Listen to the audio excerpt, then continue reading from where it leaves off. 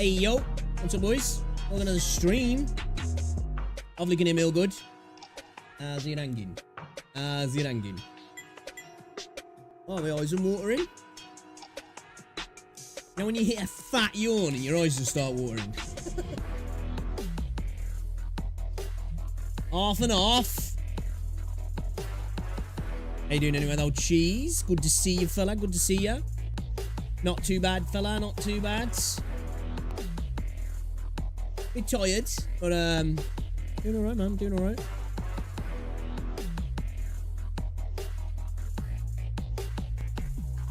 Oh. I'll wake up. I will. I'll wake up soon. I will wake up. Quite warm in the UK today.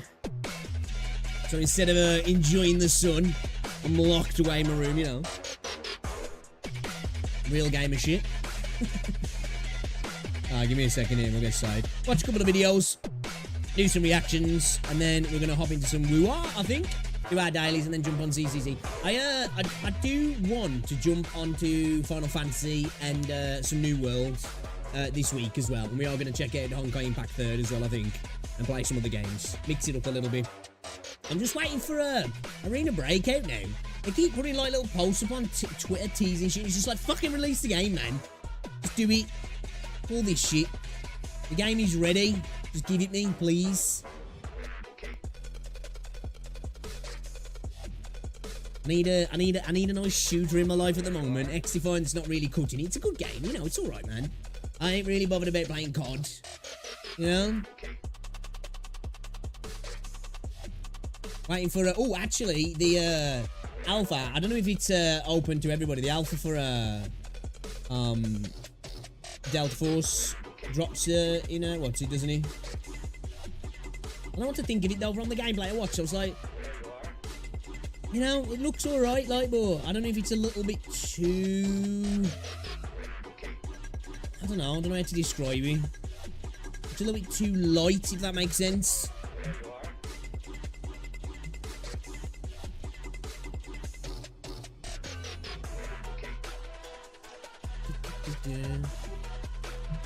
Arena's too arcadey for your taste, yeah?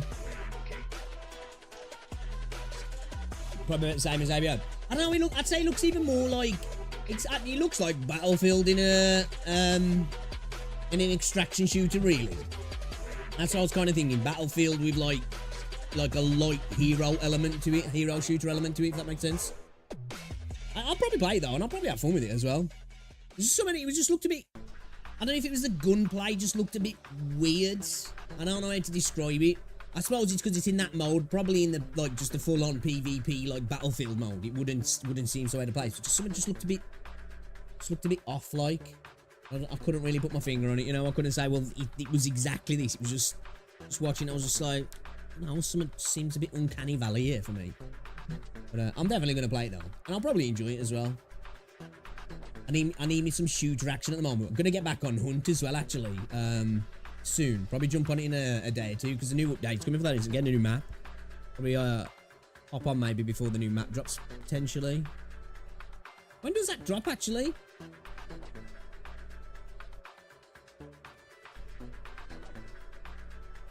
Uh, 15th of August. Okay. Okay. I like Hunt Showdown. It's a fun game, that is.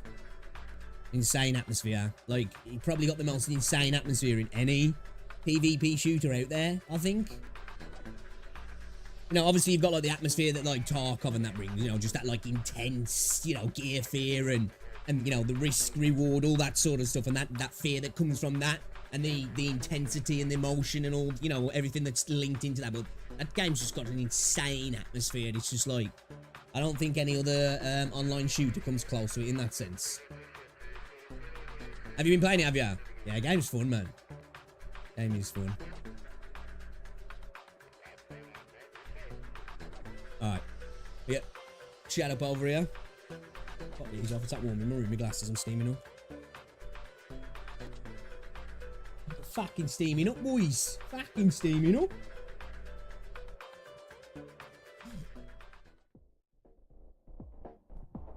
Appreciate everybody. Yo, guys, if you're watching on YouTube as well, be sure to drop a like on the stream. If you're watching on the short stream and you're watching on mobile, press and hold the screen for 2 seconds, the like button will pop up. You can like the video. If you're watching on desktop on the short stream, go over to the main stream or come over to Twitch, because I don't know why you'd want to watch that over there on your PC, because it'll look like ass. Just to let you know, you can watch in all its HD glory. 1440p on YouTube, 936p on Twitch. Check it out. You go down so easy, it brings a constant pressure feed, don't get anywhere. Yeah, I think it's like that horror atmosphere as well. Like the audio in the game's just like, you know, and that how you really have to watch what you're doing in terms of, because obviously in other games you got your gunfire, visual lines of sight, and your footsteps, which obviously only really affect other players when you're nearby. Obviously line of sight and gunshots is different, but with that, like, you know, just like going past the birds and the horses, you know, where the animals and stuff interact with you on the map, that can really be like, oh shit, you know what I mean? Makes you really think twice about what you're doing. I really like that about it. And then some pretty dangerous NPC characters as well.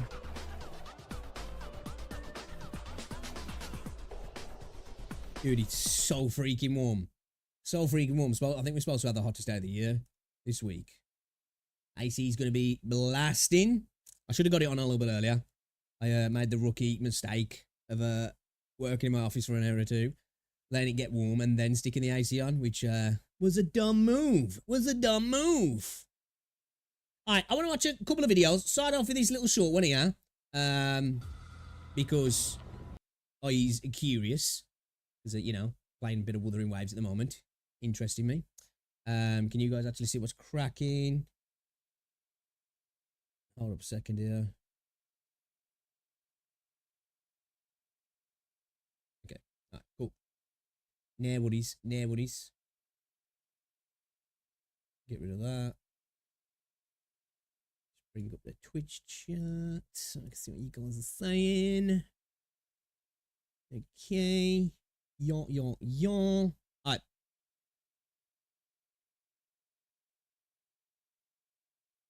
Oh, dude. I'm warm. I'm just warm, bro. I'm just warm. Alright. Let's check it out then. Let's see what this video is saying. The top 5 current best DPS characters in Wuthering Waves ranked. Let's see the ranking then. 4K video. Lovely. They're going for the widescreen effect, are they? Let's do it. I have Encore. I just haven't leveled her up at all. She's still sitting at level 1, and I know she actually can be quite useful, can't she? I literally only use that in that one mission where you get to use that when you fight the tech abomination. So yeah, let's have a look. You see somebody playing on mobile as well by the looks of things, yeah.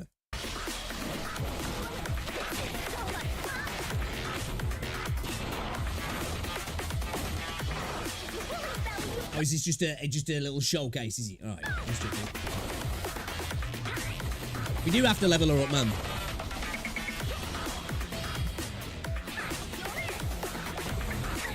There's some decent damage. Dude, I just don't know how people can play this game on mobile. I just, like, it just freaking baffles my head.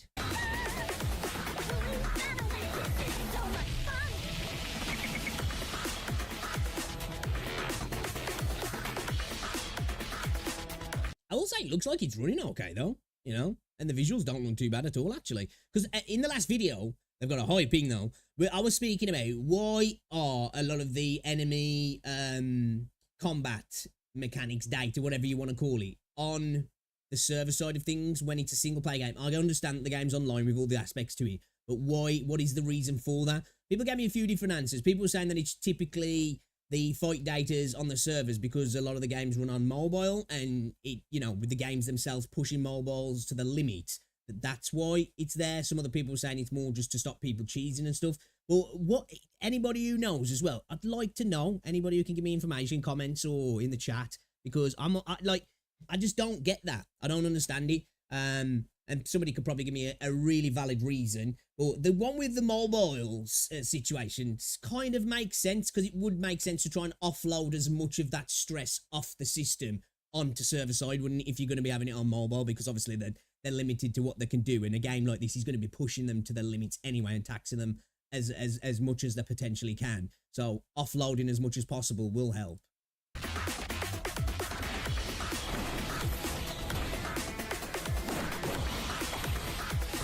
Your boy Cal Charo needs another support. Don't get me wrong, Yinlin's great with him. Somebody who just makes his kit work a little bit better, I think, because I fundamentally, I think it's a kit issue. But I just think maybe they could bring another character to the game that can maybe emphasize his strong points even more. Don't get me wrong, Cal Charo's still sick. But yeah, he just, you know, we could squeeze a little bit more out of him and make him a little bit more meta in the game at the moment. I feel like he's falling to the wayside a little bit, Cal Charo has, and it's a bit of a shame because the character's so much fun to play and still does insane DPS as well.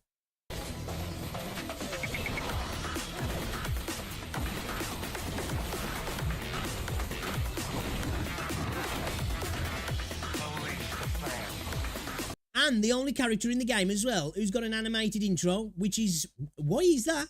Why is he the only character that's got that? Like, obviously everybody's got their animations and their intro, but he's got like the full-on alt animation. As I wonder, like, was that a thing that they were going to do for everybody and then they decided to drop it? Or what's the deal? Or is it just, it doesn't work for the characters in the way that their animation's designed or their intros designed? I'd be curious to know that.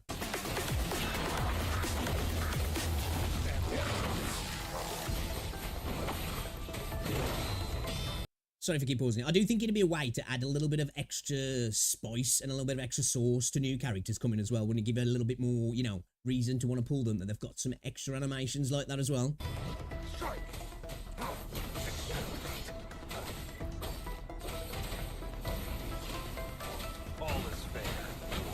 What phone is this running on, dude? Like, it runs really quite well, doesn't it?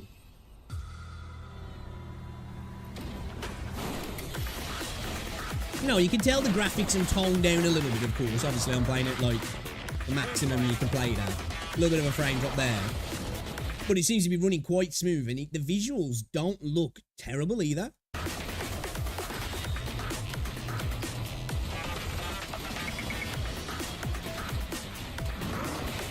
Jian's such a crayon-eater character, isn't he?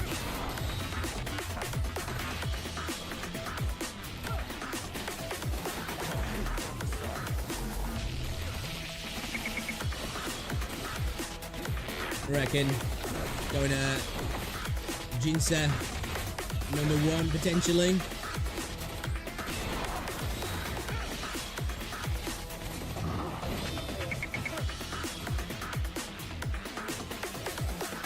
Who's he got at #2 then? Jian was at 3, yeah? Okay, Changli. Her burst damage is really good though, actually. I think she is more of a DPS than a sub DPS, really. That's one thing about this game. They're really leaning heavy into the DPS because, like, she really is more of a DPS than a sub DPS because she needs so much field time, really. But her burst damage is really good. Like, I really do like using her. She's fun. And her animations are just awesome as well.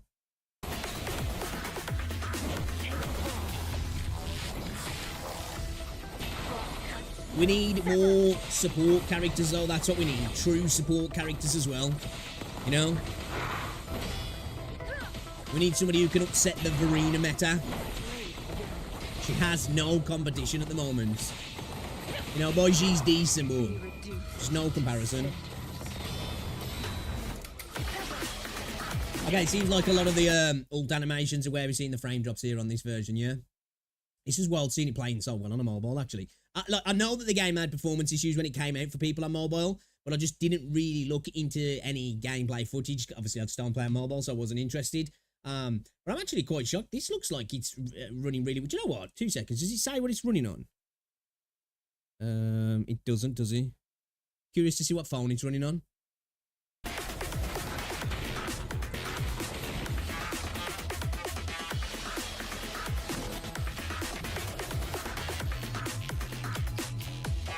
We need to farm some echoes again, actually.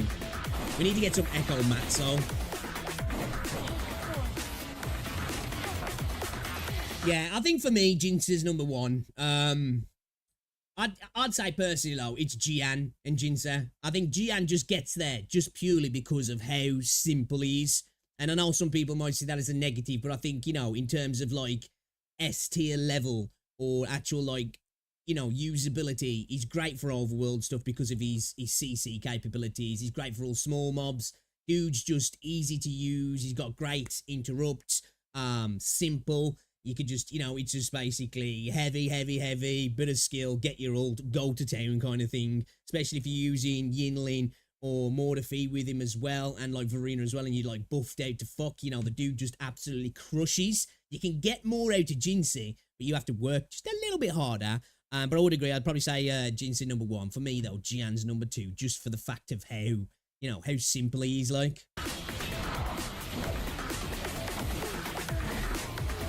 Like, Jinsei just looks so good doing it, man. She just looks so good doing it.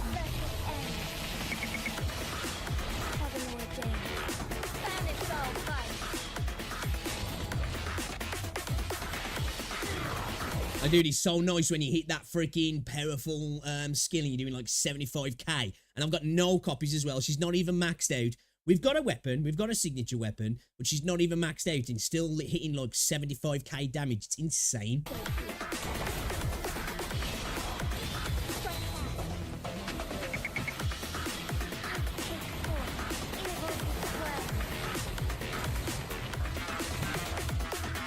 Curious to see the builds on these characters, if I'm honest.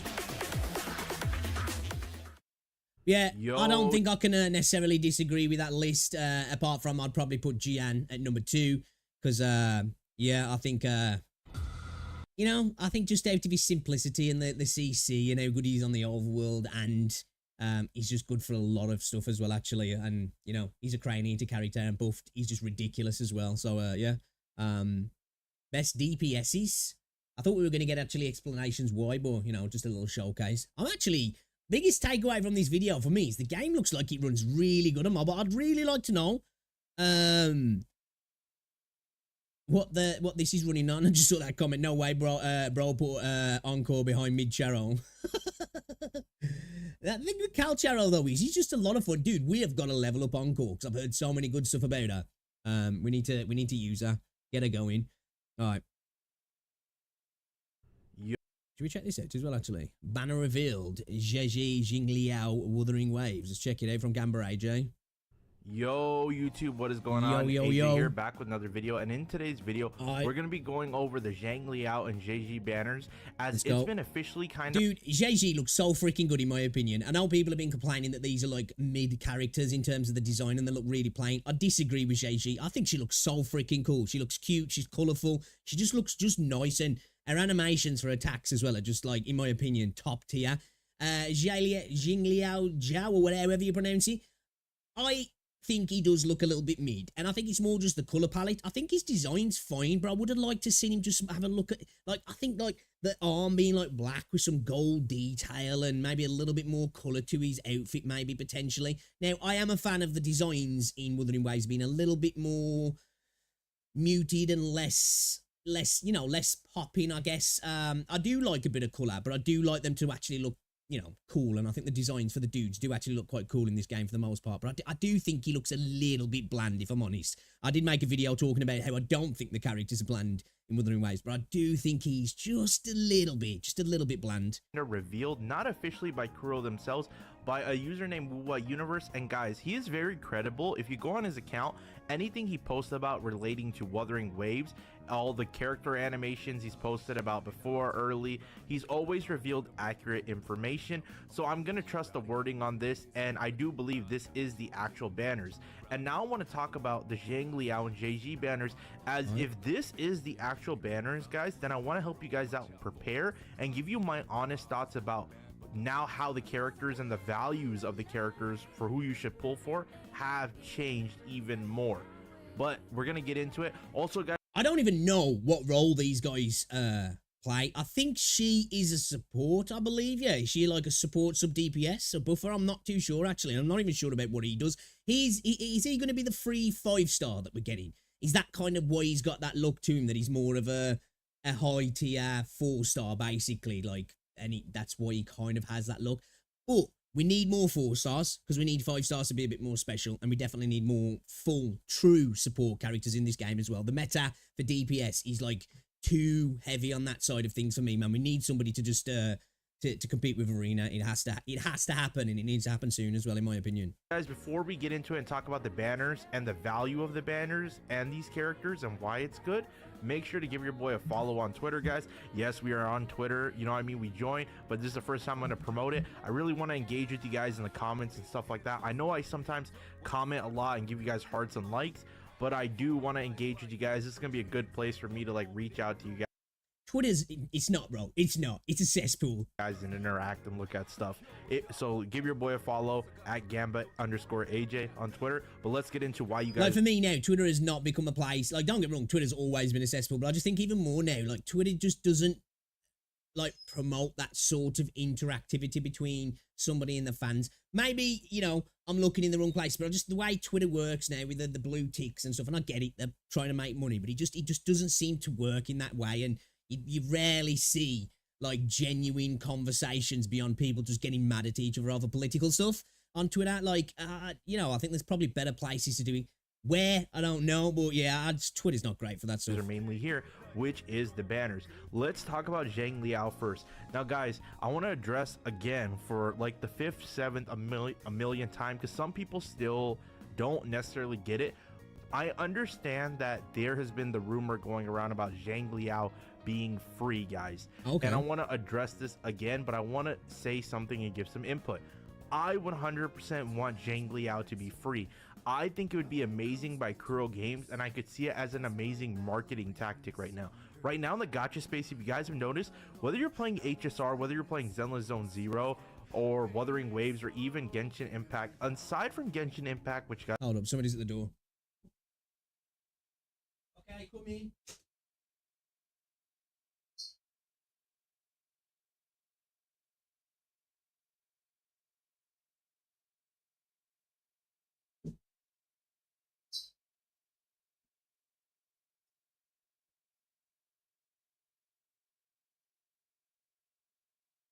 Who's delivering?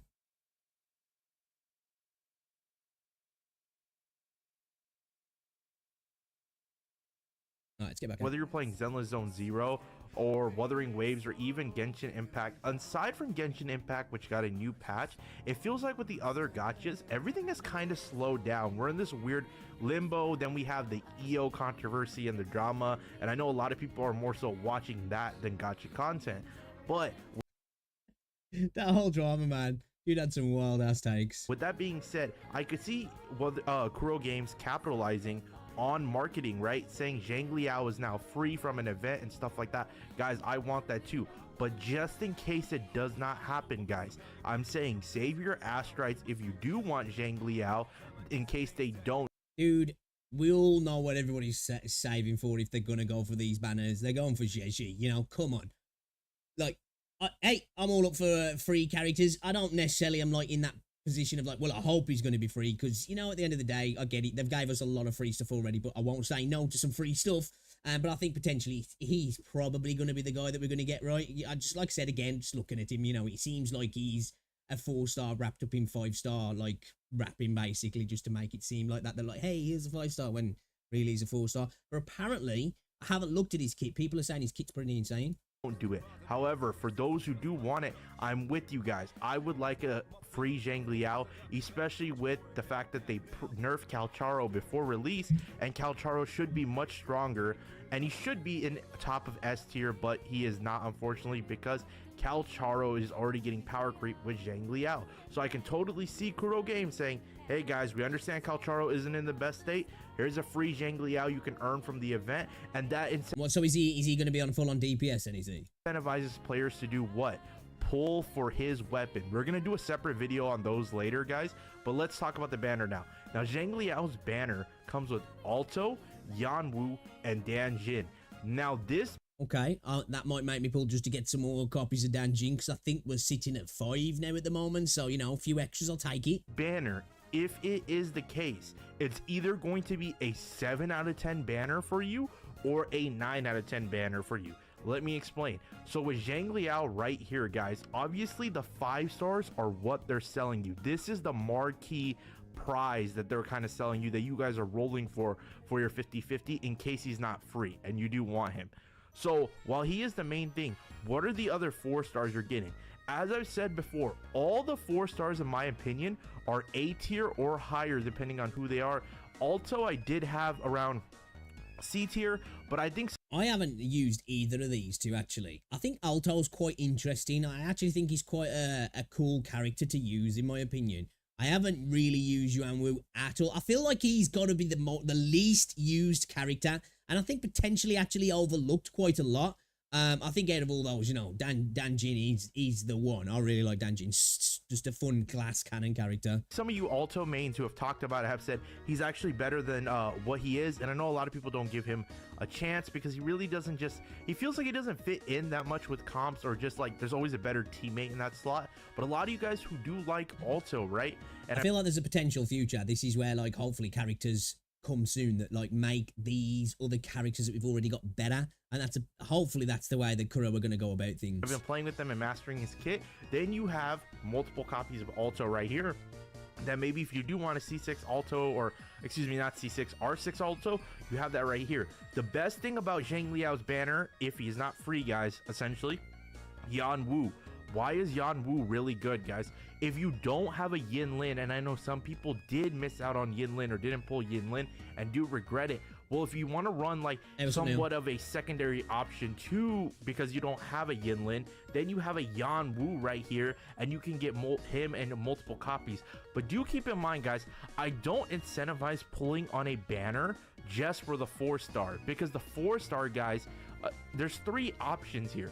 You can literally go without getting a Yuanwu. I'll give you guys an example. When I played Honkai Star Rail and there was Ting Yun on the Jin Yuan banner, I pulled multiple copies of Ting Yun, you know what I mean, who's one of the best 4-stars still to this day. Well, it's just the nature of the beast, isn't it? You know, at the end of the day, it's Gamba. But other buddies of mine didn't even get one, you know what I mean? And that can be a weird case. You're so preaching guys, to the if choir you're just now. pulling on a banner for a 4-star, I would incentivize not doing it. But I know some of the Alto mains may be ignoring this advice right now and saying we're going all in, buddy, for that R6. It's your pulls, have fun, do whatever you want. The next reason why I think this is a high value banner, Dan Jin. If you guys watch my tier list, I do incentivize you guys go back and watch the tier list I did. Dan Jin was like one of the only 4-stars. I believe she may have been the only 4-star. I don't remember right now on the top of my head, that I placed in S tier, and she was in high S tier. Like I think she was. Yeah, she was. Especially when you've got a few copies of it. She's like she's pretty much like a 5-star in my opinion. Like she's insane. Top 2, top 3, and the reason being is because Dan Jin, and I've said this before, guys, if there's no DPS that you really want to pull for, because I know some people are saving for Camilla, maybe Geshu Lin is gonna release, we don't know when, Scar is gonna come out, right? And you don't like, bro, fuck all that noise. Kuro, give us a freaking support, man. That's a true support. We need another sustain support healer that builds, it's built in a different way, that kind of competes with Arena, obviously in a different way, but scales off a different stat as well. And that's, you know, it's going to mix that up a little bit. Don't get me wrong, Verena, enjoy her. I think she's absolutely awesome, and, you know, I'll probably continue to use her. But I want a little bit of competition for there. It's like, other than by G, who just is nowhere near as good. There's just nobody who does what Verena does, and we need that. Like, we've got plenty of DPS characters. We've got plenty of sub-DPS/DPS characters.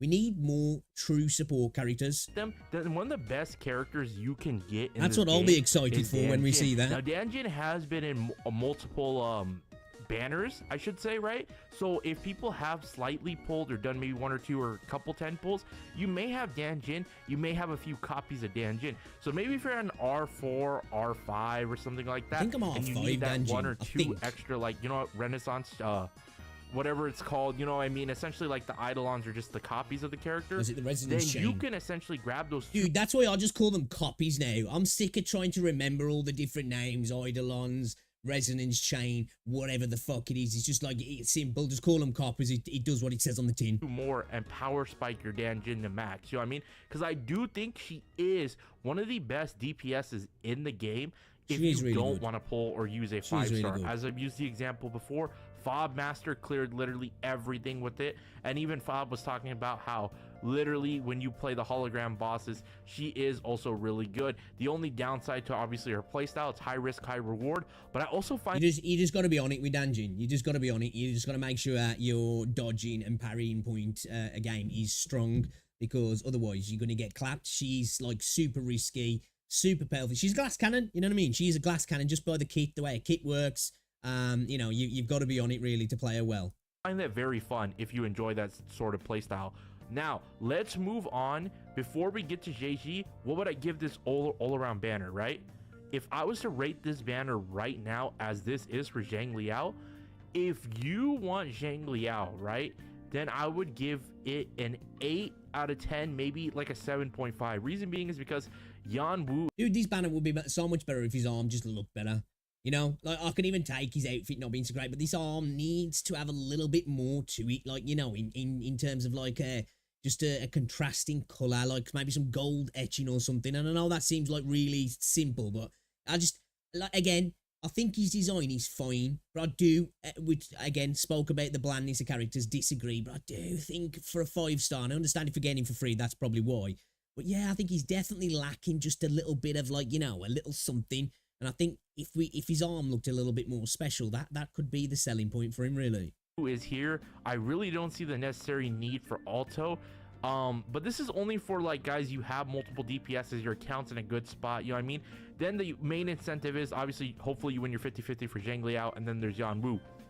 If you're somebody who's new, right, you're newer to Wuthering Waves, you're trying it out, all this other stuff, I believe this banner for you, if Zhang Liao is not free, is a 9 out of 10 for the simple fact that you both have a Yan Wu option if you win your Zhang Liao, and you have Don Jin over here if you wanted to build another team comp around here.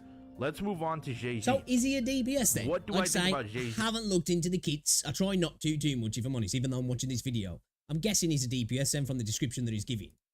Now, guys, if you remember my sort of like early analysis guide video, right? That I put out so good out there where I said the Zhang Liao guide and the JZ guide. You guys understand that I'm doing poll scores now at the end of the video. You guys understand I gave JG a 9 because she is going to be a top tier sub DPS. That's going to okay, so another sub DPS then.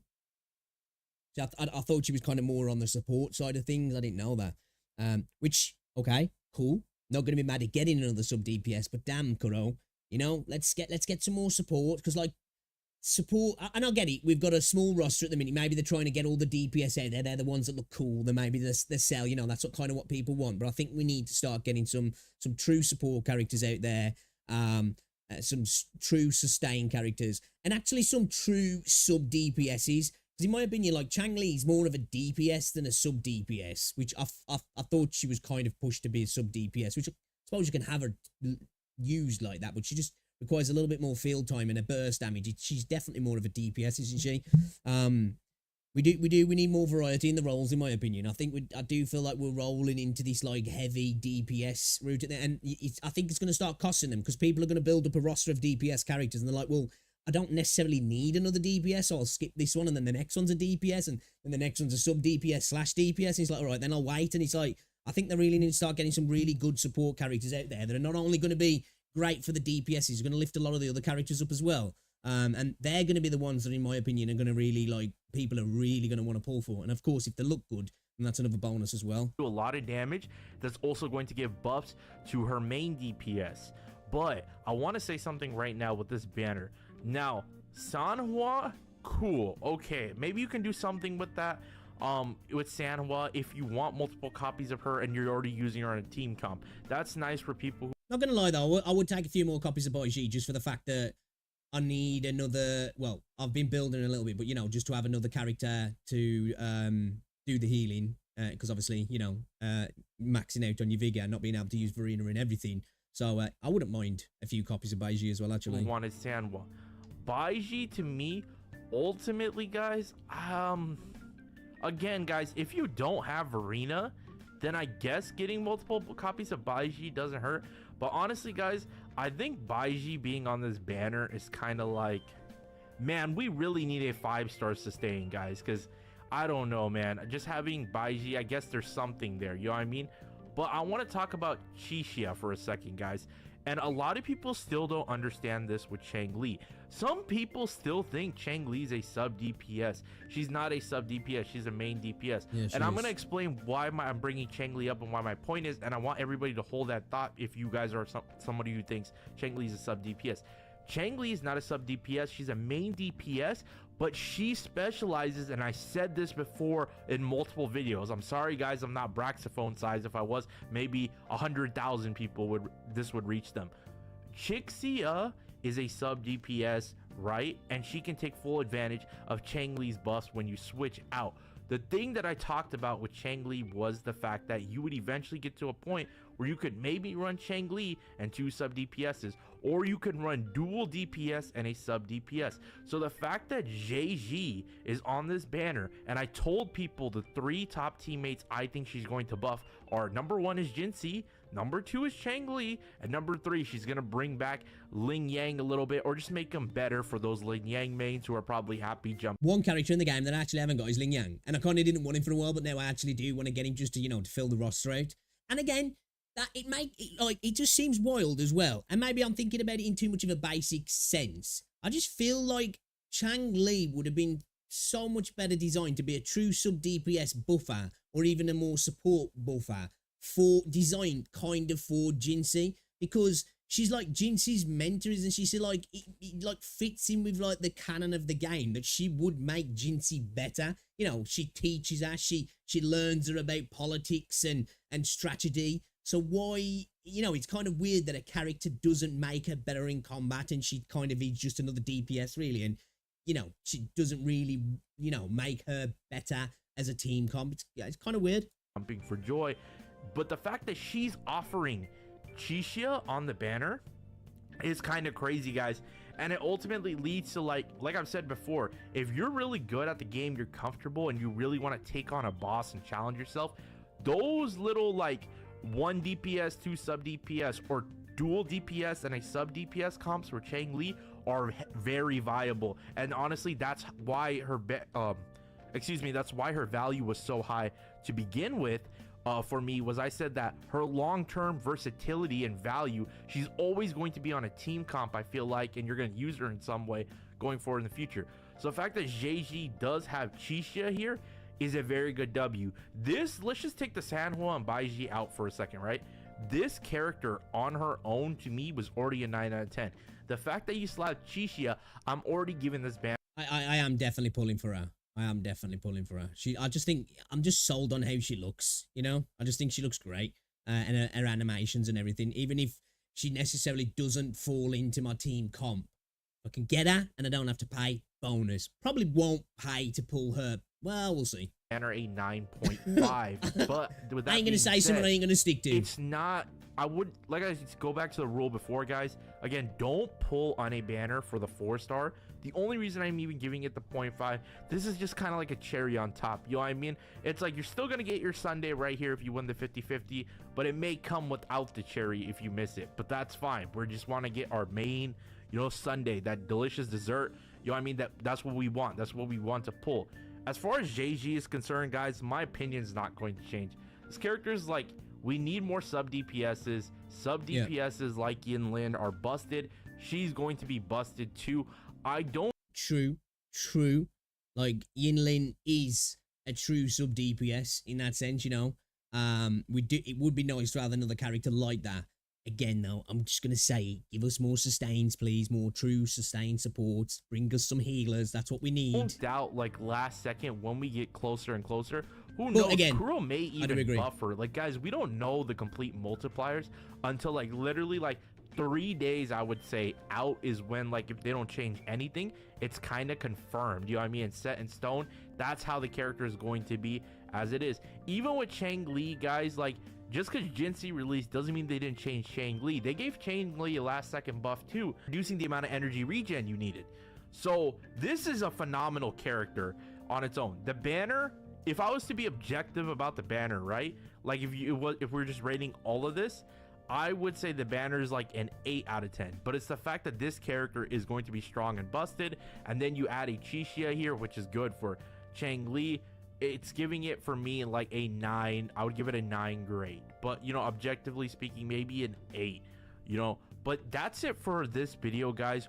What do y'all think about the banner scores? Do you like the banners in general, or do you all not like the banners out? I think they're decent. Again, I don't really know the kit, so I can't say. And again, I do try not to, you know, pre-learn too much about the upcoming characters. If I like the look of them, I'm sold for one, you know, like ZZZ, I'm sold. I probably should look into his kit a little bit more, because typically if I don't necessarily like the look of a character, which is probably a dumb way to play the game, but it's the way I like to play the game, I'm not really a min-maxer. If a character looks cool, get in it. You know, if the kit's kind of trash, who cares? We got the waifu meta.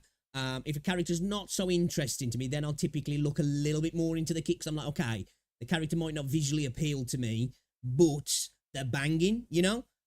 So I probably should look into his kit. But yeah, as I said, I don't really know the kit, so I can't go off the characters. But I think ZZZ's banner's actually kind of good. I think having Danjin in there is a big W.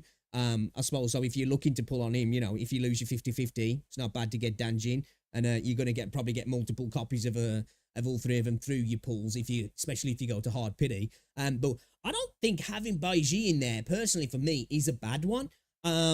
You know, not everybody plays the DPS, 2 sub DPSs in there, or 2 DPSs and a sub DPS, because a lot of the time people tend to play, unless you're really good at the game and you don't ever have to worry about having a healer.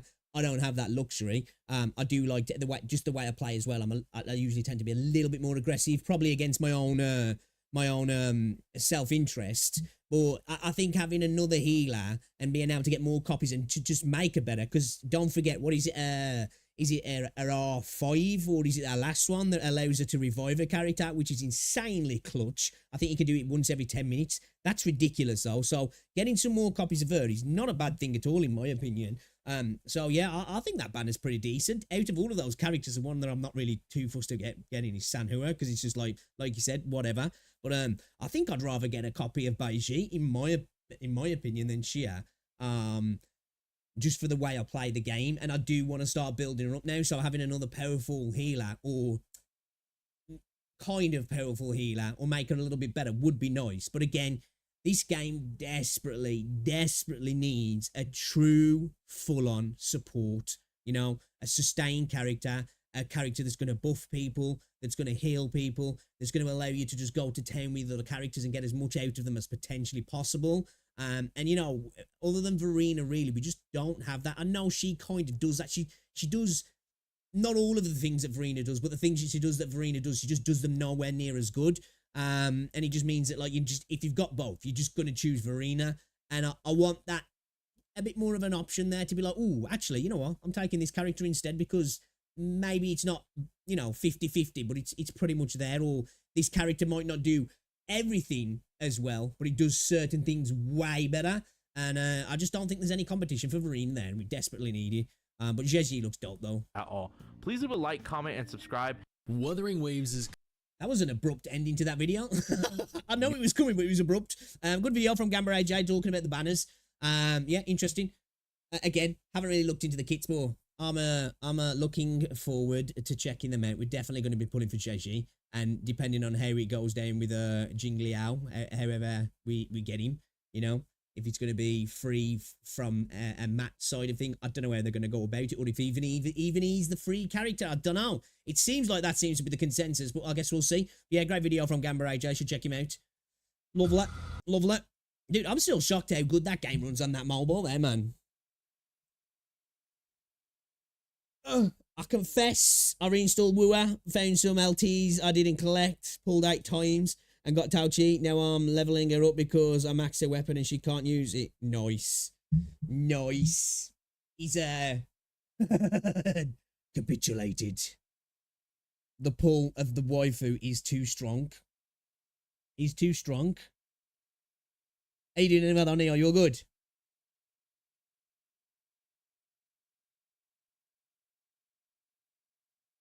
Wuthering Waves.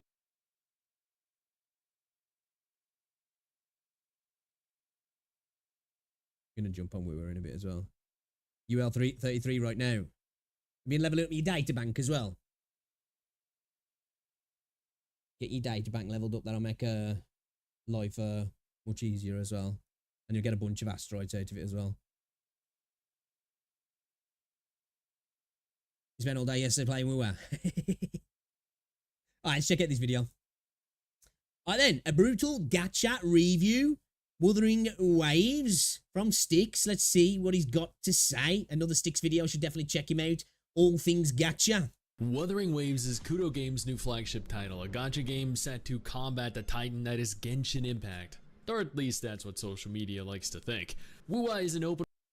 That might be what social media likes to think, but let's not pretend it isn't. I don't know if that was their design philosophy of we're gonna topple them, but let's not pretend that, you know, I've had a few comments on my videos recently saying that Wuthering Waves is not like a copy of Genshin, and I don't, when I talk about that in my videos, I'm not saying it's a direct copy. Let's stop pretending that Wuthering Waves isn't heavily inspired by Genshin Impact, and that wasn't heavily inspired by Zelda. You know, there's nothing wrong with that. I think people seem to get a bit offended by that sometimes, of like, oh, you can't compare them. It doesn't, it's totally different in this, and it's, let's not stop pretending. They're very similar, and there's a lot of mechanics and design philosophy that's taken from Genshin, and there's nothing wrong with that. I believe, in my opinion, they've improved on it, they've made it better, and I prefer it over Genshin. The one thing being the main thing about it that, in my opinion, makes this game better is the combat, among a lot of other things, you know, traversal, the ecosystem, a bunch of different stuff, the character designs, all that stuff. But let's not pretend that the games aren't similar, and it was definitely heavily inspired by Genshin. Open world action RPG with many features reminiscent of the aforementioned title, but just because a game takes inspiration from another game doesn't inherently make it a clone, a copy. Just like Genshin Impact took inspiration from Breath of the Wild, if you recall the... Exactly. And I don't think it's a copy, you know? I don't think it's a copy. But, you know, I think people are a little bit disingenuous when they try and make it that it's happened in a vacuum kind of thing, because some people do kind of try to insinuate that, and it's like, come on, you know, come on. Angry guy destroys PS4 over Genshin Impact copying Breath of the Wild meme.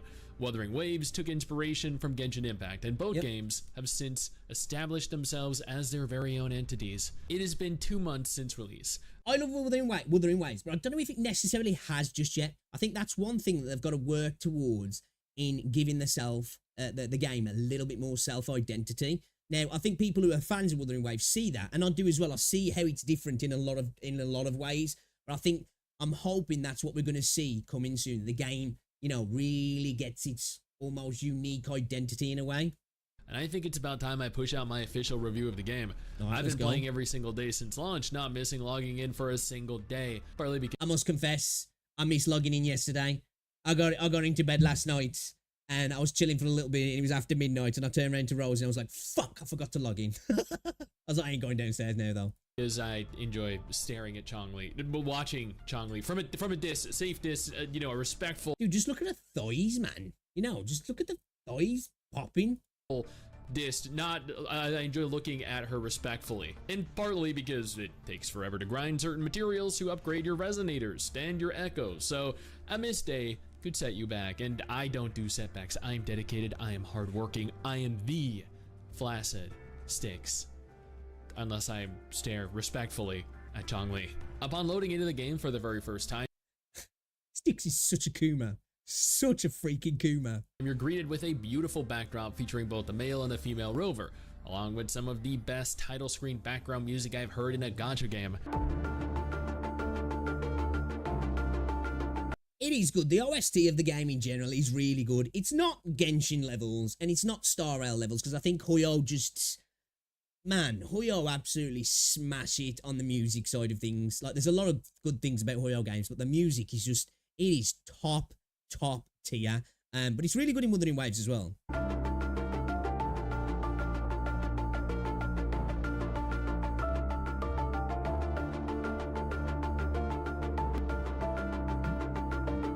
Rover just looks so cute, doesn't she? But you guys can't see her, she's behind me.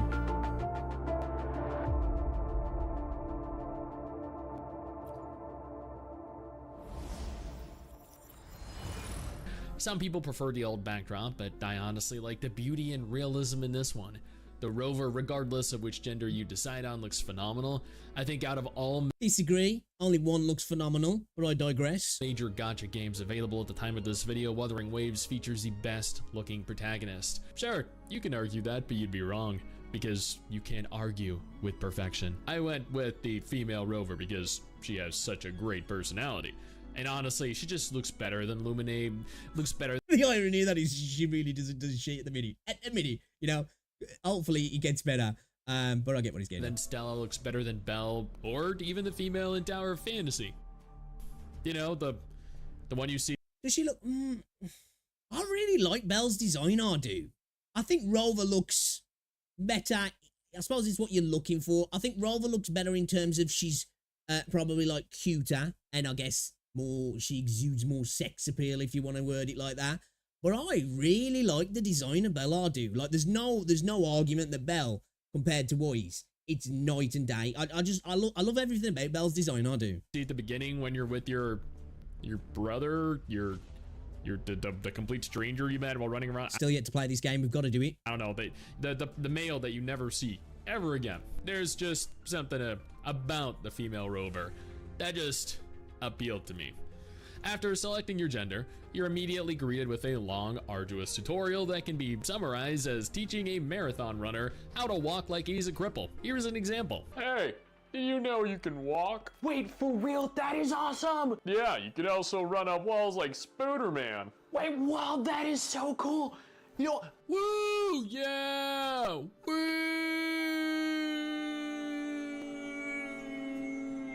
Wait, no, not up, no, oh. Well,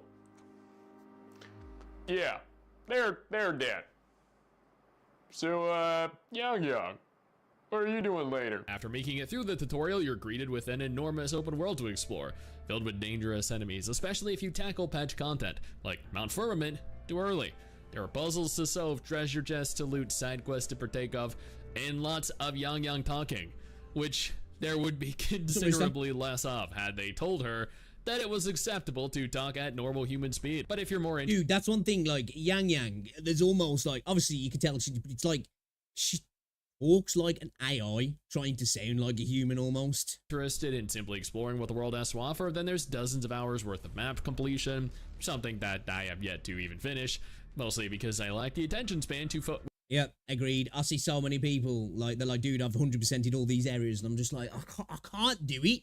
I can't do it. I'm the exact same. I just don't have the attention span. I try every day, like, again, and I'm like, well, let's do a little bit of exploration. Then I'm just like, after about 15 minutes, I'm like, yeah, I need to go do something else, man. I want to do something else in the game. I'm bored of this. Wait, what's that? While the vast majority of the world is unlocked immediately upon completion of the introductory sequences, there are still features locked behind story progression, which brings us to my first major complaint with Wuthering Waves.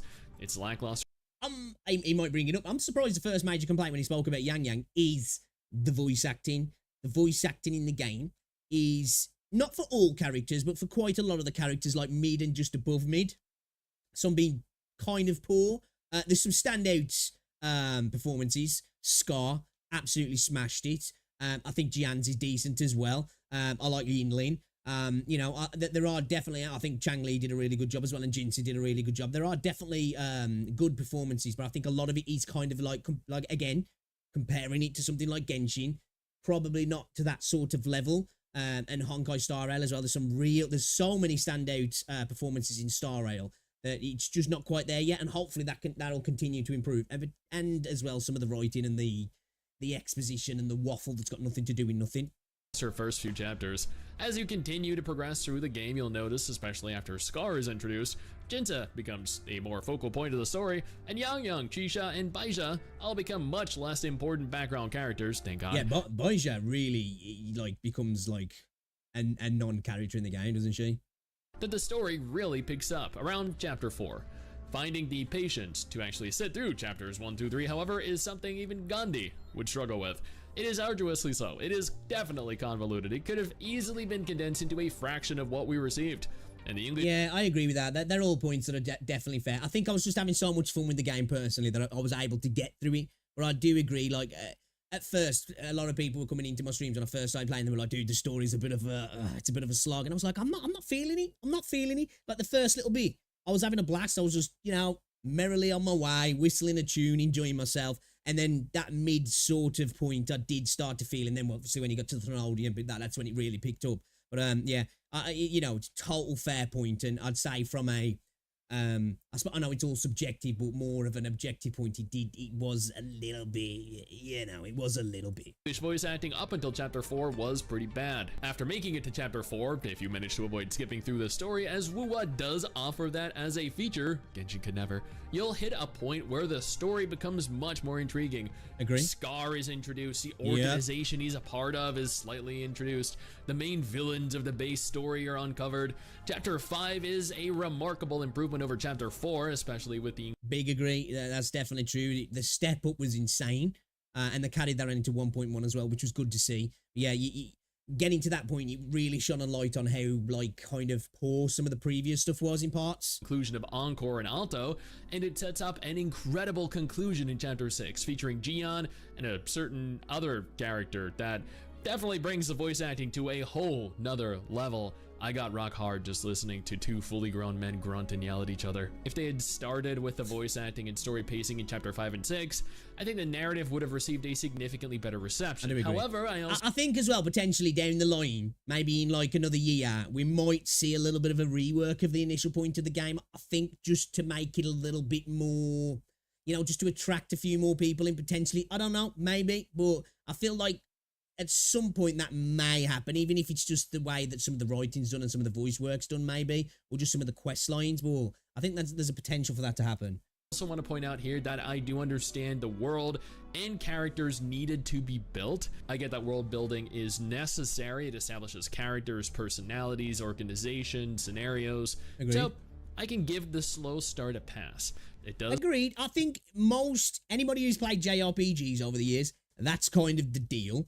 But at the same time, I think developers as well need to understand that we're in a bit of a different kind of a gaming world now. There's way more competition, and I think you need to. It's okay to have a slow build up, but it needs to be interesting as well, doesn't it? I think too many games fail at that, like nowadays, in terms of the games get good, but that initial hook isn't quite enough. I think it's getting that balance right of having that slow burn, getting into a nice sizzle, if you will, but you know, being enjoyable and intriguing right at the start as well. Does pick up relatively fast, and overall I think the payoff in chapter 6 was incredible.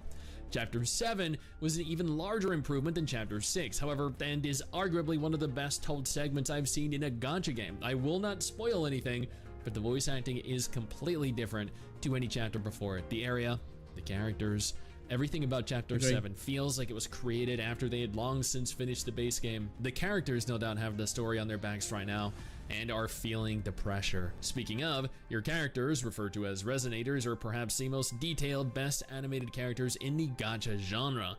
There is no competition. It doesn't matter what parts of WuWa you hate, the character models and animations cannot be one of them. Unless I guess you prefer the ugly characters, in which case, yeah, sure. The women... Again, I agree with all of that, and personally, I agree with in terms of how the characters look, but I think there's probably an argument for some of the characters, for some people, a preference of maybe being a bit brighter and more colourful, but that's just a preference. But the actual idea of the way they're designed, you know, I don't think there's an argument there to be made that they are the best looking into maybe from the fidelity side of things. But at the end of the day, I think the design is always going to be preference, because there's some awesome looking Star Rail characters and Genshin characters as well. Not the dudes, because they're all twinks, but you know. Look like women, the men look like men, and there are no 1,000-year-old lolly dragons. Every resonator looks and feels unique with their own unique fighting style, weapon skills, and WuWa utilizes a few interesting systems that I want to take a moment to touch on. First, echoes. Echoes function like gear. They have two Absolutely love the echo system. It's got its flaws with the heavy RNG side of things and a lot of farming. And the major flaw at the moment is not having enough freaking mats. We all thought the tuner system was going to be the problem. That's not a fucking problem. It's the fucking mats, man. Piece and 5-piece set effects. Every echo has their own unique ability, along with stats that benefit your resonator directly. For an easy reference point, these can be compared to artifacts in Genshin Impact or relic sets in Honkai Star Rail. Pretty much a gear, aren't they? Unlike the aforementioned games, echoes are farmable infinitely in the open world. Echoes are merely monsters of varying difficulty and rarity, and to complete your set, you're required to use a mixture of boss and ordinary rarity monsters, as every monster has a cost requirement, and you're allotted a maximum cost limit discernible at the top left of the screen. Echoes have their own elemental affinity, much like resonators do, so it's imperative narrative, you focus on echoes that, excuse the pun, resonate best with each respective hero, especially given the echo equipped onto your first slot becomes a combat active ability, allowing you to transform into the monster in question, complete with this. Again, really cool element of the game, you know. Not only is it a way cooler way to have your gear designed, but the fact that your primary gear actually has an additional element to the gameplay in terms of, like, you know, when you use your echo, you do whatever when they're spawning. Really cool item, that is, in my opinion. Element to the game, should I say. Own utility. As noted, there are various rarities when it comes to obtaining echoes, which are directly tied to the databank feature. As your databank level increases through the accumulation of rarer monsters, you'll gain access to higher rarity units, along with expanding the cost limit of equipping them. Beyond echoes, you have your fortes, which function like a talent tree, allowing you to upgrade different areas of each respective resonator, providing them beneficial increases in stats, additional passive abilities, and even enhancements to their skills. You'll acquire the materials necessary to upgrade your fortes by merely playing the game, engaging in the various activities present throughout the world. As an addendum to It does get a pain now towards the end when you're getting to level up your forte of the weeklies. It's like, dude, it starts to really slow down in terms of leveling your characters up, which is a bit of a pain. I get it, it's the design, but yeah, it's just a bit of a pain. fortes, every resonator has their own resonance skill, a basic ability, a resonance liberation skill, which is their ultimate ability, a forte circuit, which appears above your health bar towards the bottom of your screen and acts like an additional type of ability, and what is arguably the most important resonator feature, intro and outro skills. Intro and outro skills offer some crazy hero ability combinations. These can range from static abilities that remain on field after characters swap out, passive abilities that boost raw or elemental damage output, healing regens. All of these combat features add significant depth to an already very fast combat. They do. I think this is like one of the things as well when people compare this to Zenless. You know, I don't think they're fair comparisons anyway because they're totally different games. But I think sometimes not every game has to have those levels to it, and I do think Zenless has got way more nuance than people give it credit for.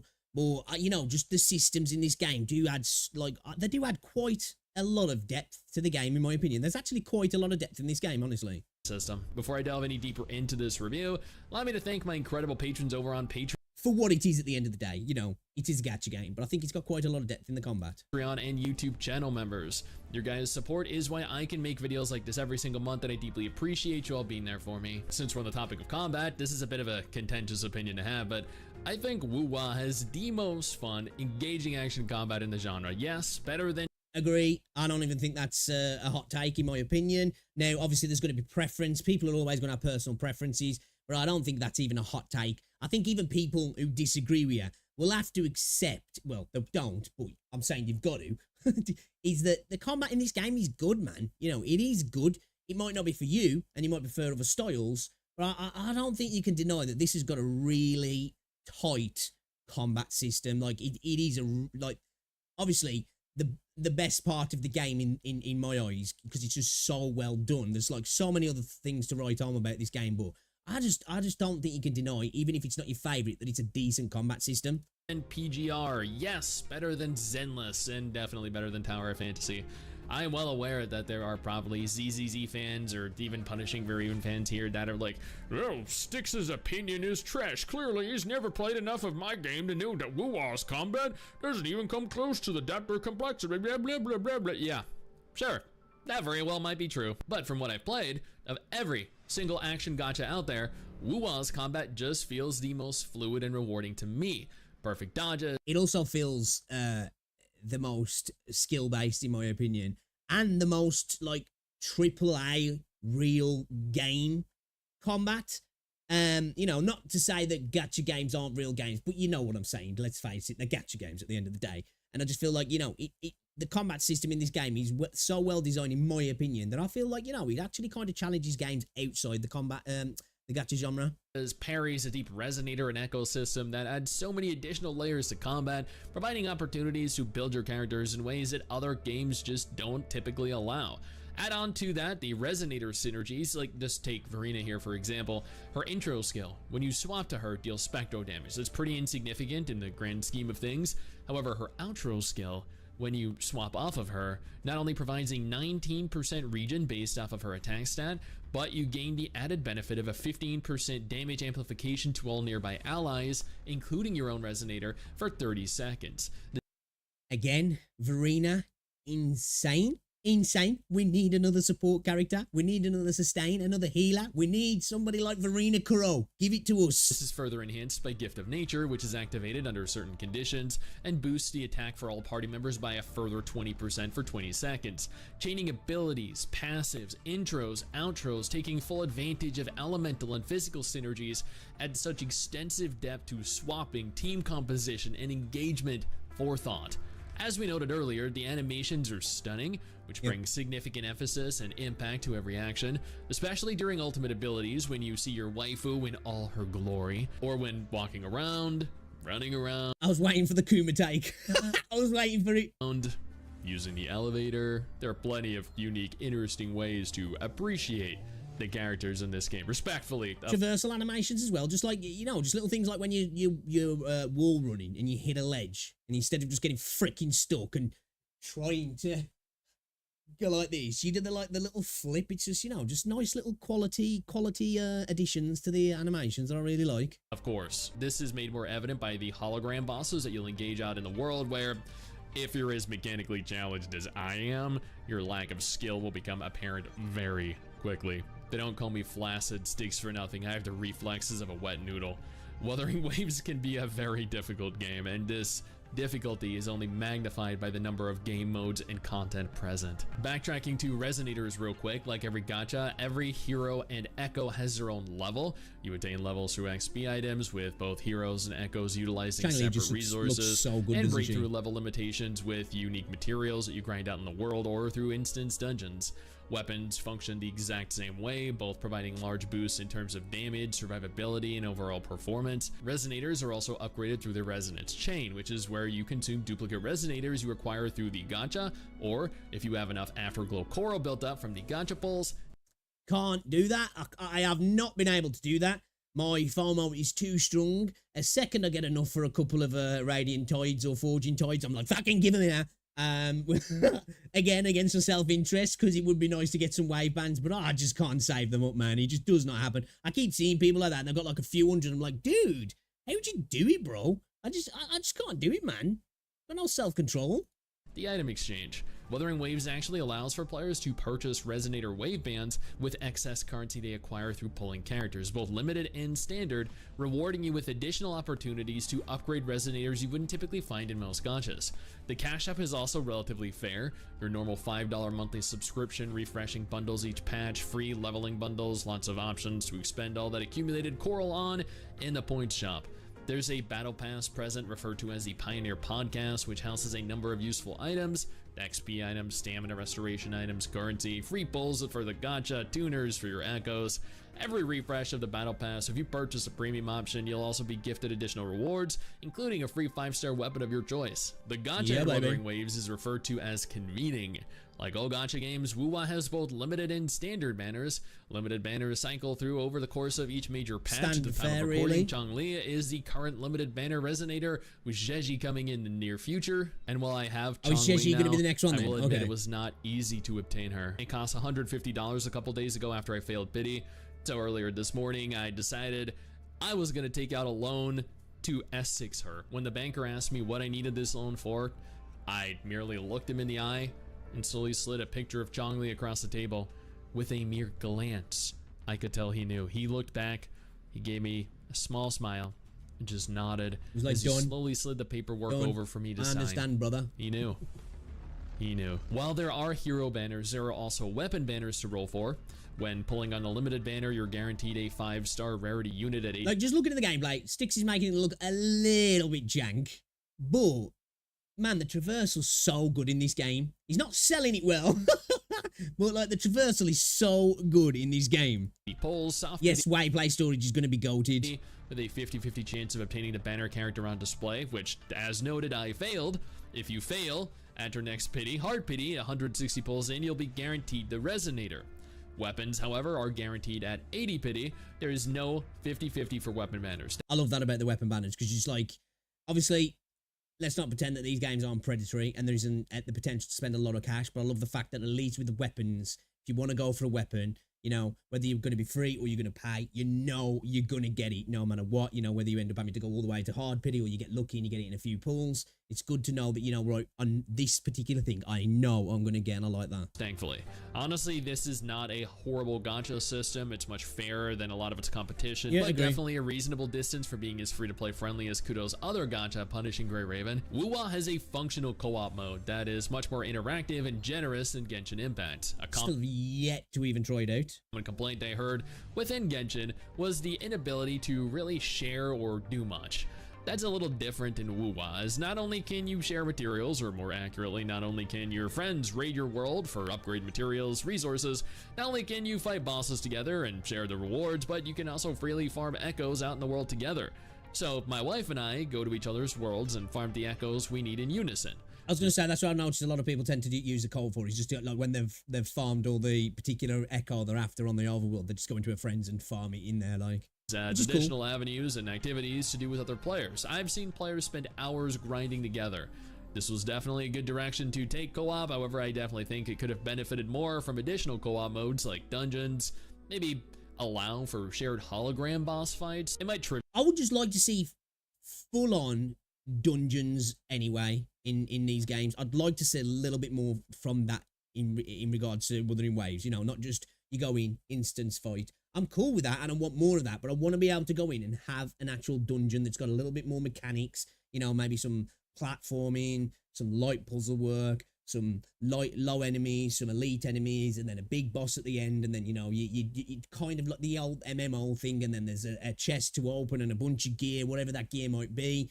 I just think that'd be a really cool addition to the game, personally. trivialize it a little, sure, but And hopefully it you could happens. scale the fights depending on how many players were present, make it into like a small raid boss. The options are endless. Now, if exploring the world, grinding echoes, failing to eliminate the hologram bosses, I mean, I can't be the only one that has trouble with them, right? Pursuing the story or engaging in side quests is not your thing, absolutely no problem. You can skip most of that and make your way over to the Tower of Adversity, where you'll slowly clear various levels with a team that has a limited amount of vigor, requiring you make use of several different I'll see you there, Sticks, having to put Rover in at the start and then slamming Verena in every round after that, because, you know, we need another sustain. teams to overcome. This is not a mode that you are meant to clear overnight. It's a mode that you're slowly going to build up to clearing as you level, as you equip and upgrade your resonators. This is a type of endgame that not everyone is going to be interested in, and that is fine. WuWa offers players a lot to do, although like all gacha games, once you do clear everything, once you loot every chest, once you defeat every enemy, solve every puzzle, upgrade every resonator, fap to every waifu, you'll learn very quickly that there really isn't actually anything to do. Agreed. This is why I believe most gacha games fail at the end game, and this is why I think it would suit this game perfectly to get us some raid type content. And you can have weekly raids that reset, have raids that just last over a particular patch or are just permanent. But I think that's the way, you know, and actually genuinely difficult raids as well. And different levels to those raids kind of thing, you know, whether there's like the end boss is different versions of kind of like a hologram, so to speak, you know, where you choose the difficulties, you go in, you choose your team, you can maybe have backup teams as well, add different elements to the game like that, and then you go through an interesting dungeon basically. And I think if they had something like that, dude, that'd be so freaking cool. Like, that's something that I really want to the game, and I want some difficult overworld content as well, just like, you know, some like random overworld content that's actually genuinely difficult, as well as some like particular bosses that are roaming around, like overworld bosses. You know, just look at what MMOs do and add that in, because these games do take a lot of MMO type influences in regards to how you approach things and the farming and stuff. Why not bring those in? You know what I mean? I just feel like it just feels like it's a simple thing to add to the game that would benefit the game so much. Presently, not that there won't be in the future. They're I understand RPGs that at the end of the day, so why not add 1.1, RPG elements and therefore into the game more and finite more? amount of content is totally understandable. At this point, you're going to likely opt to just log in daily, clear your daily and weekly missions, and log off. Not because the game is bad, but because once you've completed the game and whatever patch it's currently on, you'll be running around a stagnant world void of new content. Again, this is not something that is specific to WuWa. This is an issue that every gacha game tends to have, which is why I play several gacha games at any given time. Punishing Grey Raven, Nikke, Blue Archive, Arknights, Guardian Tales. This way, it allows me to log in, to do my dailies, and then play through whatever other game I want to play that has an event. Or so I feel like the people talk about like what's going to challenge Genshin, what's going to challenge Honkai. If anything ever can, but I do think that'll be the game that does it. The game that really has interesting, replayable, changeable, variety endgame that's genuinely interesting and has a little bit extra to it, rather than you go into this instant, you bash a couple of enemies, you're out. It gets a little bit more difficult, you're out. You have to change your team, you go back in, you're out. It needs to be a little bit more than that. And I understand that some people will be like, well, that takes away from the casual element. But then again, not everybody needs to tackle that content. It's there for people who want to continue playing the game, kind of like how MMOs do. You know, there's plenty of content that you can do in MMOs that don't require you to do those sort of high-end raids, but they're there for the people who maybe want to party up in a raid party and go for that super difficult content, or even maybe not the super difficult content, just the content that might take a little bit of time and they can get some cool gear out at the end of it. You know, and I know you're not going to get gear in the same sense because of it being a gacha game, but there's materials to be gathered, you know, there's materials to get, there's maybe potential 4-star items to get. I just feel like it's a no-brainer, man. A recent patch released. I think overall, Wuthering Waves has definitely become a main game for me. I log in every single day and I haven't missed a day since launch. I love the combat, I love how difficult— I am annoyed I broke my streak. I am annoyed. Kind of annoyed that I broke my streak yesterday, and I missed out on my 90 asteroids as well because I pay for the asteroid pass as well, so that kind of sucks. They can be. I love the bosses. I love the content available. The Tower of Adversity, the hologram bosses, the echo grinding, the depths of the elusive realm, and other events. The characters are gorgeous. The animations are flawless. Being able to grapple to higher levels— because that's the closest thing we've really got to a kind of a raid system, haven't we? The depths of elusive realms. But it's just not the same, you know? I want to be able to go in with like my party and it not be designed in the way that is, because it feels a little bit more like the simulated universe, which I suppose it's, like I say, it's kind of like what I'm describing, but not actually a true raid. Just give us full-on raids like that. Just do it. Do it. Run up walls as opposed to solely climb. They add depth and layers to exploration, making it more fun, more enjoyable. The voice acting was admittedly quite horrible for a while, in English anyway, but it has gotten significantly better, especially in patch 1.1. The story was equally as poor quality for the first few chapters as the voice acting was, but I can give it a pass once again due to being related to world building. By the end of 1.1, however, it became one of my favorite gacha stories. I don't think that's an excuse though, personally. You know, just being like, well, it's world building. I don't think that's why it was just done poorly, personally. You can world build and it be interesting. The problem was sometimes you just had characters waffling about shit that wasn't even adding to the lore or world building, which I love. I'm a lore fanatic. You know, if you want to dump a bunch of lore on me that's interesting and adds to the story, have at it. But most of it was just like bullshit half the time and characters just waffling about shit you just didn't care about. Stories. I love being able to farm my gear echoes endlessly. I just wish we had more materials with which to level them, as I hate tuning them and getting 2 or 3 defense or HP substats. Goddamn, it kills my momentum to keep grinding. The world is enormous and filled with things to find, things to do. Puzzles were a little bit repetitious though and didn't really offer much in terms of challenge. I also appreciate how generous Kudo have been with the game. Wuthering Waves didn't have the best launch month. There were issues with localization, latency, performance. Nothing game-breaking, no duplication exploits, no plagiarism. But it didn't have the best. But I think as modern games go, and I suppose I'm too used to being in the AAA space, as modern games go, it wasn't the worst, you know? There's massive corporations out there, and I know that these guys are not short of backing and money behind them, that launch games, and they're in a shit state of affairs for sometimes weeks after launch, sometimes even longer. And I'm not even just talking about multiplayer games, I'm talking about single-player games as well, so I'm not defending that there was some issues on launch, but in comparison to a lot of what happens in the modern gaming age, which is not a defense, I understand, it's not an excuse, you know, I think it wasn't terrible. But obviously, I was lucky and I had no issues, so when I was getting all that free stuff, I was just like, yo, this is sweet.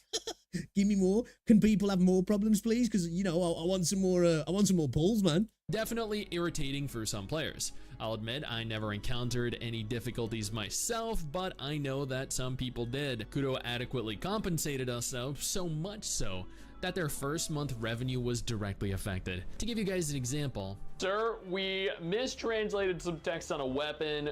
What do we do? Okay, I know exactly how to handle this.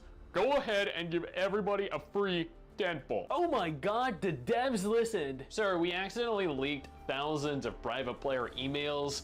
What do we do? Okay, I know exactly how to handle this. Go ahead and give every single player a free dental. Oh my god, the devs listened. Sir, we've free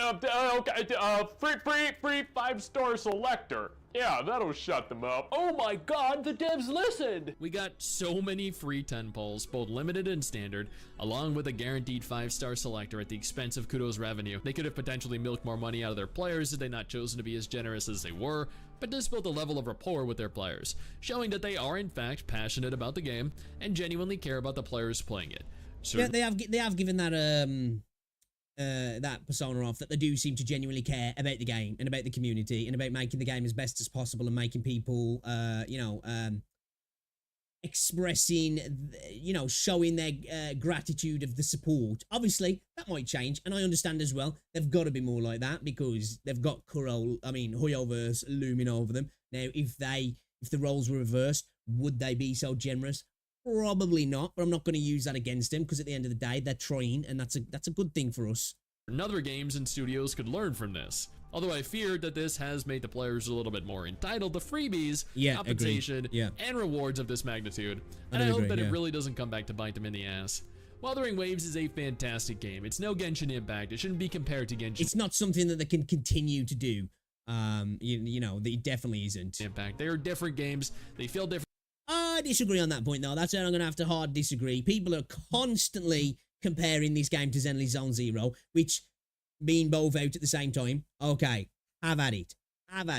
But it's unfair to compare them because they're just not the same game. You better compare in Zenly Zone Zero with Snowbreak, with PGR, with Solo Leveling Rise. But I do genuinely think it is totally fair to compare this with Genshin. They are very similar. They do the same thing. They're open world ARPG gacha games with switching mechanics, with similar systems, with kind of comparable content in regards. The story isn't the same, but it's kind of attacked in the same sort of vein to a degree.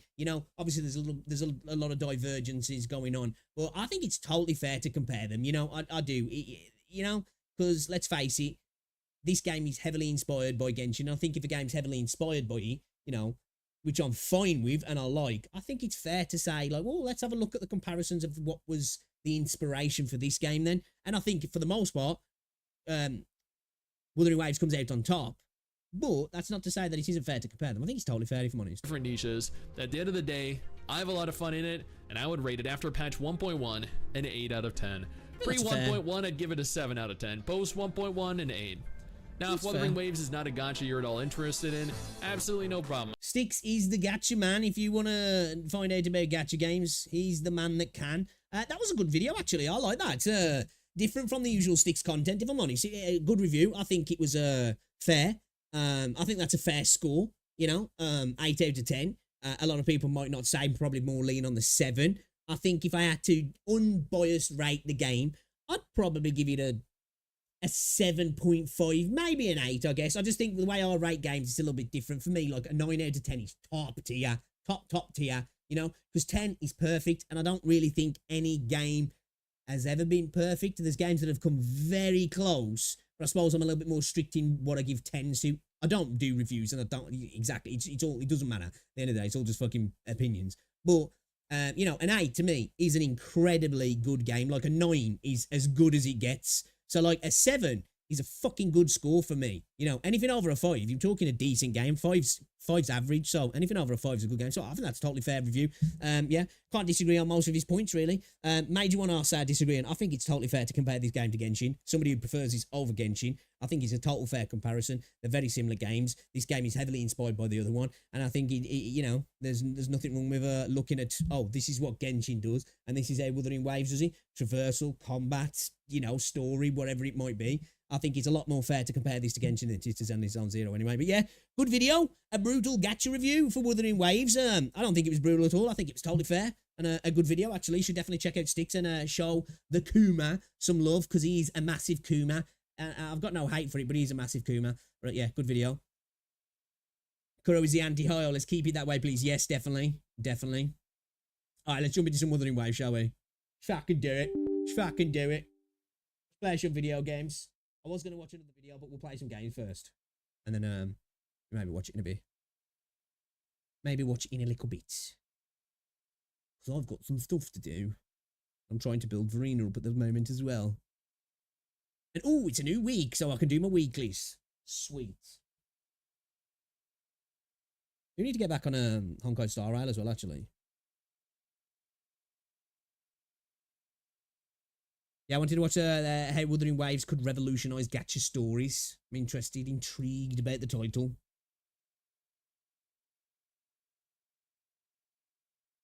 All right, hold up, I'm just going to get myself a drink.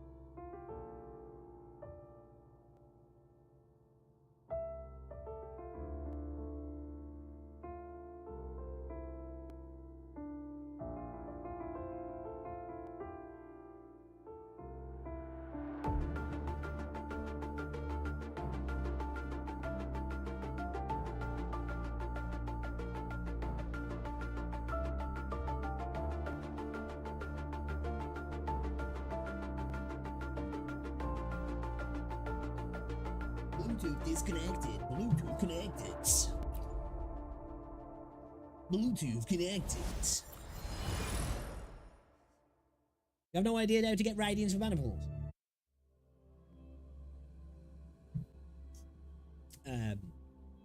Asteroids, obviously you can trade your asteroids in, so collecting asteroids will get you radiance. Just some stuff gives me. I don't know if you can get some on the free part of the podcast. You know, the battle pass, because obviously it's got the free part. I don't know if you can get any through there. Yeah, just have a look through like all the different it's just stuff that'll get it. Some of the events and stuff as well. You'll be able to get it. Also, get them, should I say?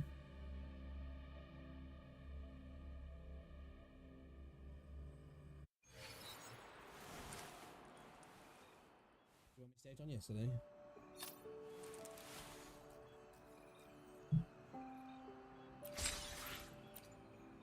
Yeah.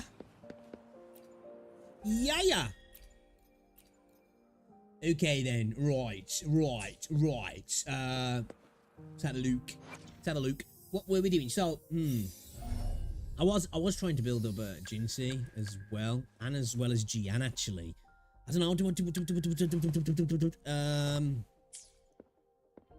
I've ascended her, haven't I? Let's, for the time being, because Verena is like sick at the minute. I don't need to worry too much. I could level her weapon up a little bit, but it's kind of trash. I need to get a better one. I don't need to worry so much about doing her abilities at the moment because she's kind of banging. I was concentrating on it because I couldn't do Jinsei and Gian's. I'm thinking 6, 6, 7, 7, 6, 6, 7, 8, 8. Shall we try and do a little bit more on Jinsu then? I think, yeah, let's do a little bit more on Jinsu. Let's get a crit rate increase, shall we? So let's go. Oh, both are annoying, man. I kind of don't like the Juhei fight. I don't like it. It's annoying, but in a different way to the Geo Chalon. The Geo Chalon fight's just annoying because of like how big he is and you have to get in close. The camera's kind of fucked. But I think this fight's even more annoying because, like, it's annoying how he keeps flying off of the fucking wall. You know? I'm just like, stay and fight me, bitch. Stop it. Anything you need me to deal with? So yeah, I would prefer it if we didn't do that so much, if I'm honest. But, you know, it is what it is.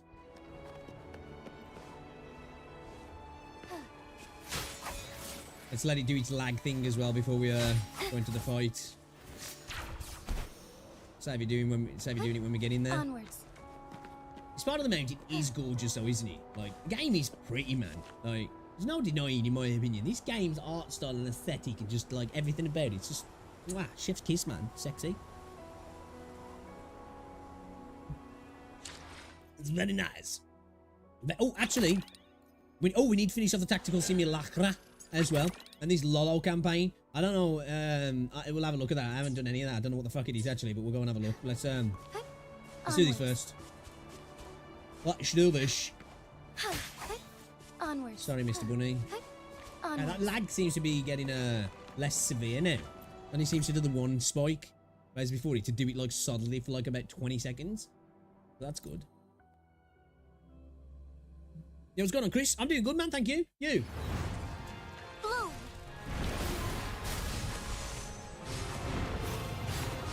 Listen up. Leave it to me. Strike is one. Jin's to heal up. So we don't really need to do much with Marina at the minute. No, it's not a priority because she can still just like pretty much fully heal people right off the bat. It does look fucking cool though, maybe he pulls out that big ass sword, but like, yeah, the fight's just kind of annoying.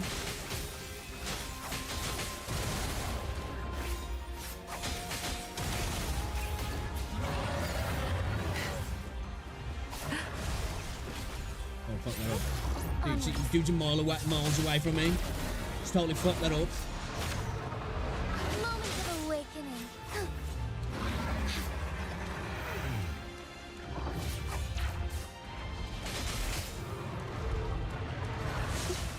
Come down, bro. Come down, will ya? Luminous energy. I know what is, Chris. You'll pay for this. No mercy. Time to wrap it up. Didn't get any hits on that either, I didn't think, did I?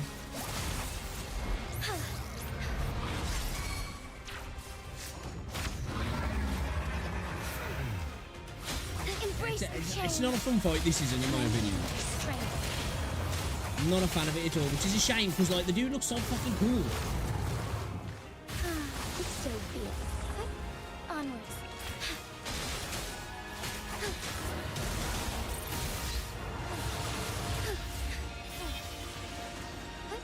Onwards. Moment of awakening. Bask in starlight. Tear them to pieces. Strike is one, evil be cleansed. Thunder guide us.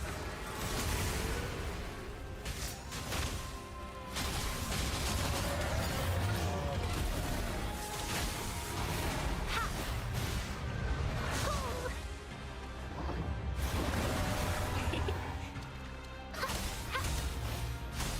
Grow for me. Together we fight.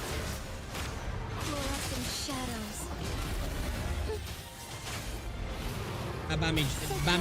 Damage buff. That damage buff is nice from Marina though. Yeah, it's just it's not a fun fight. This is. I don't like it at all. Embrace the chain. Lend me your strength. Bloom. Don't blink.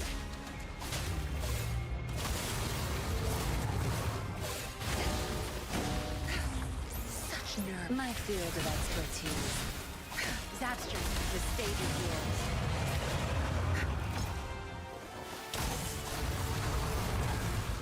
Moment of awakening. Lend me your strength. Embrace the change. Onward. And it makes me switch off a little bit when I'm fighting it, like that's not good. You know? Fast in starlight. It's like, it's not a difficult fight, so you can kind of just like let him do his thing, really.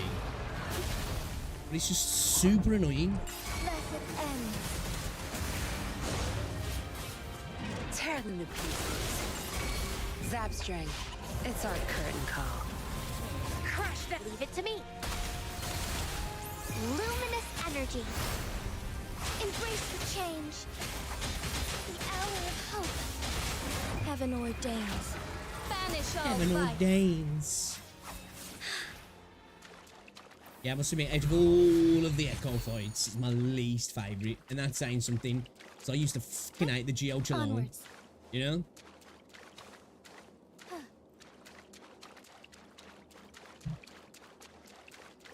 We need to do Changli's quest as well. I still haven't done it. I still have yet to do it.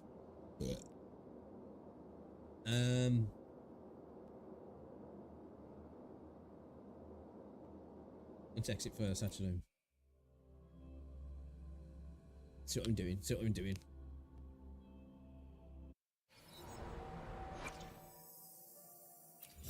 Right, let's do her crit first, shall we? Let's get that crit up.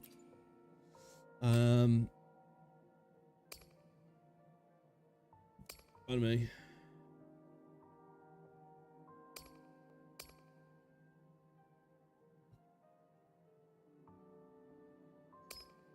Now, should we just fight him another 2 times just to... Yeah, let's just fight him another 2 times. Let's do it. Let's do it. Fucking you. I felt like maybe having like shearing or something, like, you know, just a ranged character just to deal with the fact that the dude's always on the fucking run, you know what I mean? Tear them to pieces.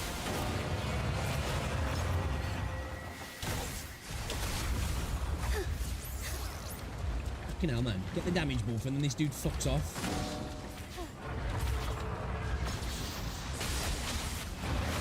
Thawing harmony.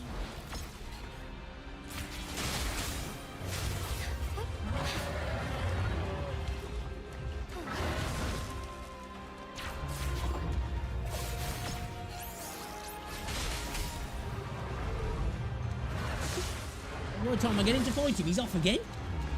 Moment of awakening. Lend me your strength. It's Embrace just like the change. frustrating, bro. That's what it is.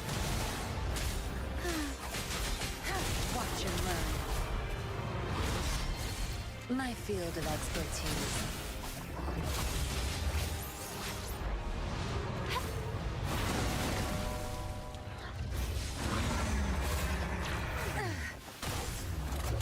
Crush them!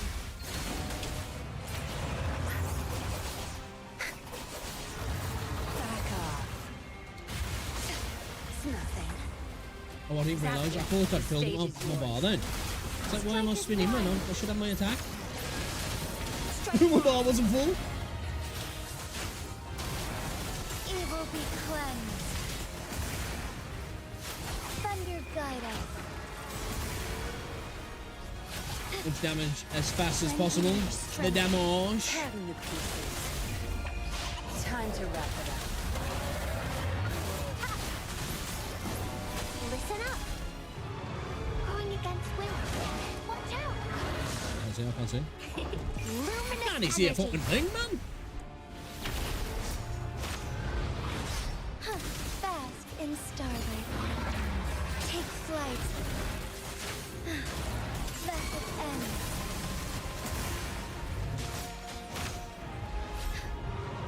Tear them to pieces.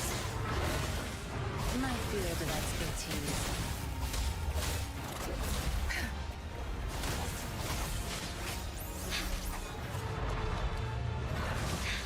Negligence on my part. Have no mercy. one. Fluorescent shadows. Evil be cleansed. Leave it to me.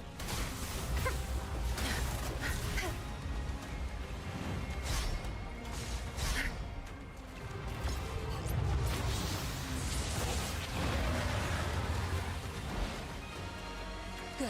There's no time to waste. Fine harmony. Blue.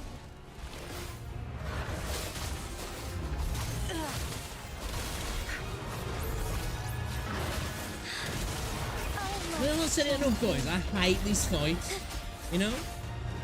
I don't think I've said it enough. But I fucking hate this fight.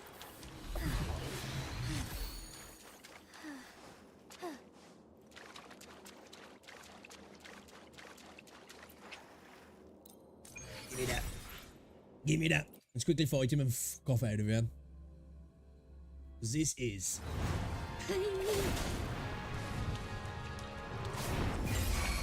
Time to wrap it up. oh jigglers. Together we fight. Big old bowl of chiller. Big old bowl of winning chiller.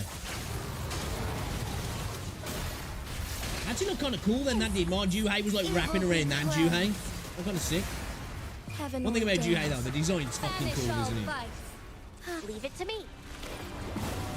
Tear them to pieces.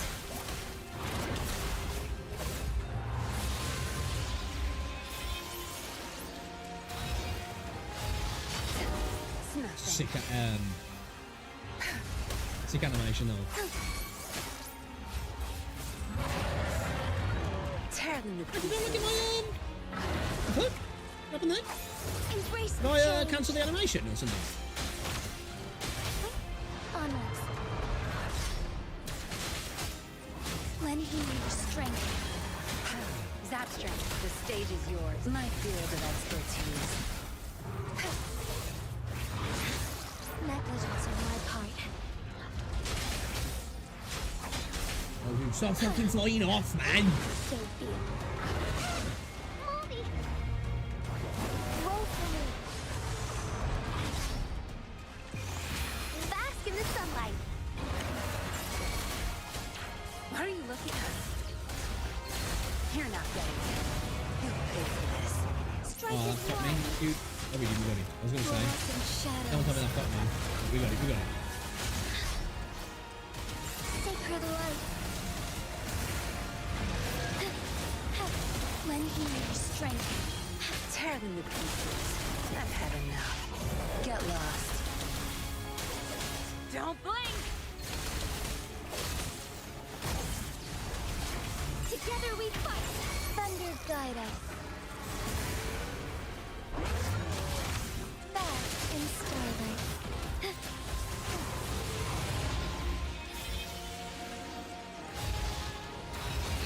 So be it. I always get hit with that, man. Tear them to pieces. Fine harmony. Listen up. Tear them to pieces. Watch them burn. Moment of awakening. Lend me your strength. I think his attack patterns need to be changed in this fight, to be honest. To make him less, like, passive, you know what I mean? Fine He's like a super harmony. passive boss fight. Moment of awakening. Onwards. Maybe I'm tackling it totally wrong and people will be like, you know, dude, you're going about this all fucking wrong, man. But it's like, Your time is over. Think you got permission? Why not?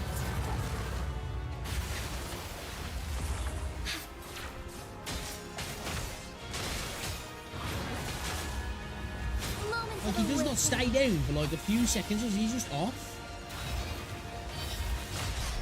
Embrace the change. And what's that? If it was making the fight difficult, I guess. It's just like, it's kind of like, just like, Zapstrength. It's annoying our my current tits call. off, man. Strike is one. Evil be I'm cleansed. just nearly done now. Fuck off out of here. Thank God for that. I was really looking forward to the Juhei fight as well. And now I hate it. with a passion. Probably can't tell, to be fair. You know? It's like kind of subtle. My disdain for it, you know. It's quite subtle. Oh, mate.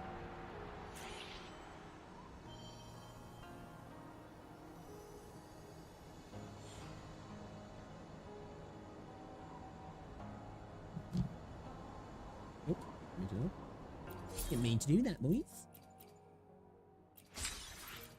Okie dokie. At least we're out of that now. Get back to enjoying things. Let's go, level 53. How long we got left on there? We've got 2 weeks. We need to crank at this then, don't we, really?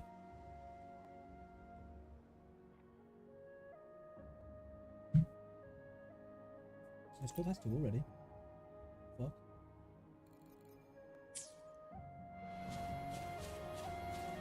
Okay, right. Let's have a look at what we can do then. We're gonna need to do some forgery stuff, aren't we? They're all the eroded one, this. Yeah.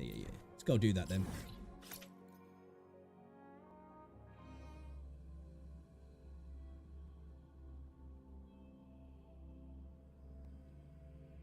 I need to make it as well so you can fast travel to the bosses rather than just fast traveling to the one right near. I know it's a tiny little thing, but it's like you can fast travel to these, like just allow you to fast travel to those as well. Not sure why you can't. You know, just a little quality of life thing. It'd be a vast improvement in my opinion. Yeah, man. The girl squad. Charlie's Angels, roll out. Let's go.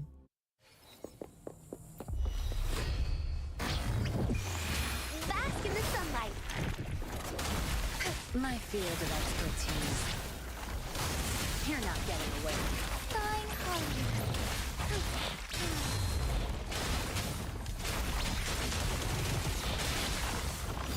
The sky beckons. Sacred life. Come on now.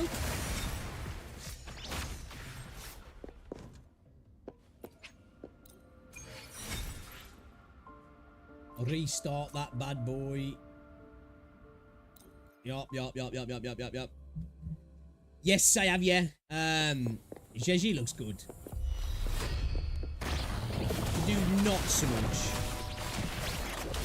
Don't blink! My field of expertise. Bloom. Together we fight.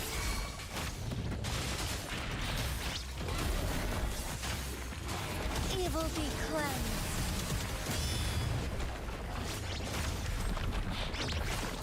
Lend me your strength. Tear them to pieces. So I think Yin Lin needs an animation for that intro, you know, just saying. I think it's the perfect animation to have a full-on animation like Calteros. Just saying. It's got nothing to do with it's got a leg up in the air, but I just think it's apt.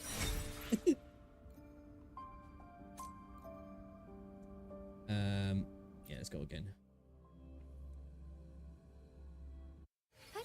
Onwards.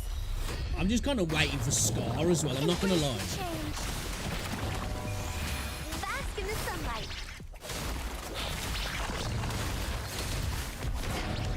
You little bitch. I've had enough. Get lost. Strike as one. Strike fast. Ha. Sacred life. 50k, baby. Lend me your strength. Get out of here. Lovely.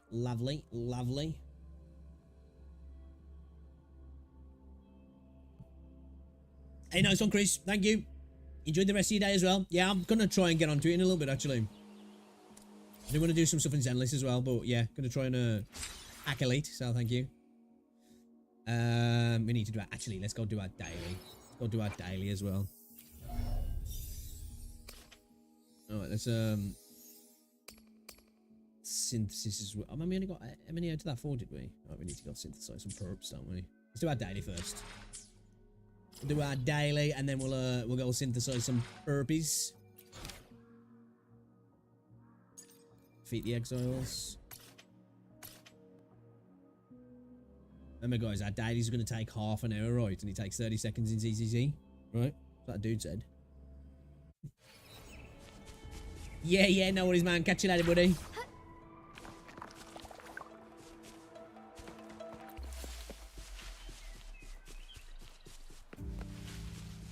I like kind of just roaming around the world in this game sometimes, I do.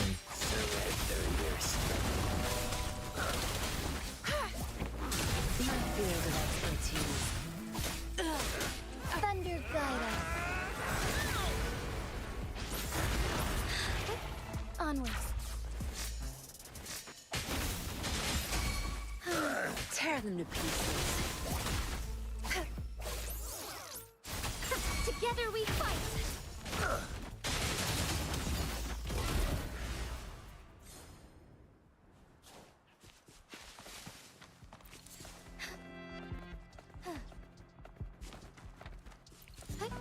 Onward. Hey, Mr. Goat.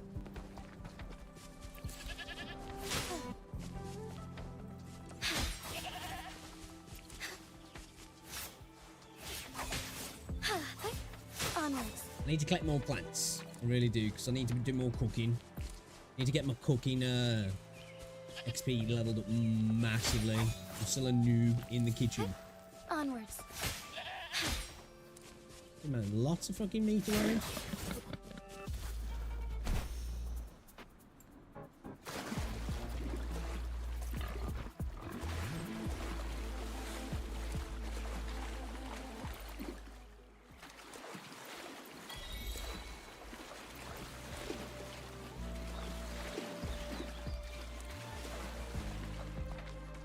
That was sneaky. That was a sneaky climb out, that was.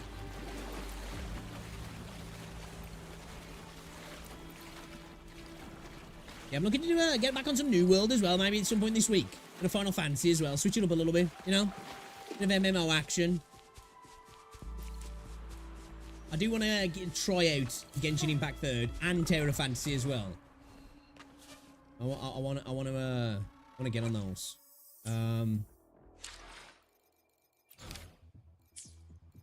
Goybook. Lovely. Let's go. Thank you. What we got here then?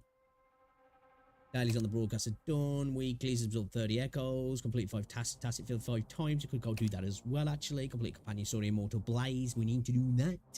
Shall we do that? Let's head to Terra in a second first. So let's go do some synthesizing. And the tactical simulacra as well. I think maybe we do that first. And then we'll do the quests.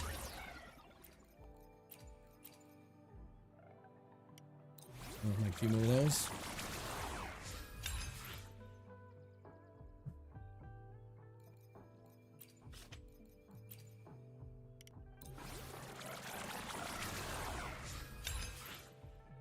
Lovely, lovely jabbly. What we're missing on these then now? Can we synthesize any of those at the minute?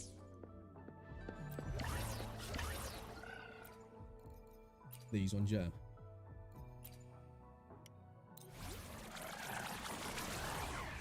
know what game I've been kind of itching to play as well at the minute again? I want to play through The Witcher again, man. I saw somebody streaming it yesterday and I was just like, ooh.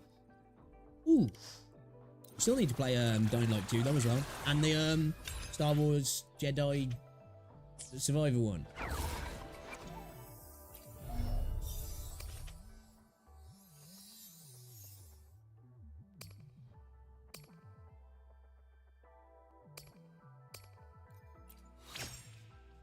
All right.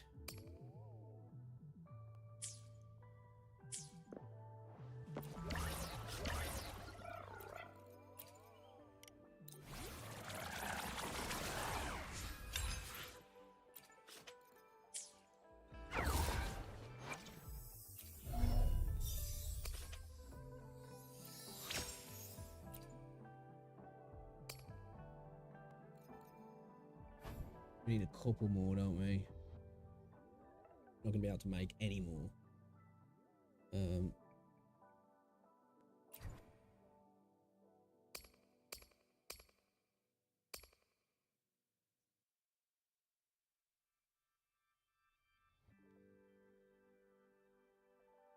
Yeah, let's go do it. Let's go do it. Might as well. Choose our solvents. Fuck it, the time is now. We're down to what, like now? What, 16? Something like that? Been sitting on 30 for a fucking long time.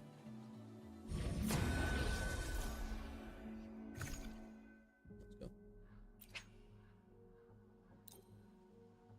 Yeah, Waveplate storage, man. I can't wait for that as well. Does anybody know when that's coming?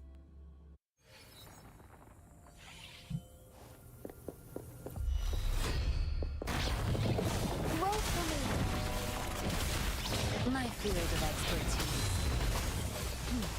Now you'll behave. Embrace the change. Moment pussy. of awakening. Embrace the change. Lend me your strength.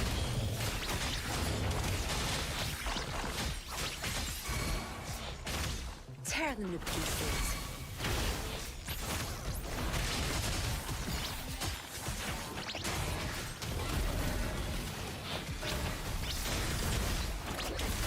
My field of expertise. We played a bit of Tarkov, the Waveplate storage system in this game. I'm curious when it's coming.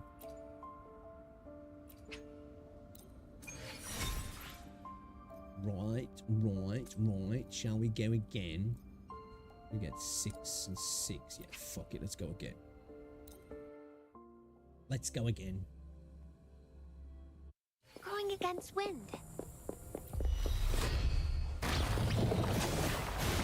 Luminous energy. I've had enough. Get lost. Together You we gonna learn today? fluorescent shadows. Blessed end. Oh man, what was the damage numbers there, bro? That had to be big damage, yeah? That had to be big dick damage. Possible 70k plus. I don't know what the numbers were, man. I missed them. No idea at your little wheelhouse, outside your little wheelhouse. Yeah, fuck it. Might as well, don't we? Might as well. That's what we're here for.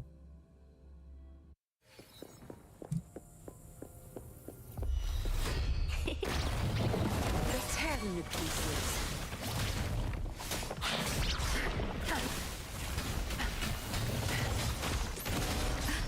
No mercy. What are you looking at?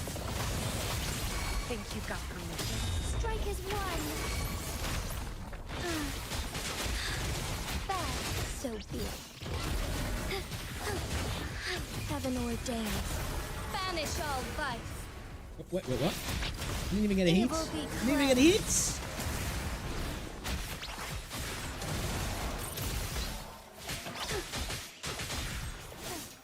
Tear them to pieces.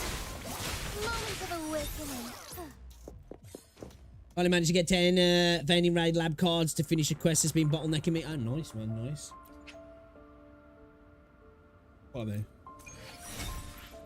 I am like gonna get back on some extraction shooters soon. I'll probably end up having a binge, like especially when Arena drops and that Delta Force drops as well. Like I'll probably end up binging like that. Tarkov, like I tend to do that with games. Like a game will drop like that, and I'm like, right, let's go all in for a couple of weeks.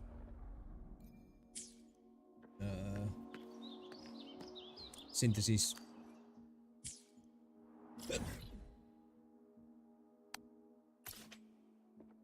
And a bit of a pecan roulade. It's fucking banging. Absolute banging.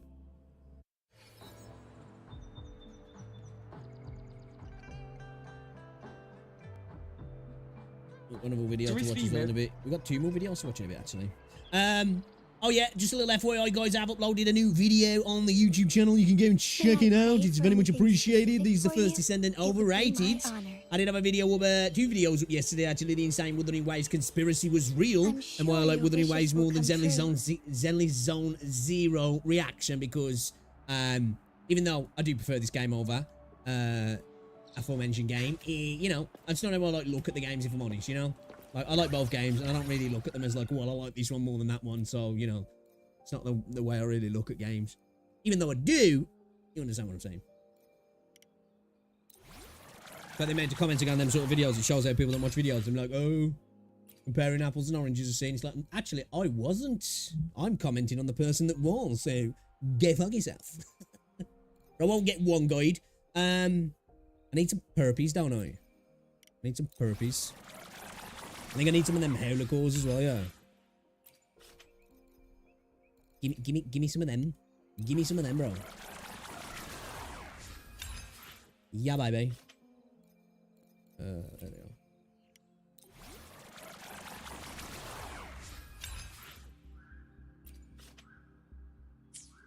Okay. What can I do here then? What can I do here then? Let's get the Resonance Liberation up a little bit. We'll do that too. And then we should be able to get that, because it should, I think, be able to make... No.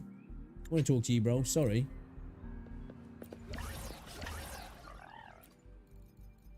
Yeah, perfect. We can make 2. Lovely. Lovely jubbly.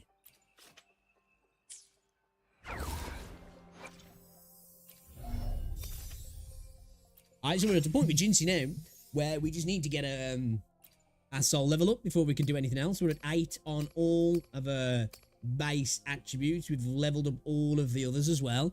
So, she's almost there. Like, all we need really now in future is to get some copies, and we're going to be, you know, we're going to be rocking and rolling. But she's still putting out insane damage, really, even with just, even though we've only just got to the point of this with our fortes.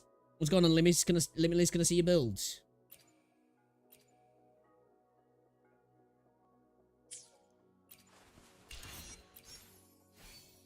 It's my, what's it on? I need to get a good Juhei at the minute.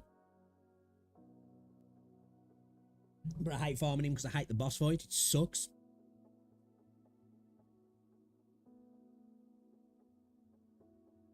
She's not the best, but you know, she could put out 70k off her skill. I do have a signature though as well, so that helps.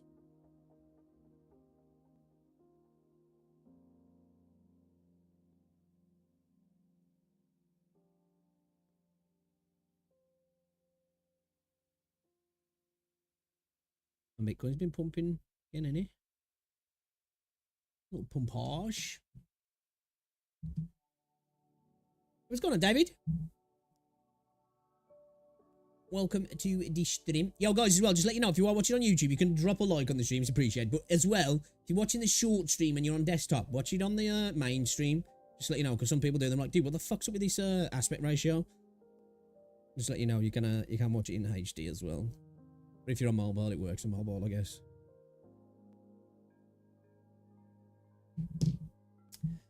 Yeah, that's pretty much a build. Running a crit rate, attack, energy regen, attack, crit damage, basic attack damage, spectral damage bonus, crit rates, energy regen, main ones there really, spectral damage, crit rate, again attack. This one isn't leveled up. This one isn't leveled up as well. We've still got plenty of room to do that. We got our attack sitting to about 1400, energy regen 121. Crit rate's not the best, but it's, you know, not the worst, I guess. She puts out a decent amount of damage, man. She's decent for having no copies. Oh, geez, Jan. Sorry, Mark. It's my bad. I read that wrong. I haven't really built her up. I was reading those Jinsey's because I was using her. My brain went on autopilot. That's my fault. Yeah, like I haven't even got a full stack of echoes on her. She's sitting at level 70. I haven't really built a Traces up or a Forte up at all, if I'm honest. I've neglected her for quite some time. So yeah, my build's nothing to go off.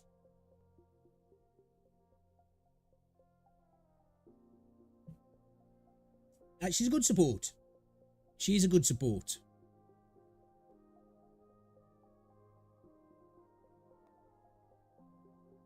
I'd build them more for the support role because at the minute it depends. Well, it depends what DPS you got in the game. Because obviously we've got Jinxie, we've got Changli. Whatever people say, she's a DPS. She's not a sub DPS. She's a DPS. Just she requires too much field time to be a sub DPS. We got Jian. You know, we've got Calcharo. You know, we've got Danjin. We've got the Rover as well. That are all, you know, DPSs as well. Obviously you got Encore. It's like I'd build her as more of a support role, really, because the game, you know, we've got like she's a true sub DPS, but most of the other sub DPS is kind of either leaning into more support or they're just straight up DPS roles, really, in my opinion. That's why we need more sustain heal characters in the game and some true support characters. I need to build her as well. I've got so many characters to build at the minute. Just concentrating on Jinsei and Jian, who I'm working on at the most at the moment. Should we go finish off this simulacra and then we'll go do the quests as well for Changli. So we got to get 24k. I think you got to get, haven't you? So we need what, 7k off this. I mean, incremental increases in the points. So hopefully, extra 2k compared to that one. Maybe we can do it, but it just depends. Let's have a look. Let's have a look at our buffs then. Increase spectral damage by 30%. This bonus increases by 10% every 30 seconds until it reaches 20% when casting Resonance Liberation. This will increase spectral damage by 10% up to 70%. As attack, immaculate upon 6 level dodge, increase attack by 5% for 60 seconds. Second to 20 times. I think I'm gonna go for refraction. Ooh. When counter attacking increases damage of resonators within the team by 200% for 5 seconds. I think I'm gonna go for refraction. And I think I'm gonna go for immaculate as well. Pardon me.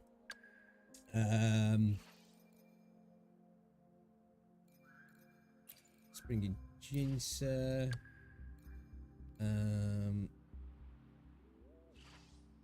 Do we go with a Yinling buff, or do we just bring in Spectral Rover? Let's try Spectral Rover first, and then we'll take Verena as well. Or we could just take Yinling as well, you know. Let's try with Verena first. Team level 2 low. Psh, fuck. Let's go. Oh, right here. Life is in everything. Moment of resonance.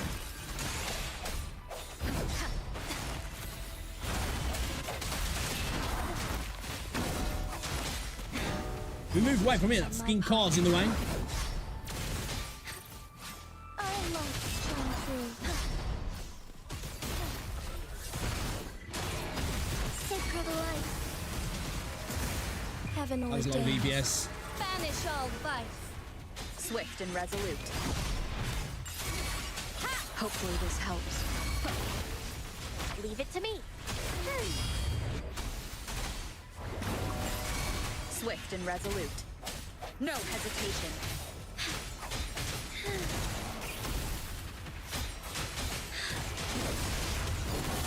The sky beckons.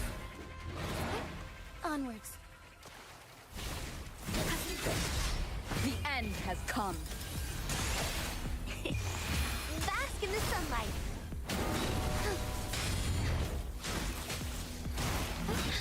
Embrace the change. Onward. Side harmony. Fluorescent shadows. Strike fast. Blessed end. That's Oh, better. Stars, heed my calling. Swift and resolute. Strike from the shadows.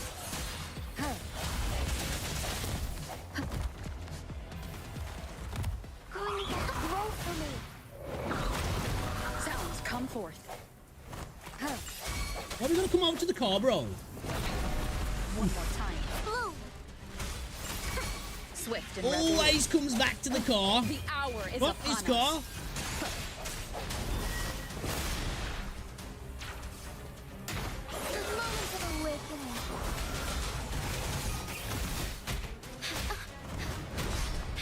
and resolute.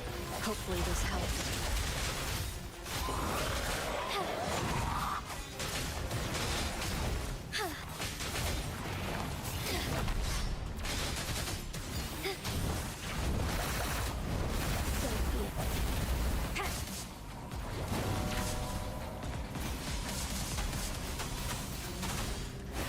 Luminous energy.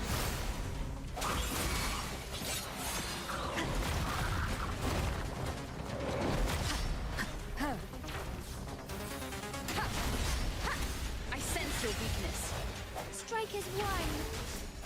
We're doing badly on this. Almost shine through.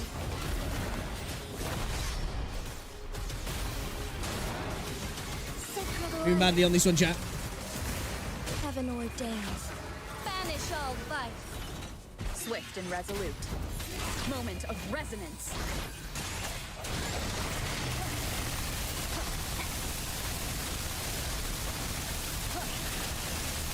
Photosynthesis. Swift and resolute. Strike. Hopefully this helps. Together we fight. Hi. Onward.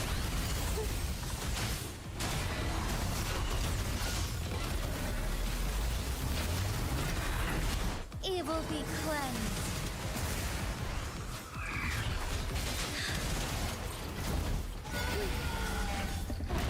A new enemy is approaching. Thus it ends. Swift and resolute. The hour is upon us.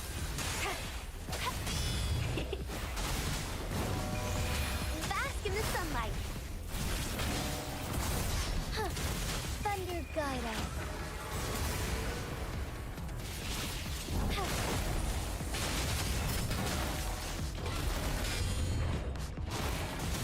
Sacred light.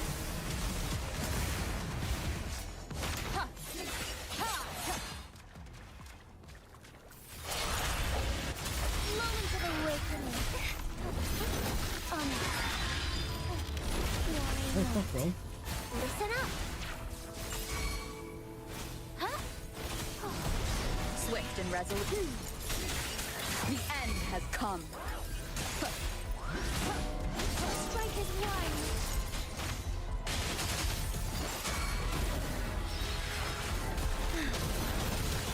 Let it end.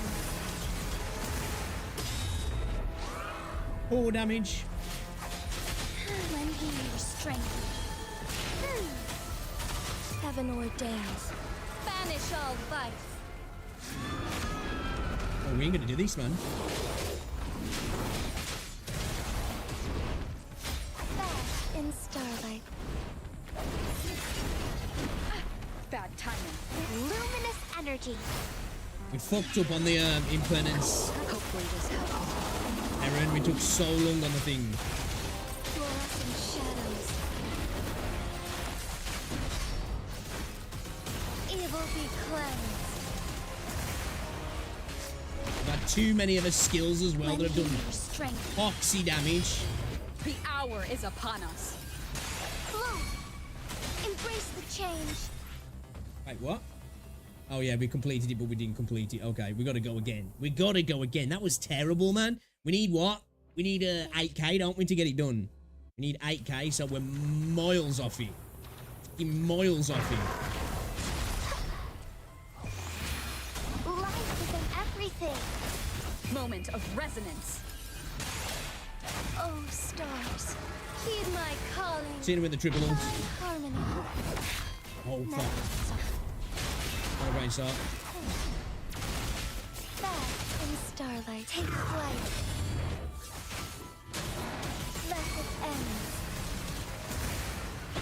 Swift and resolute. Might be better off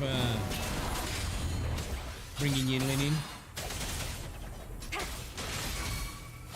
Lend me your strength. Strike is one.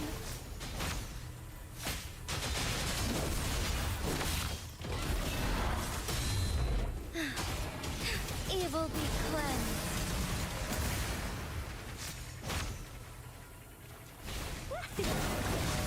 Watch out! Shit. Moldy! We're already fucking up, boys. Sunlight.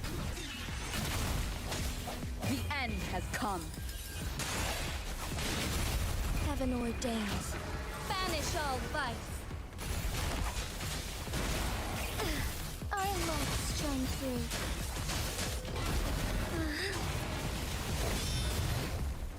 Thus it ends.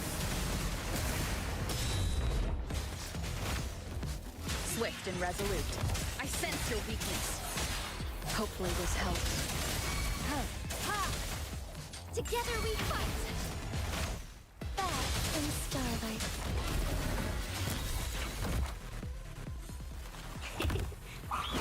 Listen up. Going against Come wind. back here, bitch. The hour is upon us. Swift and resolute.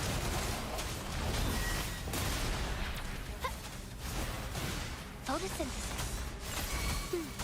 Swift and resolute.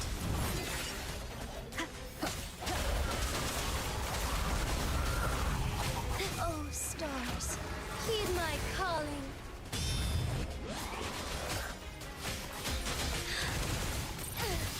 Our lights shine through. Yeah, we dealt with these dude a bit quicker this time. Still, though, I think we're Luminous energy. slacking a little bit. The end has come.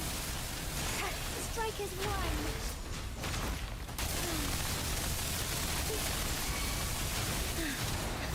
The sky beckons. Sacred light. That's better. Swift and 94k. That's what I'm talking about. That's what I'm talking about. Hopefully this helps. Thunder guide us. Leave it to me. Listen up. Together we fight. Shine. Embrace the change. Find harmony.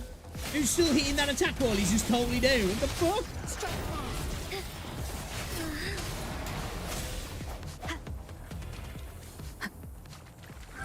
Moment of resonance. Strike is one. Fluorescent shadows. Why not? Let it end. Blue. Huh. Life is in everything.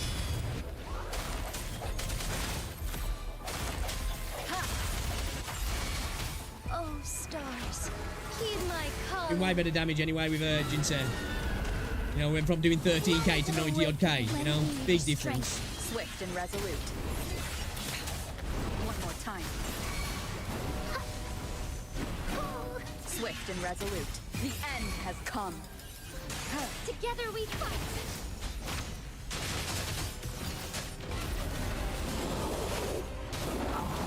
Evil be cleansed. Swift and resolute. Hopefully this helps. Photosynthesis. Bask in the sunlight. I sense your weakness. Heaven ordains. Banish all vice. Oh, we got another one. Embrace the change. Moment of resonance. Leave it to me.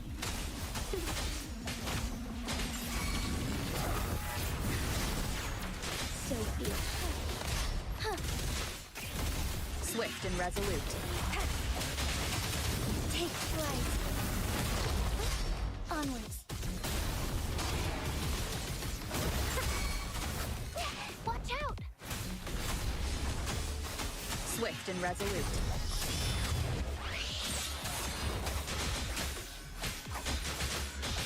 Moment of awakening. Lend me your strength. Oh, stars. We ain't gonna do it. My calling.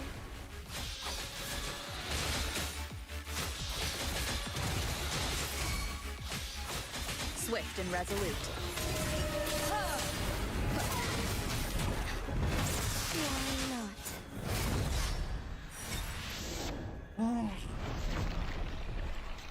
and we was doing some serious damage as well throughout that. We just slowed right down then when we get into the ice, didn't we?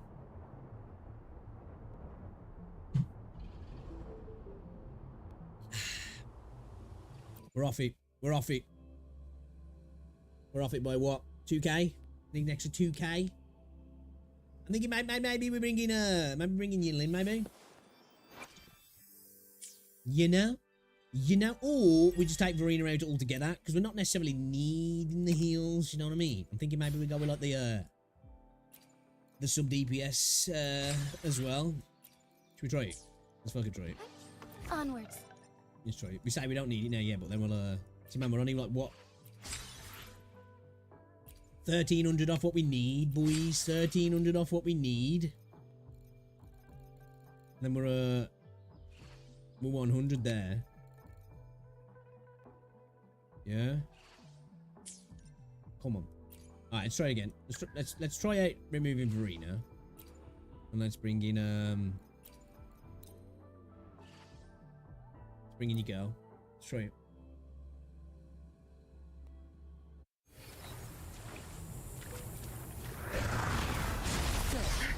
Watch and learn.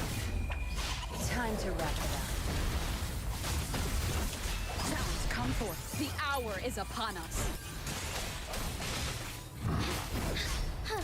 Thunder guide us.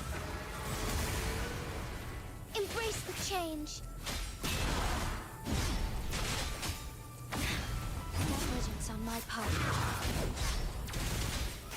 Lend me your strength. Take flight. So be it. Sacred light. Swift and resolute. Tear them to pieces. My field of expertise. Swift and resolute. No hesitation. Hopefully this helps.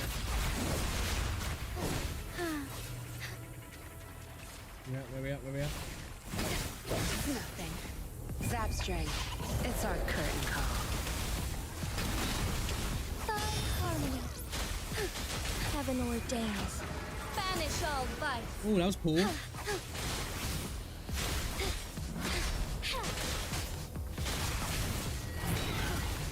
Fast and starry. The sky beckons. Evil be cleansed. Swift and resolute.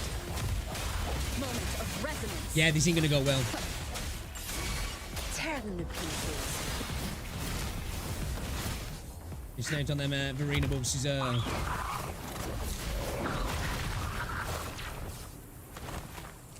Don't blink! Swift and resolute.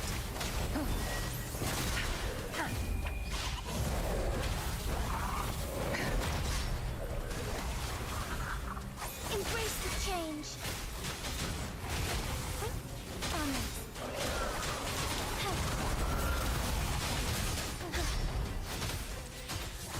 Oh, stars, heed my calling. Let it end. Give me the big damage! That's trash! Swift and resolute. Hopefully this helps. The end has come. Want spawning faster? Tear them to pieces. My field of expertise.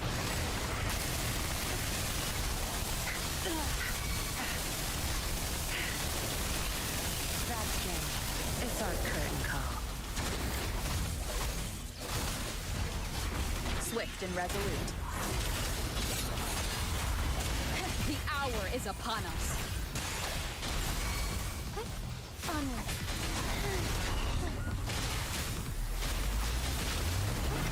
Onward. Thunder guide us.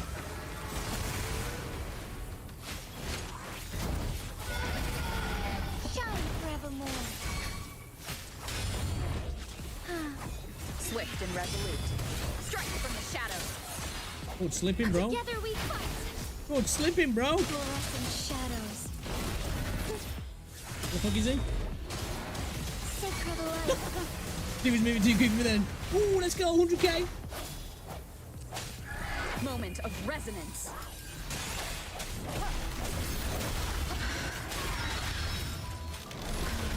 Oh shit. Your time is I've had enough. Get lost. My field of expertise. I'll pay it back tenfold. Heaven ordains. Banish all vice. Oh shit. Oh shit. Last chance.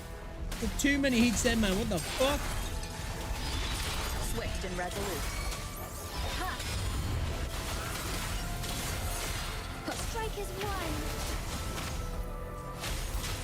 Our lights shine through. Break. No mercy. Time to wrap it up. Crush them!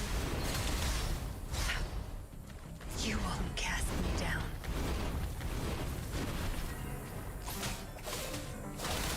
The end has come. Find harmony when we need strength. My field of expertise. You won't cast me down. Oh, stars, heed my calling.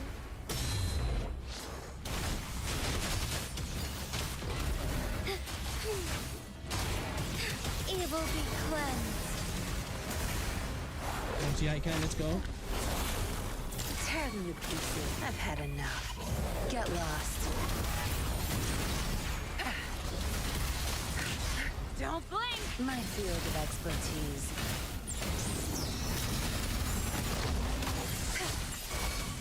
Swift and resolute.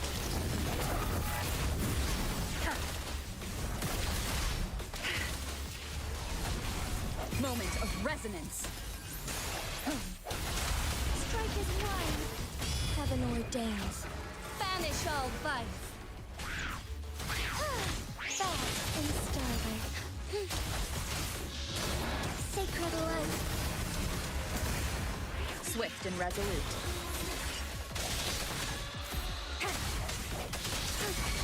Lend me your strength. Swift and resolute. Fuck! Did we just off like what 1300? Bruh.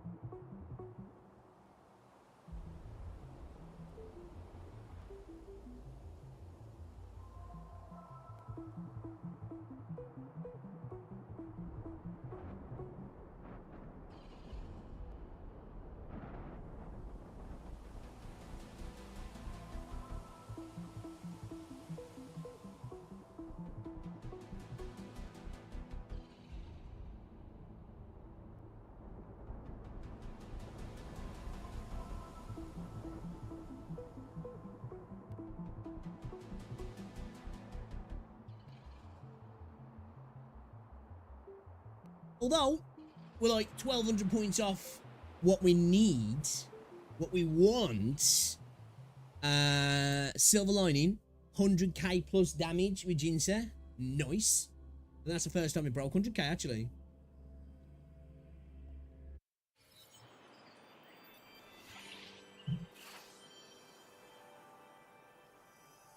Oh, you've been playing Mana Lords, have you?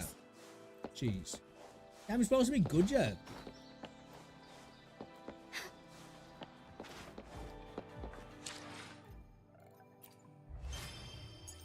So close, yet so far, you know? I feel like maybe if we level Spectral Rover up, we'll do it a bit quicker. It's just the time on that one, really. Just the time. Where we at? 22,863. So we are like 12. Well, what? 1150 off maxing it out.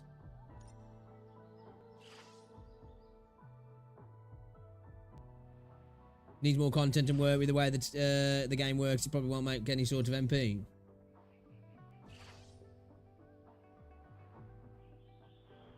I spent watching Mac play. I was like, this game's kind of cool, man.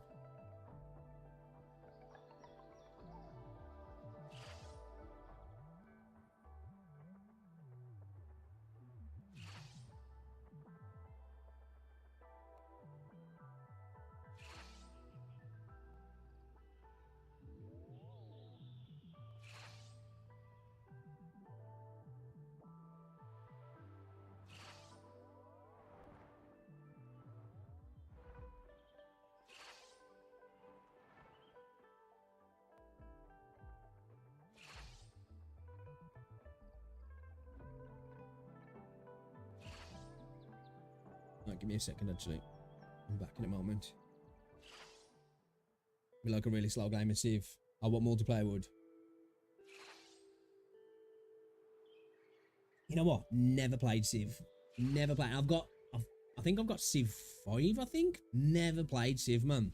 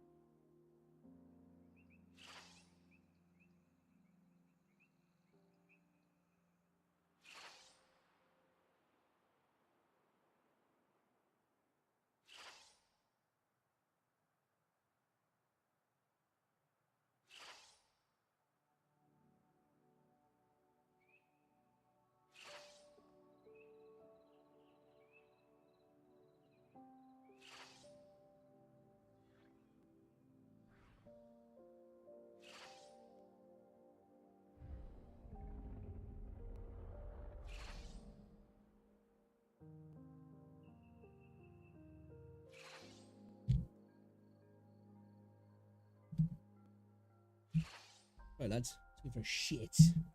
I mean, very well today, man. I feel fucking rough. Woke up with a proper gut ache. And hot, spicy caca poo-poo. And then again, and then again, and then again. And then it's just like, oh, I feel like fucked. Not sure you wanted to know that. Or needed to know that. But here we are. I'm telling you.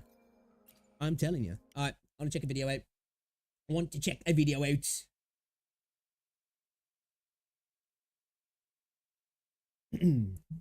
Right. This Wuthering Waves update is going to destroy rivals. Is it really? Let's check out the video from Kazahana then. I see it looks like we're talking about PlayStation. How is that going to destroy rivals? So let's have a look. So recently you may have seen me talking about the PS5 version of Wuthering Waves. Now this is a new version of the game announced by Kuro Games. Which is going to be big though. I do feel like there's a lot of people, because I've had a lot of people coming through my chats, sending my comments saying like, I play the game on mobile, just can't wait for it to come to PlayStation 5. And I think there's a big audience on PlayStation 5. They're going to get a lot out of this. You know, there's the Genshin audience and stuff, but I just think that they're going to really enjoy the combat. Hope they enjoy it anyway. I'm a bit of a Wuthering Waves Andy, so it will be nice to see a new player base get access to the game, and hopefully they enjoy it. Let's see. And it was literally just the other day. They said, "Dear Rovers, we're excited to announce the PS5 version of Wuthering Waves is now officially in development." And in previous videos, I talked about some hints of this happening, and then obviously we came all the way up to the official announcement. But there was one important thing that we were definitely all waiting for, and that was for the playtesting for the PS5 version. Oh yes, we have actually seen some gameplay, haven't we? From, I don't know where it was from, but like there was video of people playing it on PlayStation 5. It looked like it runs pretty fine, really, which I would imagine it would. You know, this game's a pretty game, but there's no reason why a PS5 shouldn't be able to run this game at least 60 FPS stable and look decent. Because also in this announcement, which they haven't actually included playing on in a the pad. street, was going to be showcased at the China Joy Festival in Shanghai, which is pretty much an area where they all showcase games and stuff coming to PlayStation, and I think also some other consoles. And yeah, pretty much they were going to be showing off their new PS5 version of the game. And I think China Joy is still currently going on at the time of recording, but they've already given us our first look at Wuthering Waves on PS5. Let's just say it looks very, very, very good. But before I get into this video, the footage I saw, it looked good. Subscribe if you enjoy it, and also go over to GamerSubs and use my code KAZA. We can get Obviously, I play on PC, so the game looks as good as it's going to look, but it looked pretty decent. Yourself a ton of tubs and cups. They've actually got an event going on where you can get a free gift alongside any tub that you buy, which is just honestly great. With the tier 1 being a free shaker, which is just amazing. So I definitely recommend you guys go check that out. And yeah, definitely check Kazahana out in his links as well. And yeah, that link will be down in the description. I've got no but codes. Let's get back into the video. So we've got this news article from Push Square. And pretty much the article says, your first look at Wuthering Waves PS5 was filmed on a potato, but it looks smooth. Now, obviously, there's been a slander towards whoever recorded this footage, but pretty much they show off this video on YouTube of Wuthering Waves being played on. Yeah, I think this is the footage I saw. Obviously, the footage is not the best, but the game looks like it's running fine, which is the main thing. It's 5. And let's just play through it here. You can see, you know, the camera quality isn't great, so we don't get like the full experience. Oh, we're seeing it right there, actually. Hold up. Let's go back a second there. FPS 60. It seems like it's stable as well. We're in the middle of a fight as well, which is good to see, which, again, there's no reason why this shouldn't be running at 60 FPS on a PS5. Did I say 50 FPS when I read that? Well, 60 FPS on a PlayStation 5. You know, I can't see why this wouldn't be able to have the higher frame rate mode when it drops to 120. I don't know. You know, a lot of console games that you think would be able to do that tend to sometimes struggle at 60. But it's good to see that it's locked in at 60, and it looks pretty stable, pretty smooth. So, hopefully PlayStation 5 gamers are going to have a good experience with the game. Like the full experience of, you know, how the quality is. But again, it's looking pretty smooth, especially how the characters move and everything on the screen. I don't know what kind of quality screen they've got to use for this. I assume it's something quite high. But again, it looks really, really smooth. Some FPS drops there. And obviously the PS5 has been upgraded a ton since its predecessor. I do believe is there a PS5 Pro, like, has it been announced? I don't think it has been announced, but I know there's some rumors again, yeah. So they're going to have a ton of computing power whenever it comes to, you know, running Wuthering Waves. And yeah, it just looks overall amazing. Dude, I cannot wait for 120 FPS. That shit needs to happen soon. And you can see that the movesets kind of work super smoothly. Oh, there are some drops down into the 40s there, though. There are some drops into the 40s. And I don't think there's any kind of like input issues, because you can get that quite a lot in a lot of console games. You know, you think about games like Rainbow Six and stuff, it can be harder to play on console because, you know, it's harder to aim and stuff. Whereas Wuthering Waves is... Well, the reason why Siege is harder to aim on console is because there's no aim assist, where, you know, with something like Call of Duty, Now, at close range gunfights, you've got an advantage on console because the aim assist is so strong. That's why, like on Warzone, in close gunfights, and even on multiplayer, console does have an advantage to a degree because of the aim assist. Where at range, the dominance of the mouse and keyboard comes in. But with Siege, there is no aim assist. So, yeah, it is a lot more difficult to track targets in that regard. Isn't really one of those kind of games where you need to have that like precision aiming on a console controller or something like that. You can just kind of, you know, press. Even though I joke around and I'm like, ooh, pad, which I used to, I did nothing but console game for years. I prefer mouse and keyboard now by far, and whenever I use a pad, it's like, unless I have to, I really don't like using it. But a game like this should work fine with a pad. There's no reason why a pad should cause any issues at all, if I'm honest. Press some inputs and it'll be all right. Overall, the PS5 version of the game looks really, really nice, and I think that a lot of people are very excited for it. I mean, in the past videos that I've made on there, even on the freeze frame there, though, we're seeing some drops. You know, I saw some drops into the 40s. I definitely saw some drops into the 40s, which we are in the middle of a fight, and I get that. But, you know, you would think on the PS5, and obviously this is early footage, I'm guessing. They said the game's in development, which I would imagine them just straight porting the game. Hopefully they can make sure that's locked in and there's no, you know, there's going to be, you're never going to get locked in 60 FPS all the time. There's going to be issues, whether it's your PlayStation chugging, whatever it might be, issues with the game.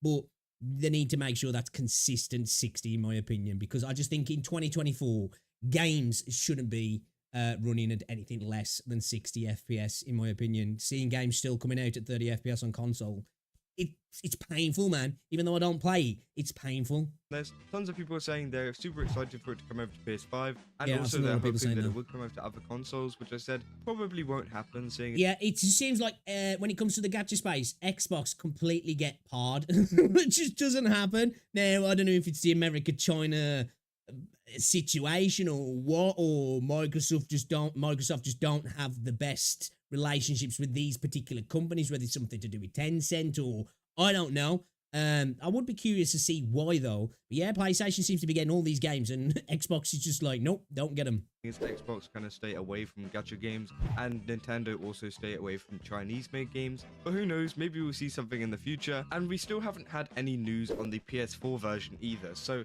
again, we're gonna have to wait and see what kind of happens with that, because I know there was a lot of the comments saying that, you know, why'd there be a PS4 version? Who really cares about PS4 anyway? I think to say that, you know, there's still a lot of people on PlayStation 4. I don't think there will be a PS4 version though. You know, the game, don't get me wrong, not that a PS4 probably couldn't run it, but it probably would suffer from a lot of FPS issues. And I just don't think, I think a lot of companies now really are trying to push on into the new gen, aren't they? To really get the most out of the game, because it hampers development now to a degree. Which sucks, but you know, new gen's out, so I guess it makes sense for them to do so. Anyways, it's a super old console. I mean, it's like 10 years old or something like that. But to be honest, in my opinion, I think it would just be better to have it overall, because at least you've got that option. But at the same time, though, you don't want to gimp the PS5 version, and then you don't want to trash PS4 version, and then you get another rough launch, and then we're in a situation where they feel like they've got to give away stuff again, because I think what they need to make sure they do, if we do get a PS4 version, it needs to come later, and they need to concentrate on making the PS5 launch as smooth as possible, so people on PS5 get a really good experience, and they don't like rerun the same launch again. And like again, had no issues with the game on launch, but I know lots of people did, and it will be a bit rough for them. It won't be a good look if they do have another kind of botched launch. So you know. There, like, no one's saying that you have to play the PS4 version of Wuthering Waves or anything like that, and no one's saying it has to run good either. I'm not expecting it to run super well on PS4, as they said. You want it to run at a decent level though. You don't want the game to be practically unplayable. There's no point launching it then, otherwise it's just gonna, PlayStation players are gonna hate it. There'll be the people who will be able, because there's some people I see that can just play games at any FPS. It just blows my mind. I've seen mates playing Ark on PS4 and the game's like running at 5 fucking frames a second and they still enjoy it. But yeah, it needs to run smoothly, and I just think this game will look trash running 30 FPS, if I'm honest. And that probably will be how it runs on PS4, or it'll just be really gimped in the graphics, and you're just going to lose a lot of the experience, I think, in the game. So I think if it does happen, it shouldn't happen right away. And then if it doesn't happen right away, is there really much point to it happening? Because if you do get a PS5 Pro potentially soon, there's going to be a lot of people who'll probably move over to PS5 then, because there'll probably be some sales and such. The graphics will be, you know, just above mobile. So it's going to be nothing like extremely special, but at least it's there for the people that do use PS4, and, you know, it will just increase the players overall. rather than just, you know, not having that option at all. I agree with and that. Therefore I agree missing with out that. on a player, because obviously someone with a PS4 is going to play this game. Oh, yeah, for sure. Even if it's just like one person, which again could prove profit for. I think if you're more likely to get people on PS4 play the game because it's free to play. And if you've not moved on to PS5, it's either you don't game enough to, you know, make it worth your while to buy a PS5. Somebody like me, I don't play my PS4, but I've still got 2 PS4s just because I play on PC now and I don't use them. So I've not bothered buying a PS5 yet. And I don't know if I will. Maybe, we'll see. But I think, you know, people who maybe it's more of a money situation or they can't justify spending the extra cash are probably going to be more likely to try it out because it's free to play, isn't it, at the end of the day? Games, and I think it's just better to have it there instead of just like ignoring it overall, because, you know, it's just basically free money, especially seeing as they're paying for the licensing for it to be on the PlayStation anyways. They get to have it on both of the consoles. I'm pretty sure that isn't an increased price if you can run it on both of them. So again, they're just making the Don't know about that. I wouldn't put it past Sony though that it does increase in price, so I don't know myself either. most out of their money for sticking it on the PlayStation Store, meaning that, you know, pretty much anyone with both of the consoles can play it, which again would be amazing. But also there was this article from the Video Gamer, which I thought I'd also talk about in this video because Are we going to talk about WuWa here? Are we going to talk about the shit I was just bitching about heavily? Because I absolutely freaking hate the WuWa fight. It sucks ass. I love the freaking echo and I love the design and I was so excited for this fight, but the fight blows. The design is so annoying. He's constantly flying off and it's just like, fight me, bro. because it would be kind of hard for console players to fight. Ajura is like the dragon-like boss that came in the newest kind of main quest of Wuthering Waves, and it is a very annoying boss to fight, and I think a lot of people have found that. I wasn't going insane, dude, like just today, because I had to get some mats for Jinsei to level up some more of a forte, and I fought him back-to-back 3 times. It's like the fight takes 3 times longer than it should, because it's not a hard fight. It's just super frustrating, because 60% of the fight, he's running off, and you're like, fuck's sake, man. This article has the headline, Wuthering Waves fans collectively call out annoyingly designed boss fight, which again, it is very annoying seeing as, you know, I thought the Geochalone was the worst boss fight. Kind of evade you all the time, which could be annoying, especially whenever you're trying to farm materials. Obviously, it's fine if you're playing the main quest and, you know, just enjoying the boss fight.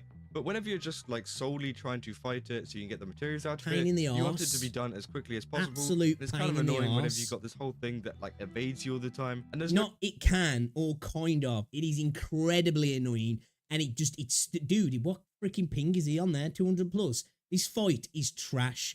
It's designed really badly. It looks cool, and Juhei looks cool, and I love the environment, but it is a badly designed boss. Now, the Geochalone or Geochalone, whatever you want to call it, that is a kind of annoying fight as well, but it's more just that you have to get in close and the camera angle's trash. Pardon me. And that's the worst thing about it. The fight itself is not necessarily annoying because you could just go at it. It's like, you know, it's just a butt heads kind of fight. This fight is so annoying because the dude's just running off all the time. And it's just like, oh man, it's so frustrating. No really good like lock-on features that let you, you know, attack it kind of consistently. And apparently a lot of people have been very annoyed with this, and obviously it will get even worse if, you know, people are playing on PlayStation 2. Because it's hard enough fighting it on something like PC, and I guess it's probably even harder to fight it on mobile. Imagine trying to fight... Dude, I don't know how people play this game on mobile full stop. ...it with a console controller. I think that would be absolutely terrible. And I really hope that they do fix this boss. Because I don't think a pad will make it any more of an annoying fight. Possibly, I don't know. There's people on who are really good on pad, like, so I don't think it'll affect people playing like that. I don't think all of a sudden it'll be like, well, this fight's super annoying now because I'm on pad. This fight's just straight up annoying. What are their input methods you're using? It's just badly designed. Because, again, it's just not really fun to fight at all. So apparently there's a lot of people on r/Wuthering Waves saying, am I fighting Dewey wrong, or is his fight really just annoying? Dude, this is what I was saying earlier. I literally said this. I was like, dude, this fight is so annoying unless I am just fundamentally just going about this wrong here. Because this is just such a pain and so frustrating to fight. Like, trying to grapple into him, and then as soon as you get into him to attack, he's off in the air again. You're about to drop, like, your heavy, enhanced heavy attack with Yinlin to get your boost on whatever character you're using to really start slapping, and he's off again, and oh my god, it's annoying. Annoyingly designed. I don't know if you can tell, I find it annoying. post explains, I'm not talking about the difficulty here, but more on how Yeah, you it's fight not a hard it. fight How am at I going to all. deal damage to this flying worm if he keeps flying and landing several meters away from me For a real? short amount of time? And that's completely true. I mean,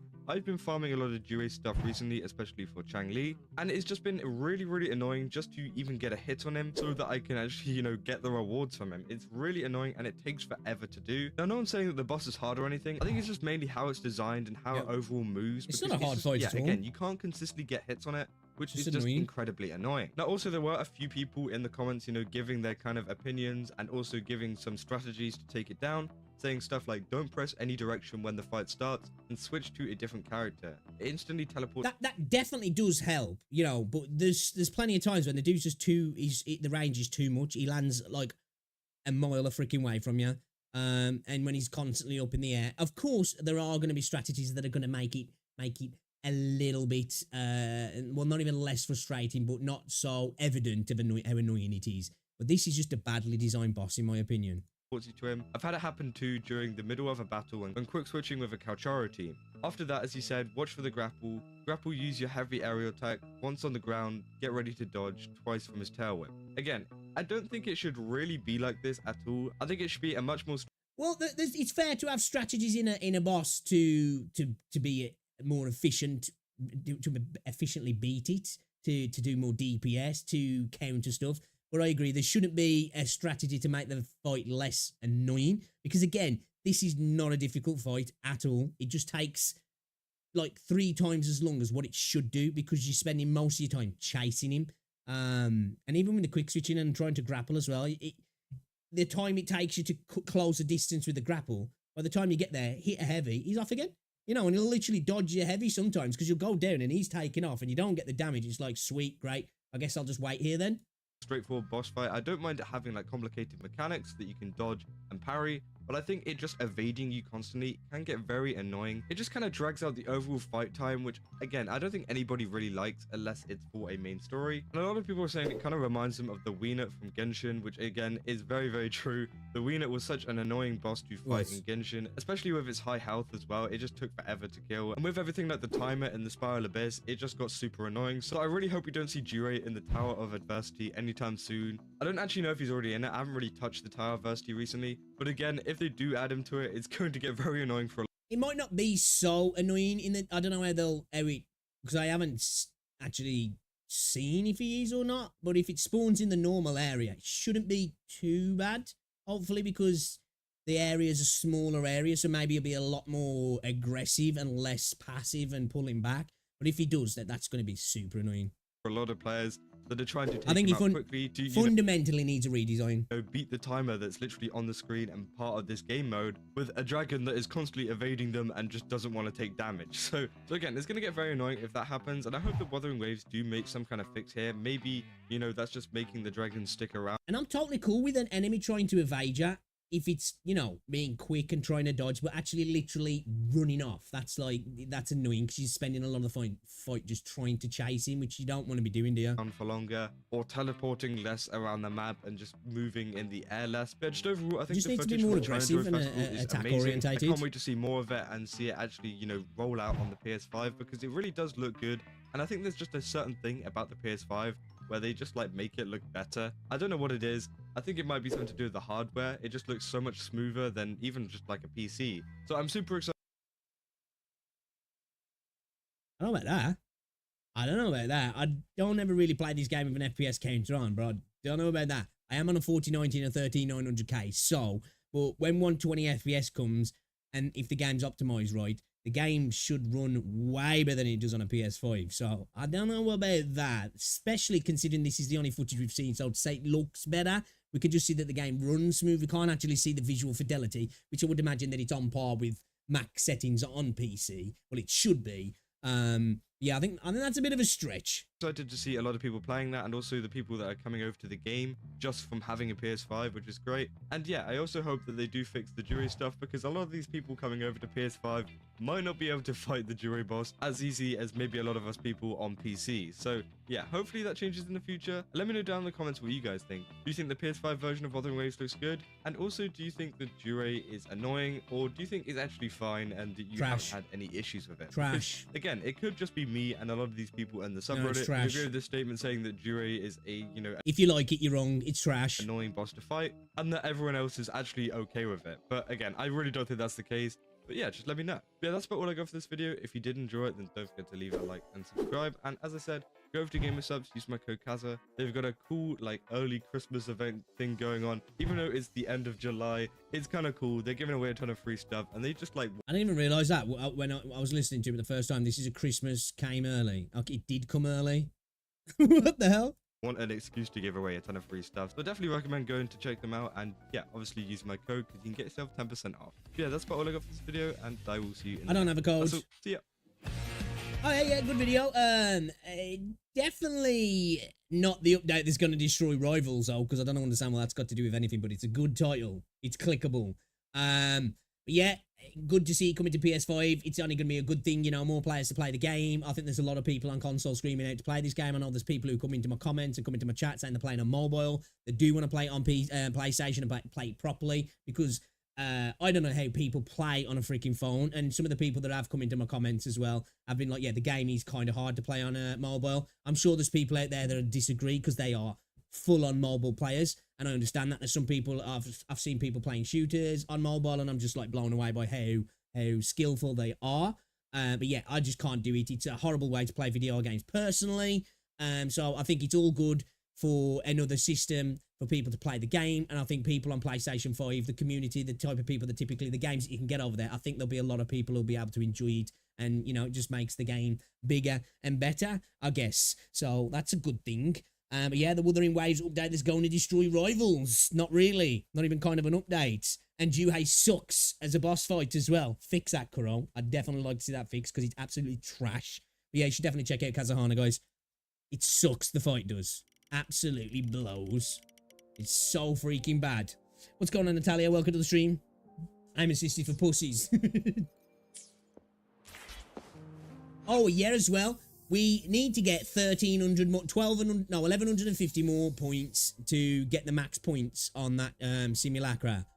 But one good thing, though, we broke 100k damage with Jinsei, so that's pretty freaking sweet. I mean, that's the first time we broke 100k damage with her, so I'm happy about that. Very happy about that, actually. So at the minute with Forte and Tracy's, we have just got to get to Soul Resonated at rank 6, sorry. So yeah, we just need to which we need to, I think we need to, don't we? Yeah, we need to get to Soul 3 phase 7, which we're not far off, actually. So we'll be able to push her to level 90, max her out, and then stack all of her Forte circuits, and then we can concentrate on wrapping up Gian as well, which we're close to doing. We've got no weeklies left, though, I don't think, have we? So we won't be able to do Gian until next week, will we? Yeah, we're out. So yeah, we'll concentrate on Gian, I guess, and then continue to level our union, level up, and then we'll go for the next rank, and then we'll level Jinsei up to 90 and start, you know. Cali still my most powerful rover dead behind him. Yeah, I need to get my Spectral rover leveled up as well, actually.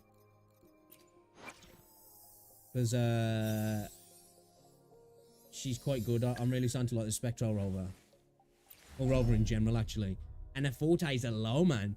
Like, I think we could roll through that if we do rover up, actually. She's got a crap sword as well, really. Not the best echoes. So we've still got plenty of headroom for her. Plenty of headroom. Oh, shit, we've ascended her? Oh, shit, bro. Alright. Okay. That's what I'm talking about. That's what I'm talking. I didn't even know I'd ascended her. Shit. Right, that's a nice surprise. Lovely. Genuinely didn't even know I'd ascended her. Okay. What's her attack at the minute? Just under 1,200. So, who's our highest base attack? I think it is Calcharo, isn't he? Calcharo's at 1550, 1551, 1512, 1058, 1469, and 1421. But we're still getting the most DPS out of Jinsei overall. close behind Jian, and then it'll be Calchado and Changli. We've got plenty of stuff to level up on you, boy. Still, all of his fortes are kind of low. Kind of low.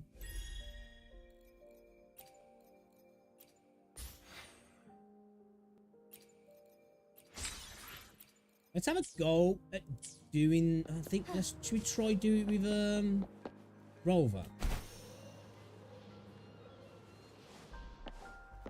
Do we go Rover and Jinsei, or do we yeah, let's try it. Let's try it like that, and then we'll try Verena. We could maybe try a different buff as well, potentially. Yeah, let's go with Yinlin, and then maybe we'll try Verena. I'm good though, thank you, Natalia. How are you?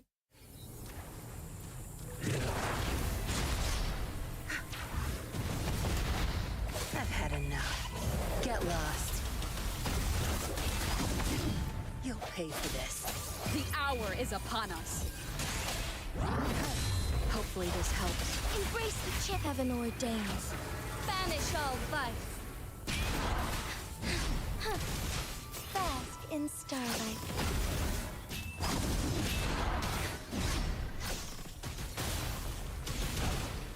Evil be cleansed. That's trash. Swift and resolute. Lend me your strength. Zap strength. The stage is yours. My field of expertise. Strike as one.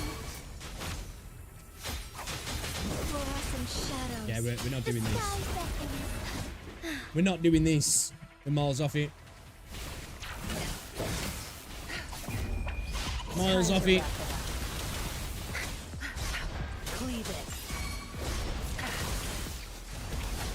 Swift and resolute. The end has come. No hesitation. One more time. Fine home, oh stars. Heed my calling.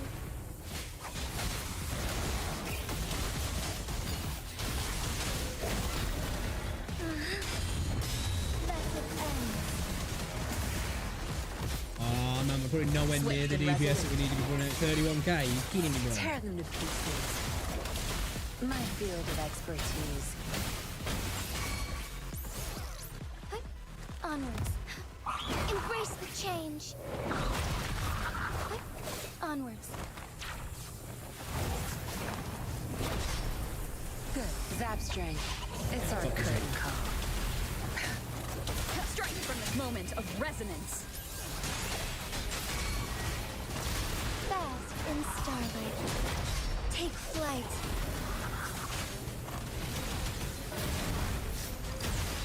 Swift and resolute.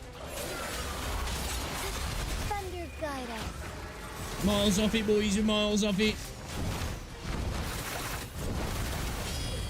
No mercy. Swift and resolute. Together we fight. Fucking miles off it. Onwards. Time to wrap it up. Don't blink.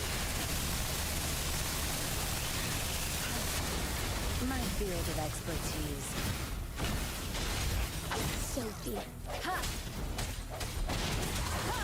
Zap strength. The stage is yours. Swift and resolute. The end has come. Hopefully this helps. Moment of oh stars. Heed my calling. Our lights shine through. Evil be cleansed. That's right, I said that, didn't I? 97. Oh no, sweet. We got him as he came in. Fuck yeah. Only one tapped him. Take flight. Ha! Sacred light. Thunder guide us. My pussy! Swift and resolute. Moment of resonance. Ha! Tear them to pieces. I've had enough. Get lost. My field of expertise.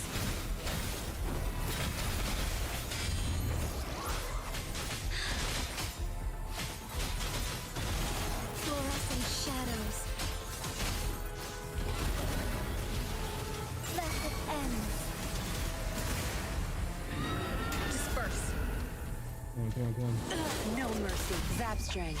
It's our curtain call. Crush my field of expertise. Why not? Onward.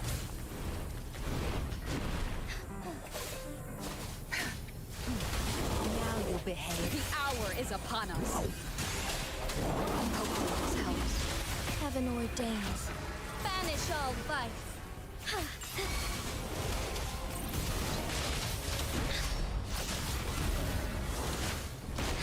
Strike fast. Evil be cleansed. Ah, shit DPS, man. Lend me your strength. No hesitation. Strike as one.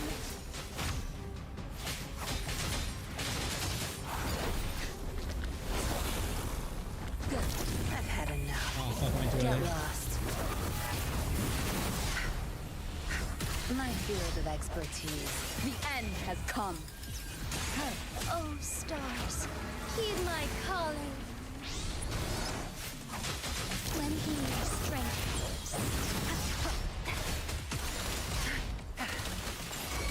Swift and resolute. Together we fight.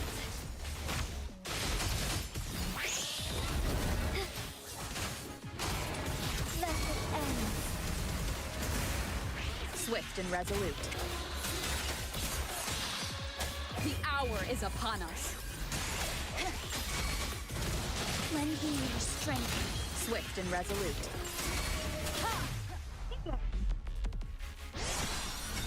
Yo, what's going on, Jamie? We get enough? Yes! Yes! Let's go. See, just getting up that extra 10 levels. Boom. Easy. Piece of piece. That was fun, though. Still, the event could be a little bit better. Could be a little bit better, but that was fun, man. I enjoyed that. Let's fucking go. We did it then. Maxed out. 24k. That's what we had to get, yeah. I think it was enough anyway. We needed 1150, so that would have took us up to like 6, 7 or something like that.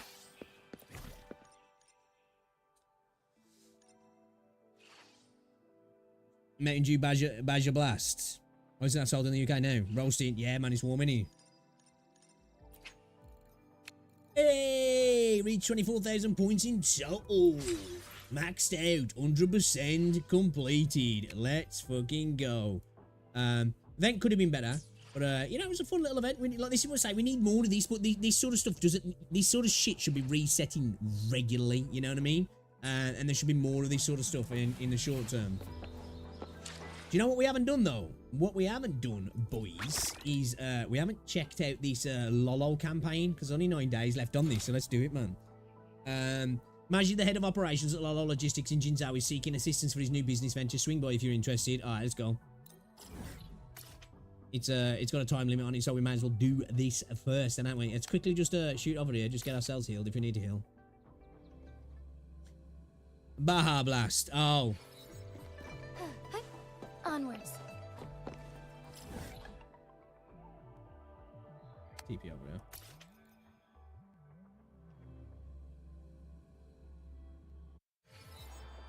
You couldn't write it with a fucking H then? What's bad? Us writing awkward words? You pricks.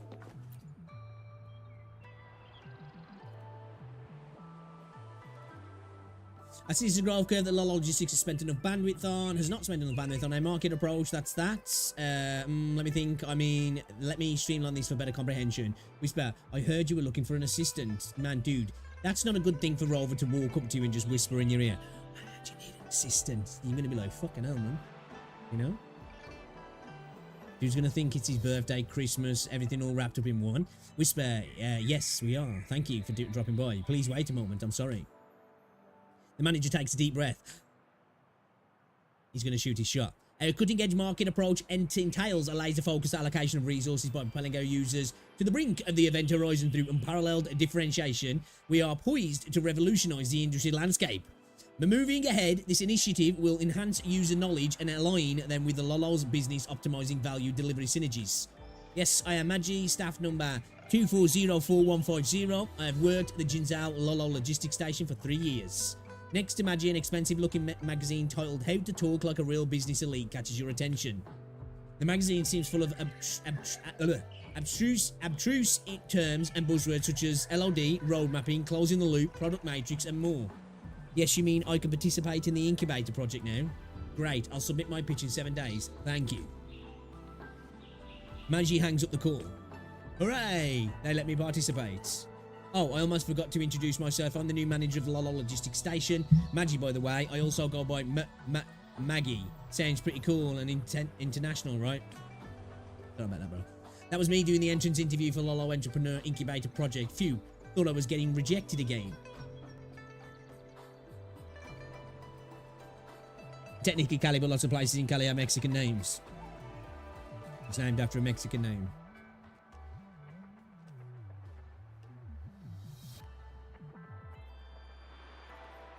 Now, why is it like a lime flavour then?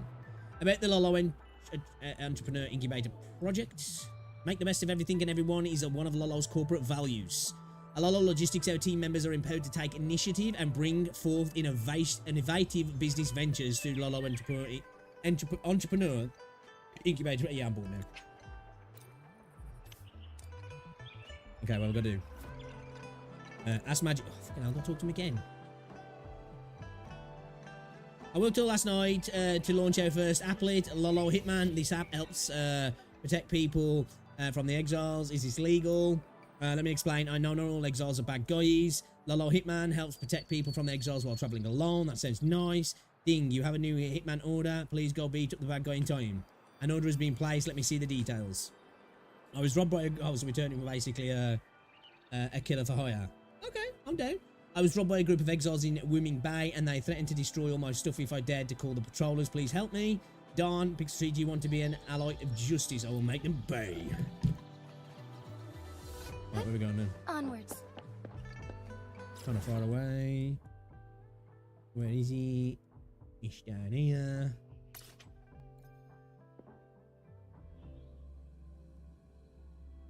Tropical flavors. Oh, okay. Kind of like Ocean Breeze or some shit like that.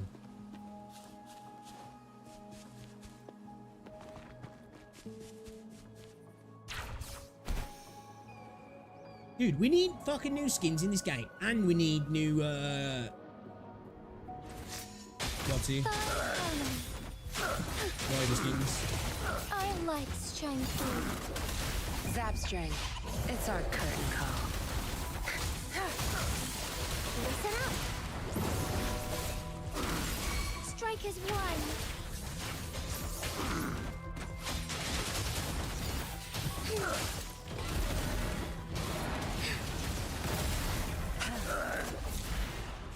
Good.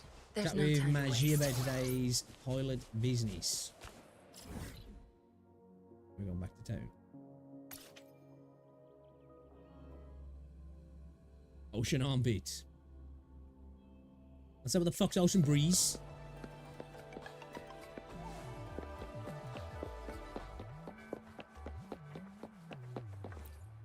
Just dank salt water.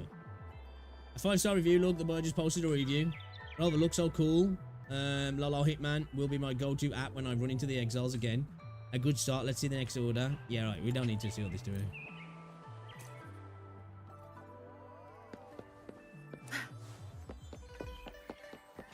I'm gonna talk to him again. Okay.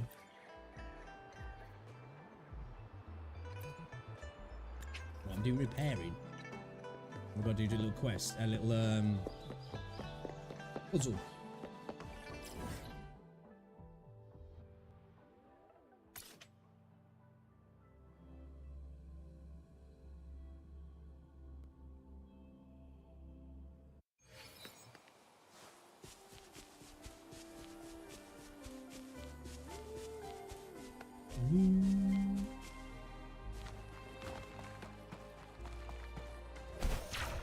Oh, I just like doing that.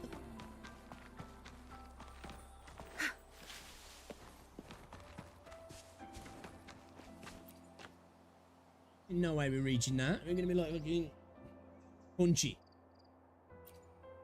Impact detected, ejecting co-pilot in 3141.5962 seconds.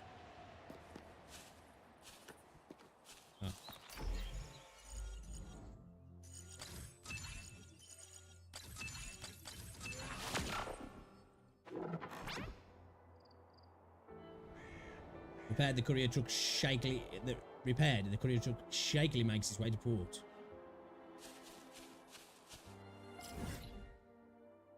Alright, this event's kinda mid. Kinda mid. Just saying. This is where they need to step the game up big time, you know? Big time. Events need to be more interesting.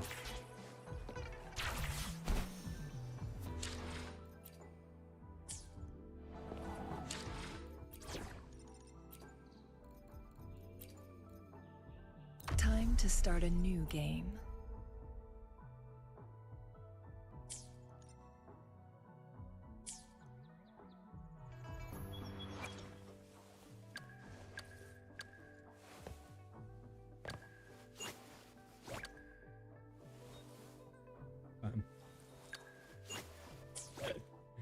Bro.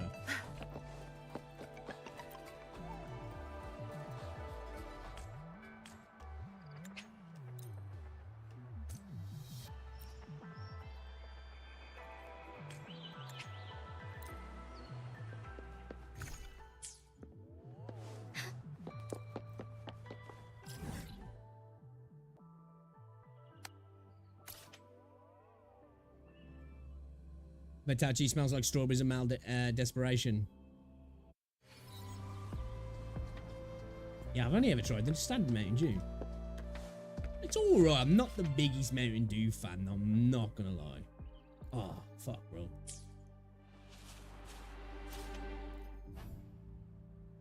I gotta go back to fucking town. Yo. You game.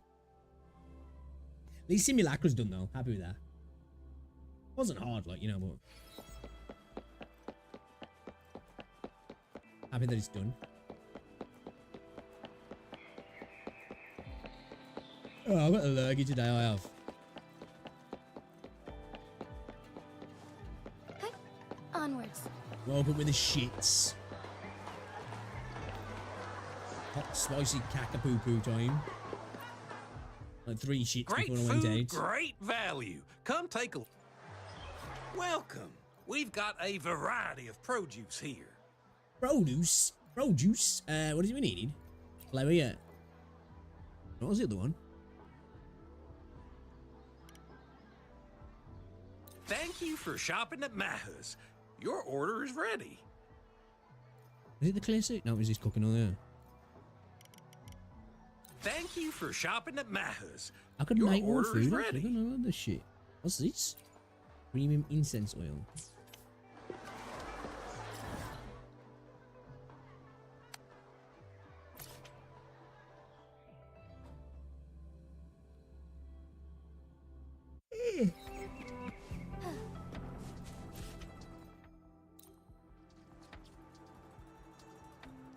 Who are you? I'm your dad.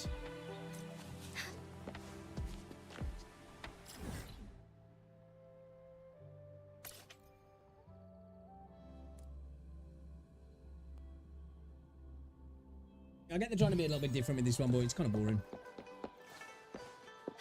It's just busy work, which I get. Which I get. Like, you need content like this in a gacha game. I do, because, like, I think having good busy work is good. Because, like, you know, sometimes you want to play these games, like, even with the game muted and you're just watching someone on your second monitor. But I also believe, give me raids. I want fucking full-on MMO raids, you know? I want to go into a dungeon, solo, co-op, however you want to do it. Definitely a solo option, though. I want to go through a bunch of normal elite mobs, maybe some platforming, light puzzling, and then I want to go to, at the end, fight a hologram-esque fight. You know, you can have different levels that you go into. Obviously, not when you get to the fight, like the fight's just the level that you decided to when you went in there, you know. When you go into the instance, you choose the difficulty if you want to, or you have to unlock the next difficulty by completing the previous difficulty. And then you get gear and mats and such at the end of it. That shit needs to be in the game, man. You know, these games take a lot of RPG and MMO elements. Like, take fucking dungeons, man. You know? Take dungeons and raids. Onwards. Have like a weekly raid, you know, permanent raids. You know? Seasonal raids. Moment of awakening.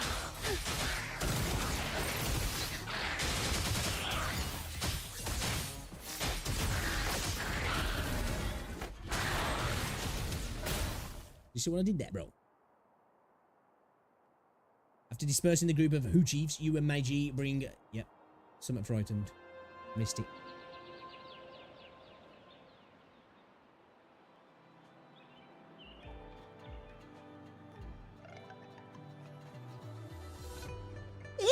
Yo! Bro?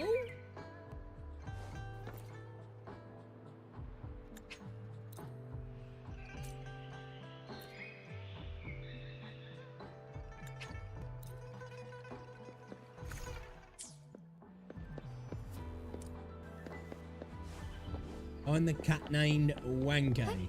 Onwards.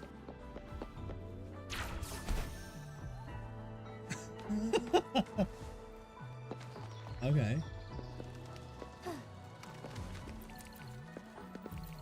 The cat named Wanke. Onwards.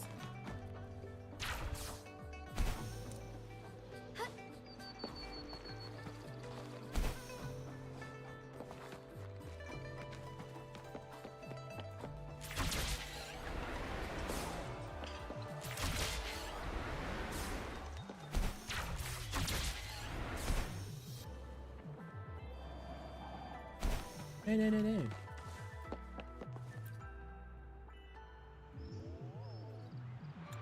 Is that the cat there? Okay. Get off the circuit, Marshall. Oh, it's stuck.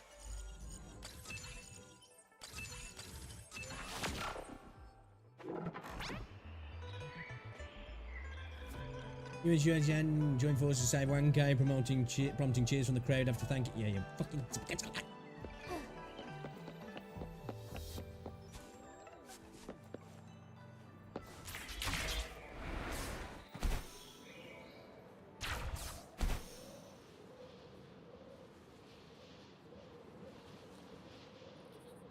I guess he spends most of his time licking his bollocks at the water's edge, for real.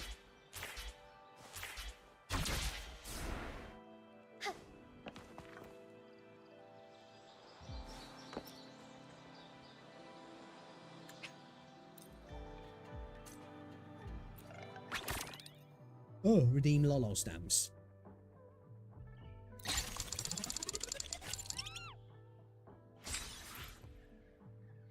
There's 120 asteroids to get there.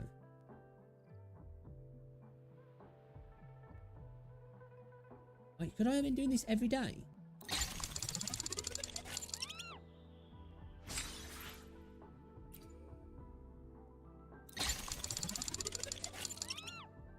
Okay, I'll take two solvents, I'll take it. Hey, Gamba.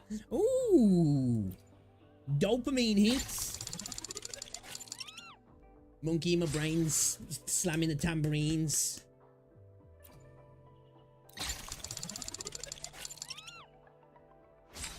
Just running around like, you know?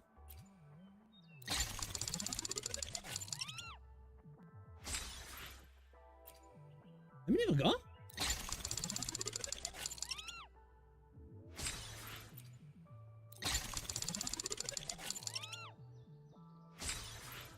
Okay, yeah, yo, that's a good stuff. Well, again. Oh, baby! Oh, baby! Let's go. Come on, hamster. Work for me. Work for me.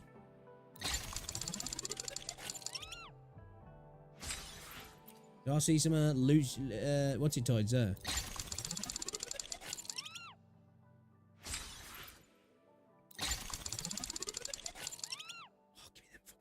Bro. I could do with some standard pulls. Hey, I'll take these though. I'll take the fucking solvents.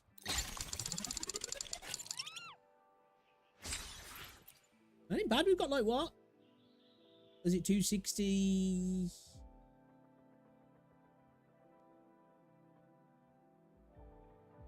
$400, I think.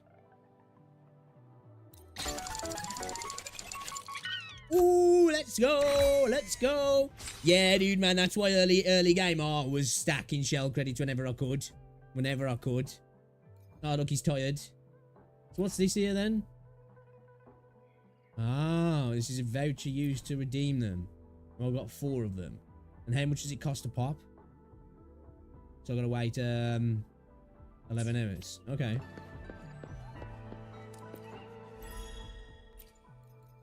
Okay, that was a lot better than I thought it was.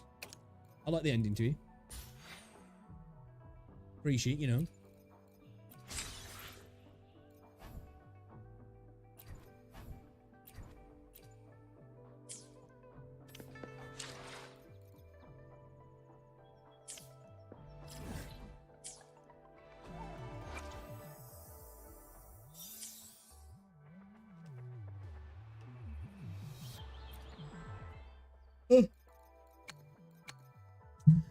Do I throw down on the weapon? Nah, fuck it. Let's throw down on the stand and convene. Fuck it. Let's go. Ooh. Ah.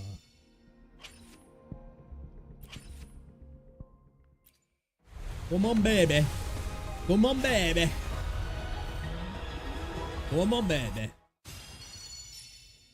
Pistols of Night.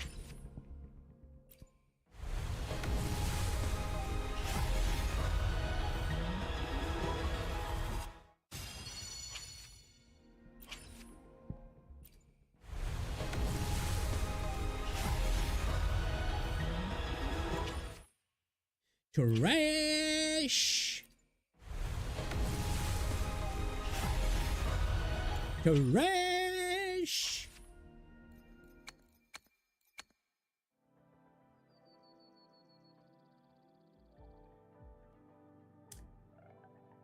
Tempted. I'm tempted, but Chong Wang? I'm tempted. I am tempted. You get a perp every 10 levels, or what do you think you were?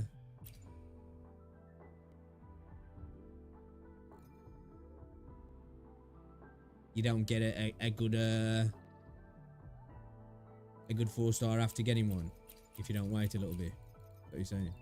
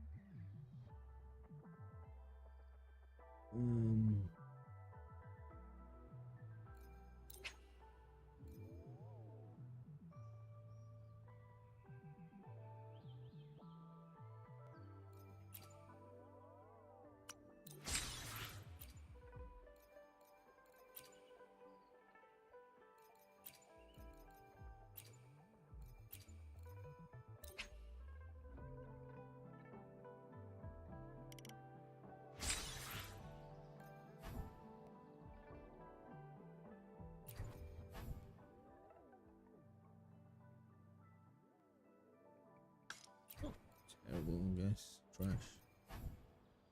Trash. Like, bro, why couldn't the healing bonus be on this cunt? Healing bonus on fucking Crownless. Are you kidding me?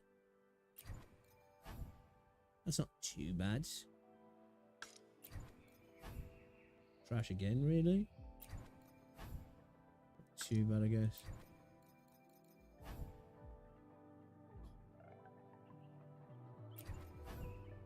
That's decent. That's decent. I need to check the Juhays that I've farmed, actually.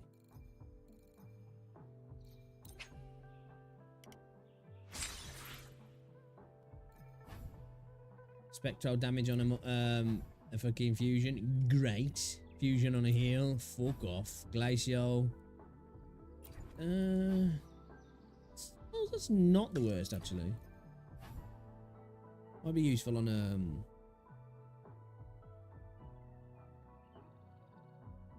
No, not really on Voyager because you really want to scale. Everything's scaled on her health, isn't it? So you want HP all day, baby. HP all day, baby. Oh my god. I'll stop yawning.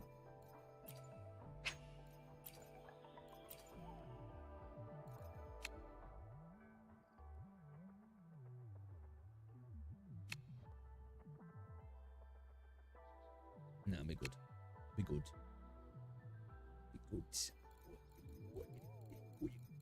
How much credits have I got actually? 2.4.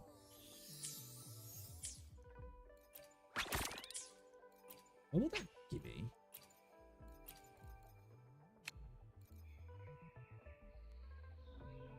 Oh, it's only 3k. I thought it was 30k. My bad.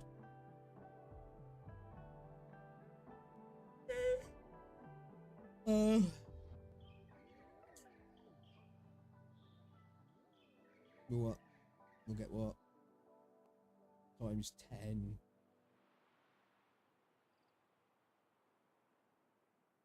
Times 13, so what we'll get what? 39k, easy. 39k. Not worth it, really. Not worth it. So I got Tai Chi, I gotta immediately stop pulling. The sneaky suspicion that once you get either 4 or 5 site resets of pull RNG. Well, the way, well, I don't know. The way it works is that every 10 pulls you get a 4-star. But, you know, there could be some hidden. What's it though?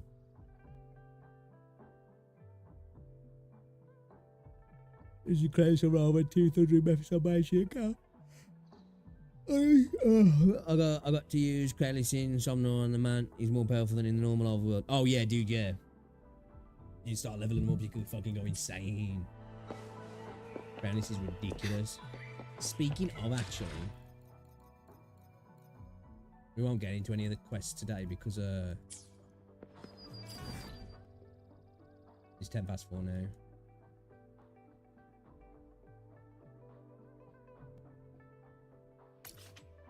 We will go do some of this though.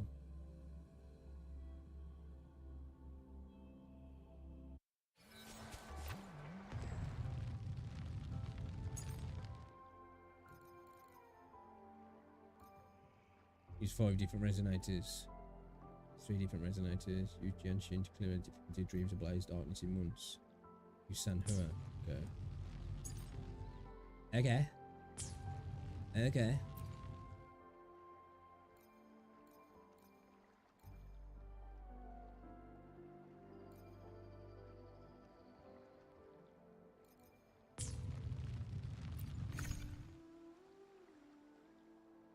I have to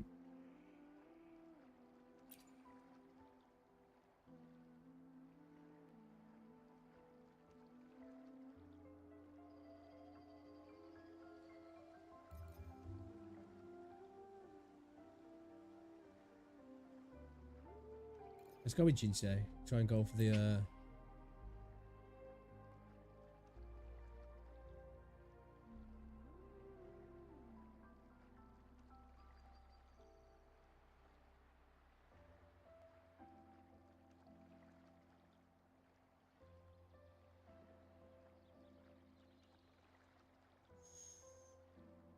we try that. Fuck it. We can put more on, can't we?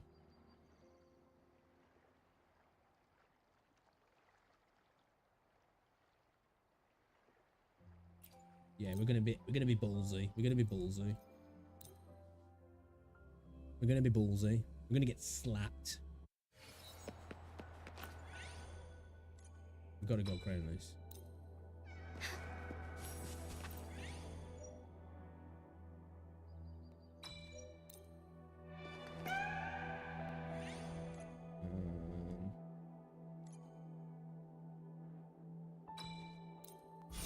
We need all the boosts we can get really and damage.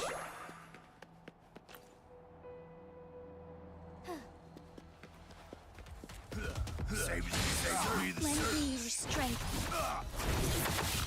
Moment of awakening.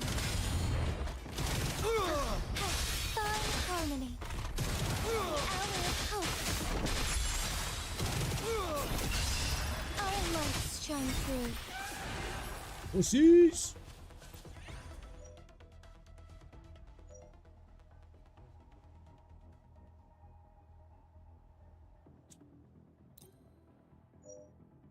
It wasn't worth it. We risked it for the biscuit, and the biscuit was shit. Well, it wasn't shit, but it could have been better. A little bit soggy. A little bit soggy. See how the rocks are gone now? Yeah, why is that? Forgive me. Fluorescent shadows.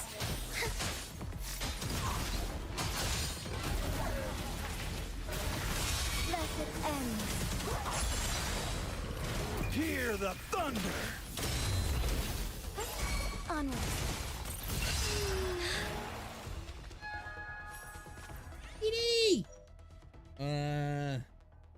Let's go with the energy regen greatly increased, I guess. Acknowledging. Moment of awakening, heaven ordains. Banish all vice. Overwhelming power!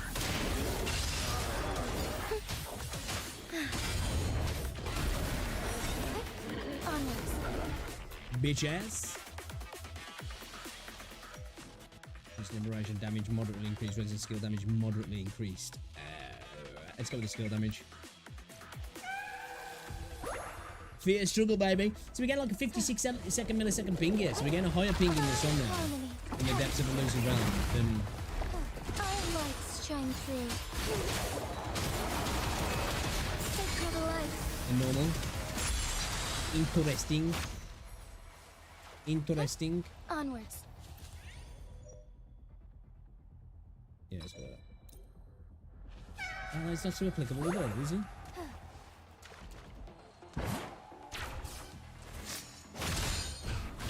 How foolish I be!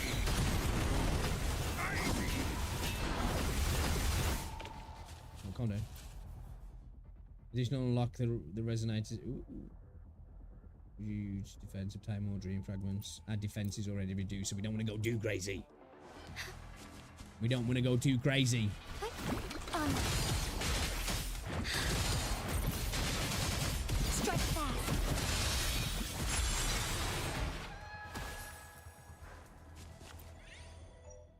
Resonance skill damage increase according to the amount of resonance energy. Let's go.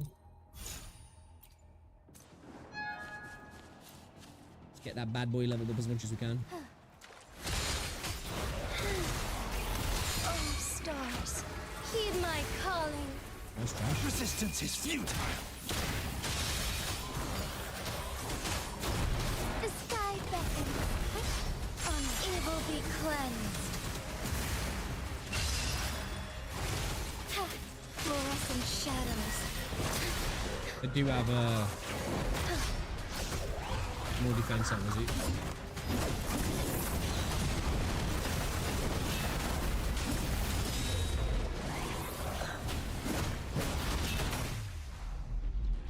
Get hooked!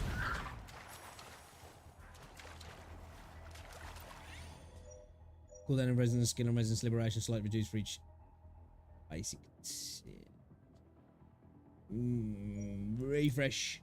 Cooldown energy required. Yeah, let's go with that. That's better. Increase resonance skill damage, casting resonance skill, consume stamina, obtain dream fragments based on the current dream fragments on. Let's go with that actually. Because we're beginning using Jinxie, we're beginning our stamina shucked off. Onwards.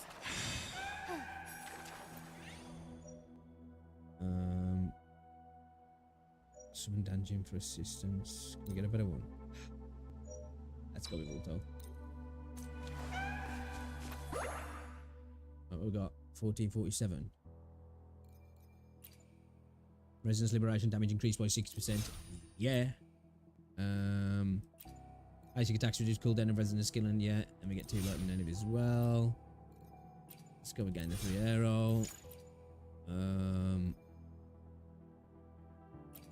Echo skill cooldown is reduced by 50%. Oh shit. What's this one? Successful dodges recover 10 concerto energy. Yeah, baby. Onwards.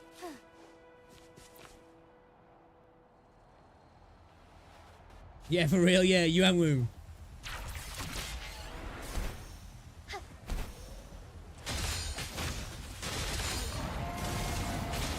Oh, stars, heed my calling. Strike fast. Hear the thunder! Let it end. Lost in the mist of time. Back in starlight.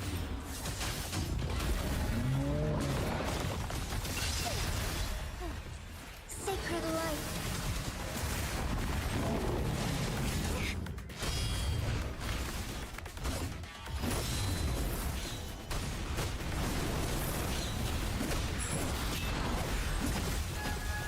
It'd be so sick if he was like that in game.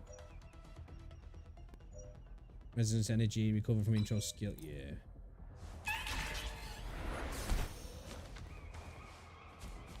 Heaven ordains. Banish all vice. Resistance is futile!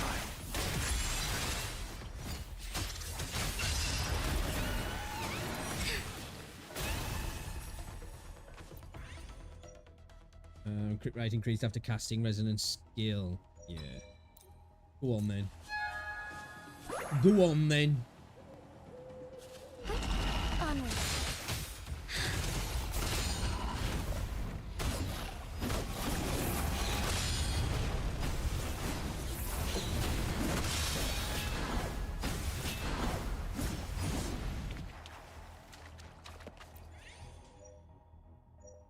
Let's go. Damage slightly increased. We can get a better one, yeah? No, we can't. Hey. Let's go with that.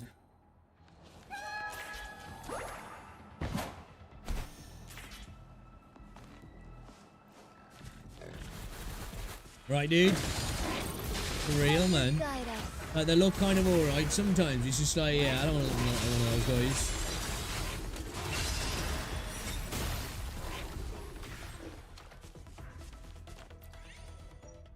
People are going to think I hide in the wardrobe while my missus gets railed.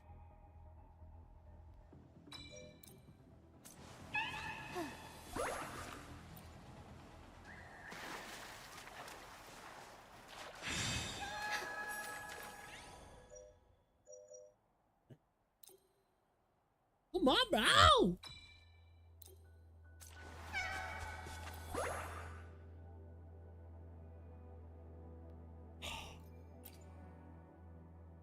That would have been fucking good as well.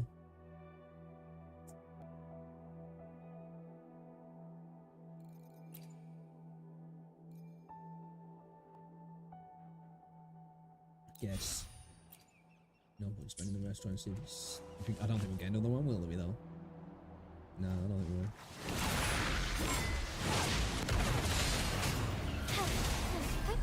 Onward. Oh, stars, heed my calling. Evil be cleansed.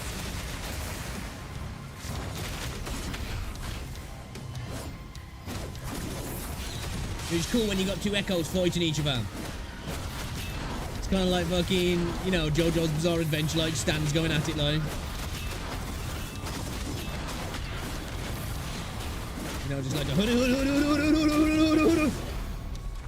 Hear the thunder! When do you get the animation? Almost shine through. Let it end. Thine harmony, thunder guide us. Embrace the change. Lost in the mist of time. Strike fast. Resistance is futile! Sacred light.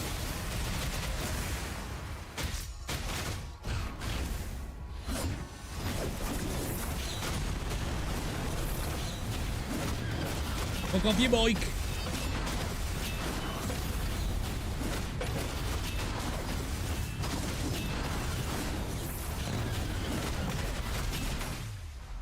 Bitch. Yeah, dude, it is, man. I remember the very first time I fought him, I was just like, yo, this is so fucking cool.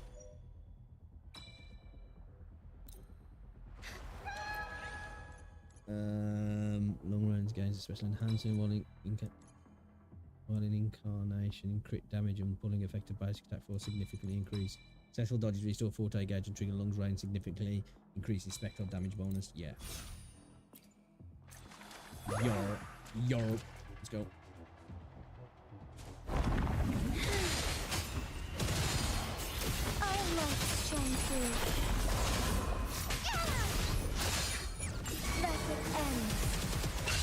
Thunder guide us. Overwhelming power. Fluorescent shadows. I wasted that. Oh, I didn't. I didn't realize there was another wave.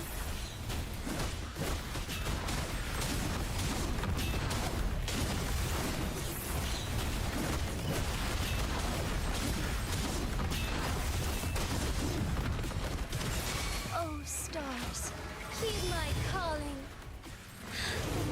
Embrace the change. Resistance is futile. Thunder guide us. Yeah, dude, proper fucking metal that fight was.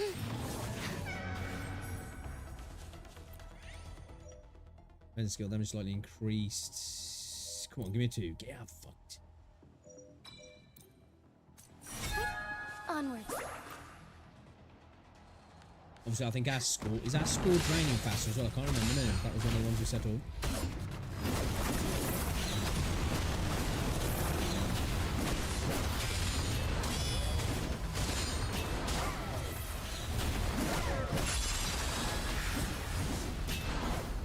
Dude, the crane release is E-Grease from solo leveling, alright. Solo leveling, sorry, the anime. Swear to God. Oh, come on.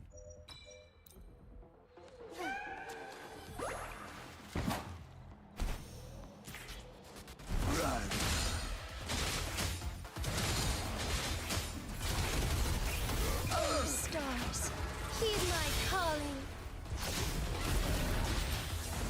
So be it. Heaven ordains. Banish all vice. Overwhelming power. Evil be cleansed.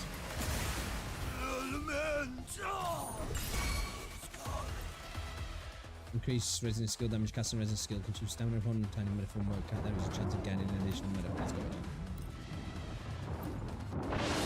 Oh shit, bro, what the fuck? Thunder guide us.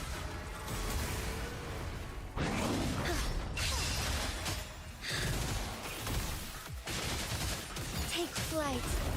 Oh, stars. Fucking hell, man. Heed my calling. I was like, dude, is that thunder? Fucking was? Onwards.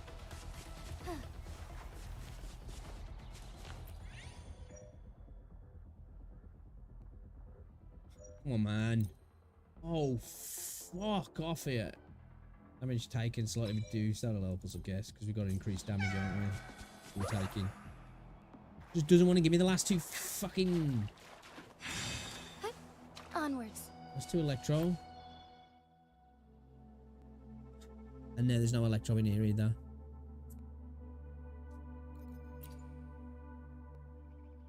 Fuck you, game. Fuck you. Casting resistance liberation echo skill damage increased by 60% for 8 seconds. Critical hits trigger fuse effect dealing damage equal to 150% of attack to the enemy. Being attacked restore 1% of max HP every 2 seconds for 10 seconds. Yeah, go on then. Oh, I'm broke. Right, let's go with this then. Fuck it. Fuck it. Fuck it. Fuck it. We do it live. Oh, we got Scar. Oh yeah, I remember now. Hear the thunder. Strike fast. Let it end. Oh, Low DPS, oh man, we're hitting low DPS. Heaven ordains. Banish all vice.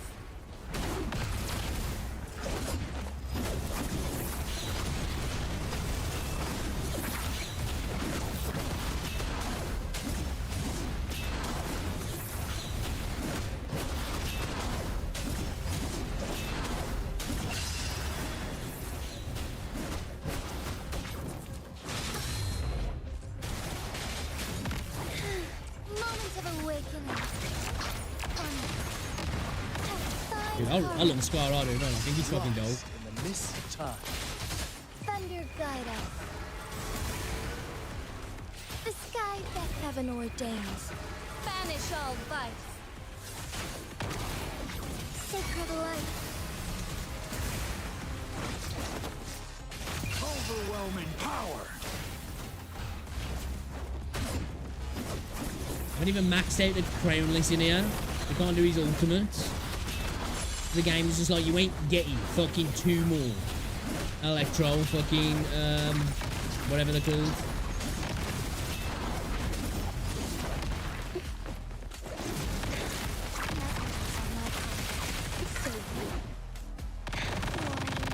Oh my god, fuck you, bitch! Heaven ordains. Banish all vice. I must shine through. Resistance is futile. That it ends. Oh, stars, heed my calling. I need to get her off field as quick as possible then.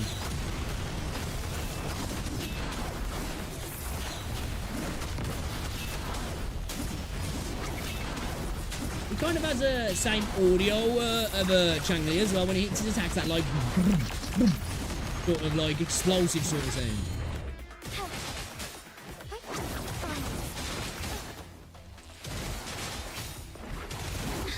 Heaven ordains. Banish all vice. Fuck you, bro. Oh shit, no, bro, I forgot. Thunder guide I forgot. I take it back. I take it back. I take it back. I take it back. You got hit by that fucking one attack, didn't we, man? That just fucked us. How did Scar becomes a playable character? This is going to be an Echo. Or, like, Scar will be able to do this, like, you know what I mean? Transform into a fucking ghost.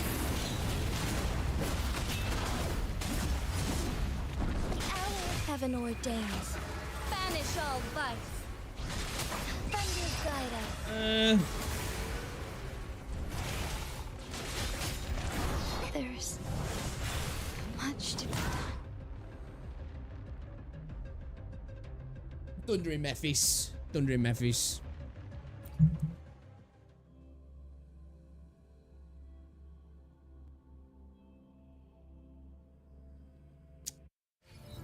What a bitch. What a bitch.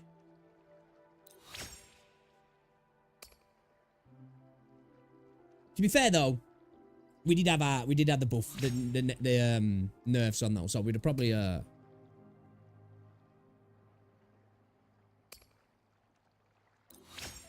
know, would have probably done a lot better. Well, we would have done a lot better because obviously we wouldn't have had those massive nerfs on us.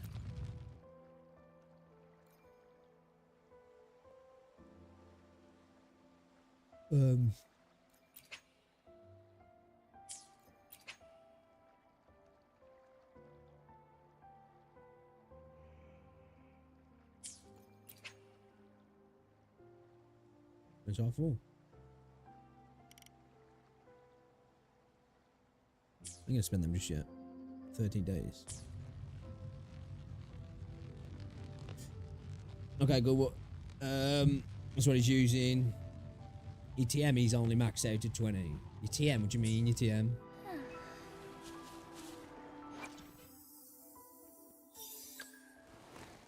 You mean your Echo? Oh, your Echo Thundering Memphis.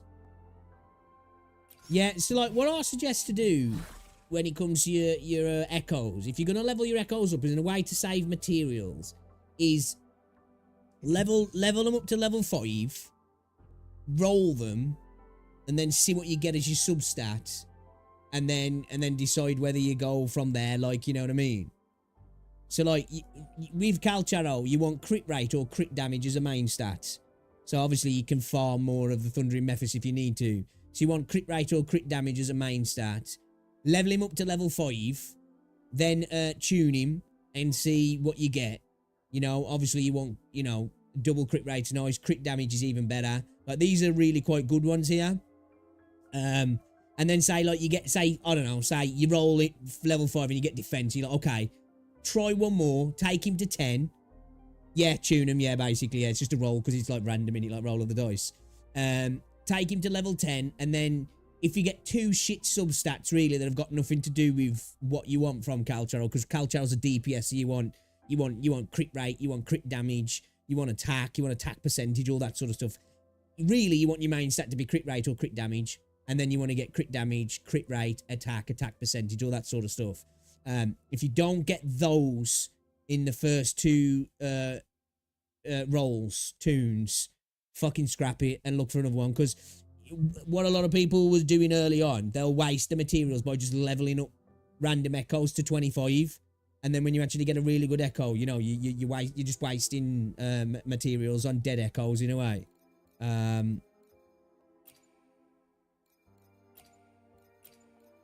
Just try and see if I could show you one that's like kind of a trash.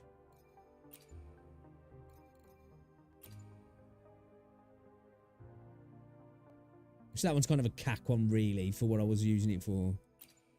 See, like this one here, got crit rate, and then I got HP, and I got defense.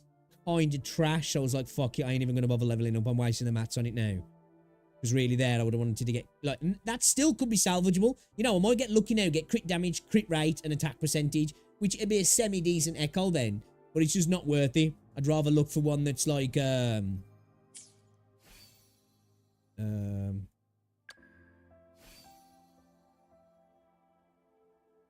where is she?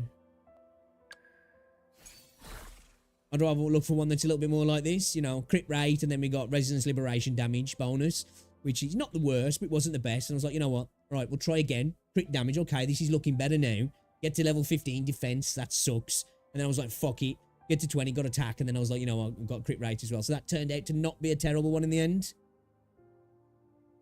So the Echo merge I wouldn't use until you've got your data bank up to at least 15. I'd wait till you get it to 20 first. Or even, well, yeah, 20. And you've farmed more echoes. Because you can stack more echoes then. And then you're going to guarantee... Well, if you're at 21, you're going to guarantee that you're only going to get golds, 5 stars. At 20, you're going to get an 80% chance that you're going to get golds. So it just saves you wasting, you know, putting 4 perps in again, a purple out or something like, you know what I mean? But if you get to 21, you're going to guarantee a 5 star. So if you've got a shit ton of blues and purples and whatever, you're going to get a 5 star. Well, I think that's the way it works. I know with the drops you guaranteed 5 stars, so I should imagine it's the same with the merger. I think it is anyway. I'm pretty sure it is. Yeah, it is actually. Yeah, it is.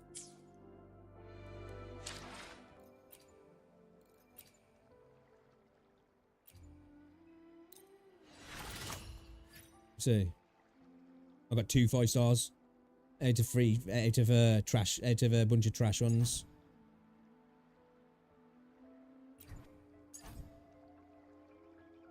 Not the best ones, like, but...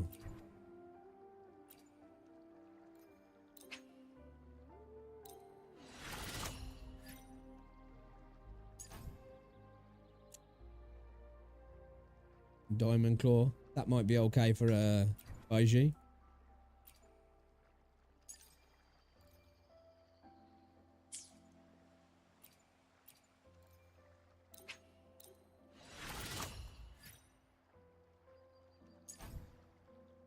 That was trash.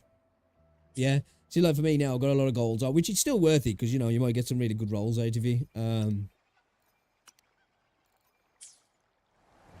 yeah.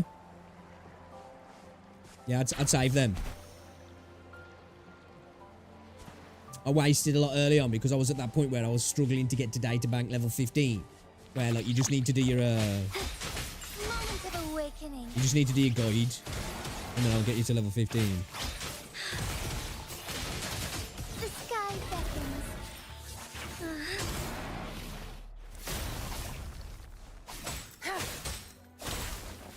No mercy. Good. There's no time to wait. Yeah, yo, chat. I'm going to have to call it there because it's 25 to, and I've got to get Rose from work today, and I need to make sure I get there on time because she's got the gym at 1:45, so I need to pick her up and get her to the gym. I do plan to get back on this evening I think she's getting dropped off from the gym. I think my sister's going as well, so I don't need to pick her back up. I need to do some little bits and pieces in the garden, which shouldn't take too long. And then I plan to jump back on for an hour or two. Probably play some Zenith on Zero. Maybe watch a couple of other videos as well. Try and get a video up as well later. But yo, I do appreciate you hanging out, guys. Thank you very much. I do appreciate everybody hanging out. A pleasure as always. Shout out once again to everybody who's been watching the videos over on the channel. Remember, there's a new video out today as well. I put 2 up yesterday. Check them out. Show them some love. And I'll catch you all a little bit later. All right? Enjoy the rest of your day. If I don't see you later, guys, I'll see you tomorrow maybe. All right? See you later. Ta-ra. Bye.